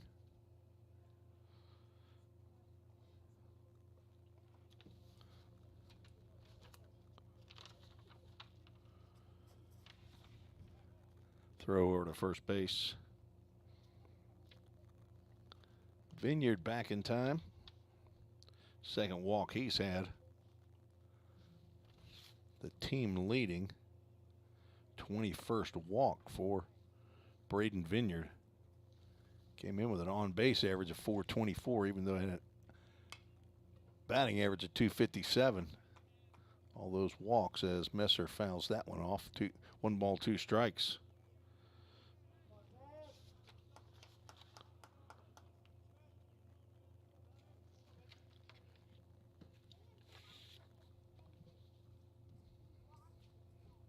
Jacob Messer now with 4 hits in the year, 2 doubles.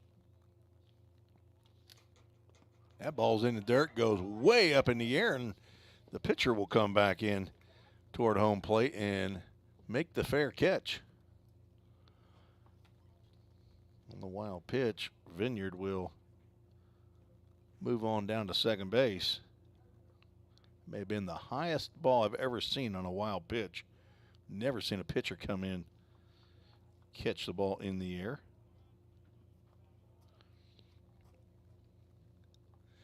Now goes 2 balls and 2 strikes.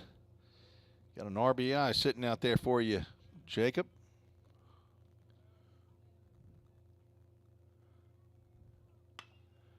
The high drive out to center field sends Caleb Marmo back. Tagging on the play is Vineyard. Marmo makes the catch and a strong throw in over the head of cutoff man Angus Pence. Braden Vineyard moves up to third with 1 out. Messer gave it a ride, but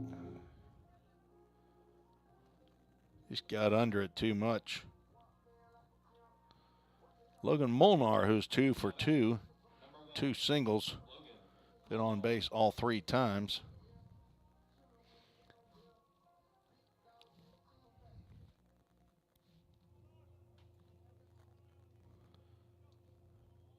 Yet to get an RBI.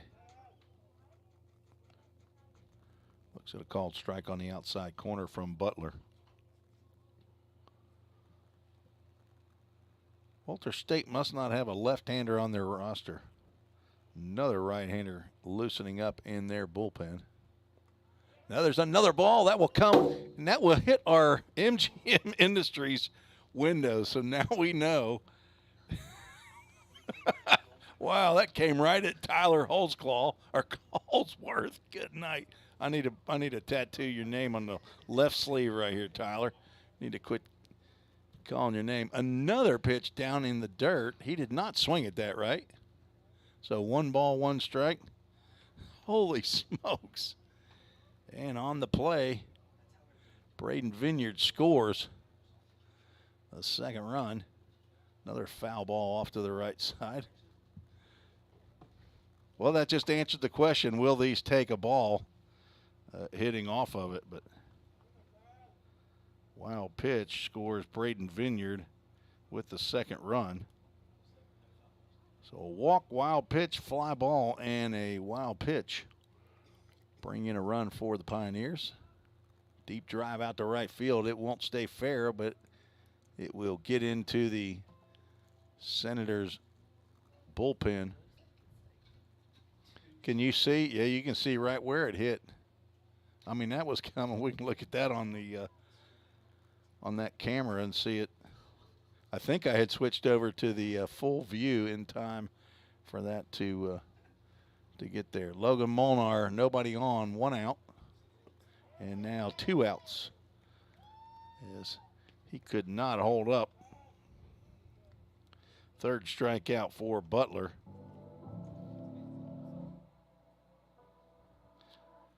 And the second out of the inning. Jake Burris steps to the plate.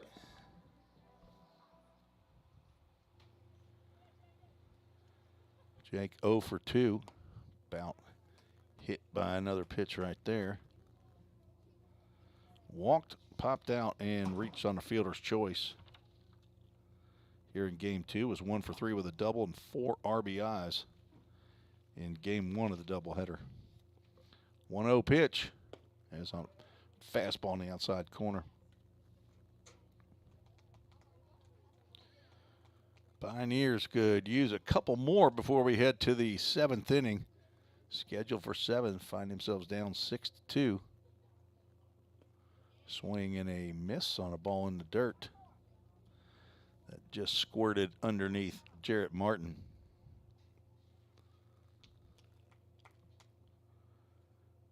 Taz Butler came on in relief of Braden Matthews in the 5th inning. Struck out the 2 batters he faced there. Walked Braden Vineyard. Wild pitched him to second base. Fly out moved him to third. And another wild pitch that hit off the MGM window right in front of Tyler, our Toyota Gallatin scoreboard operator. Did it scare you, Tyler? Do you think that MGM windows is going to break? Man, I'm glad it didn't. I saw no scenario that a ball was going to come up here and hit this, off the bat. Off the bat, I never thought about a wild pitch. And that's 2 in 1 batter. Or no, it wasn't 2 in 2 batters where a ball went that high in the air. 2 balls, 2 strikes, 2 outs. Now 3 outs. As Jake Burris will go down swinging. 4 strikeouts for Taz Butler, and we'll go to the 7th. Pioneers need to hold the Senators and then come back with a 4 spot at least to keep playing. There was 1 run on no hits, no errors, nobody left on base. Pioneers are down 6-2. You're listening to the Vol State Sports Network.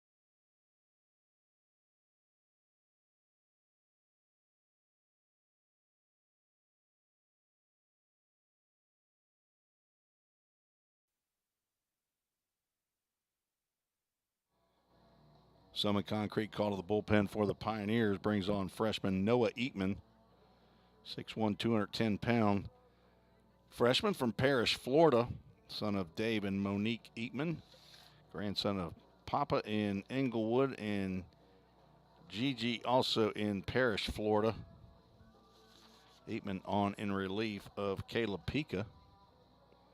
This will be the 9th appearance all in relief for Eatman. He has a 2-0 record, 1 save, 18 innings, 16 hits, 4 runs that were earned, walked 4, and struck out 16 batters, a 2.00 ERA. And he will be on to put a hold on the board here as the Pioneers need to put a 0 up on the scoreboard for Walter State, and they will send up 4, 5, and 6. That is Corbin Shaw, Daniel Ortiz, and Jarrett Martin, who caused havoc in the 4th inning. This breaking pitch swung on and missed. Shaw was looking for one in the parking lot with that cut.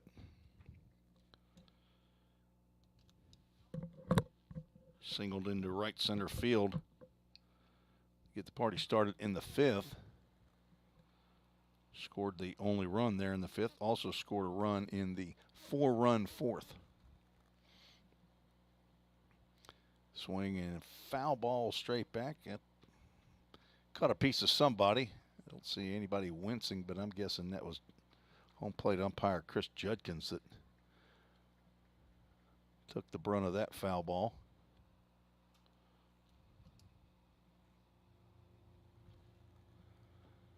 Eatman pitching from the stretch, even with nobody on, delivers high and tight. That comes off the bat of Shaw. Shaw flew out in the 2nd, reached on an error in that 4th inning, scored a run, then singled in the 5th. He scored on what I called a pass ball. It might have been a wild pitch.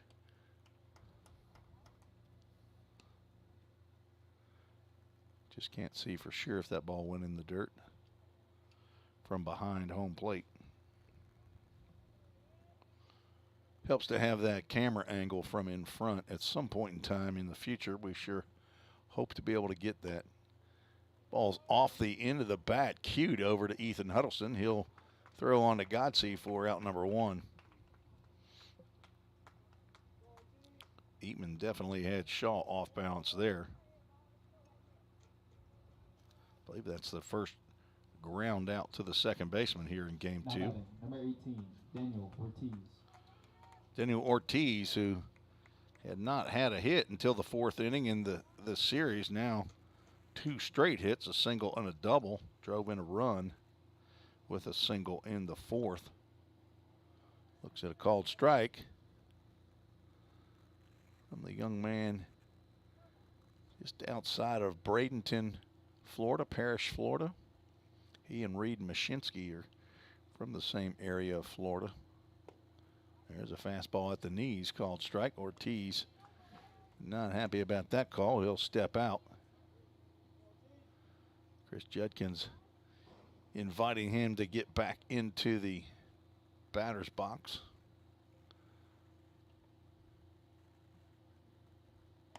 Fastball high and away. On deck, Jarrett Martin.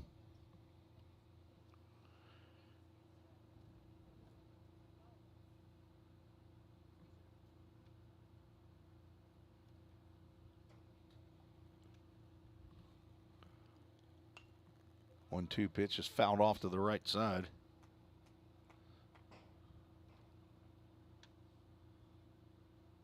Caleb Pica went 1 inning, gave up 1 hit, 1 walk, struck out a batter, did not give up a run. In relief, Parker White started, went 3 innings. Chase Birdwell went 2. Caleb Pica, that ball is called strike 3 on the breaking pitch. Ortiz goes down looking. First strikeout for Eatman. 2 up, 2 down in the top of the 7th. Now batting, number 21, Jarrett Martin 1 for 3. The catcher steps in for the number 1 team in junior college. Division I, Walter State Senators from Morristown, Tennessee. Lifted out to right field. That should be playable for Mizell in foul territory. That's a 1-2-3 inning for Noah Eatman. The Pioneers are down 4. Need to come up with at least 4 to keep playing in this ball game. See if they could only borrow from game 1. But you can't do that. We'll see what happens on the Ball State Sports Network.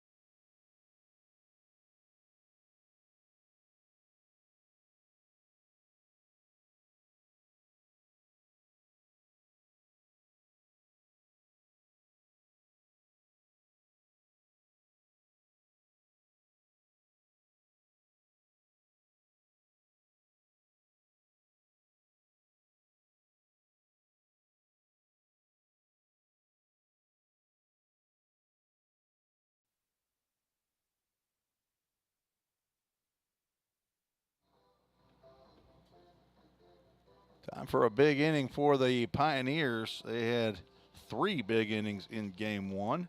6-run, a 9-run, and an 8-run innings back to back to back in game 1 of the doubleheader, and won game 1 23-6. Mercy rule for the second time against Walter State in conference play. They lost 11-1 to Motlow State in a mercy rule game back a couple weeks ago. But Walter State looks in control here to take the series from Vol State after winning game 1 of the series 4-3 yesterday. A game that the Pioneers were leading for about 4 innings.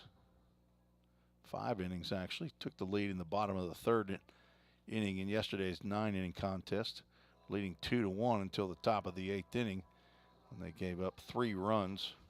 Did score 1 in the bottom of the 9th, but didn't push the last one across. They will send up 3, 4, and 5 to face Taz Butler, who's back out on the mound. Don't believe a safe situation unless he would have gone 3 innings, and most he can get right now is 2 2/3. That's a deep drive to left field, but Curtis Reed will go back in front of the warning track, haul that one in on the first pitch, swinging Landon Godsey. Apparently did not get as much of that as I had thought he did. Godsey 1 for 4 now. Chase Mizell 1 for 2 with a double and a walk.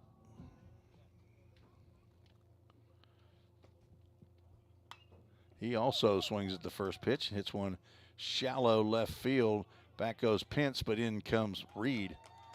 2 pitches, 2 outs. And the Pioneers now down to their last out. Ethan Huddleston stepping in. He's looking for his first hit of the ball game. 0 for 2. Strikeout looking, strikeout swinging, and also hit by a pitch.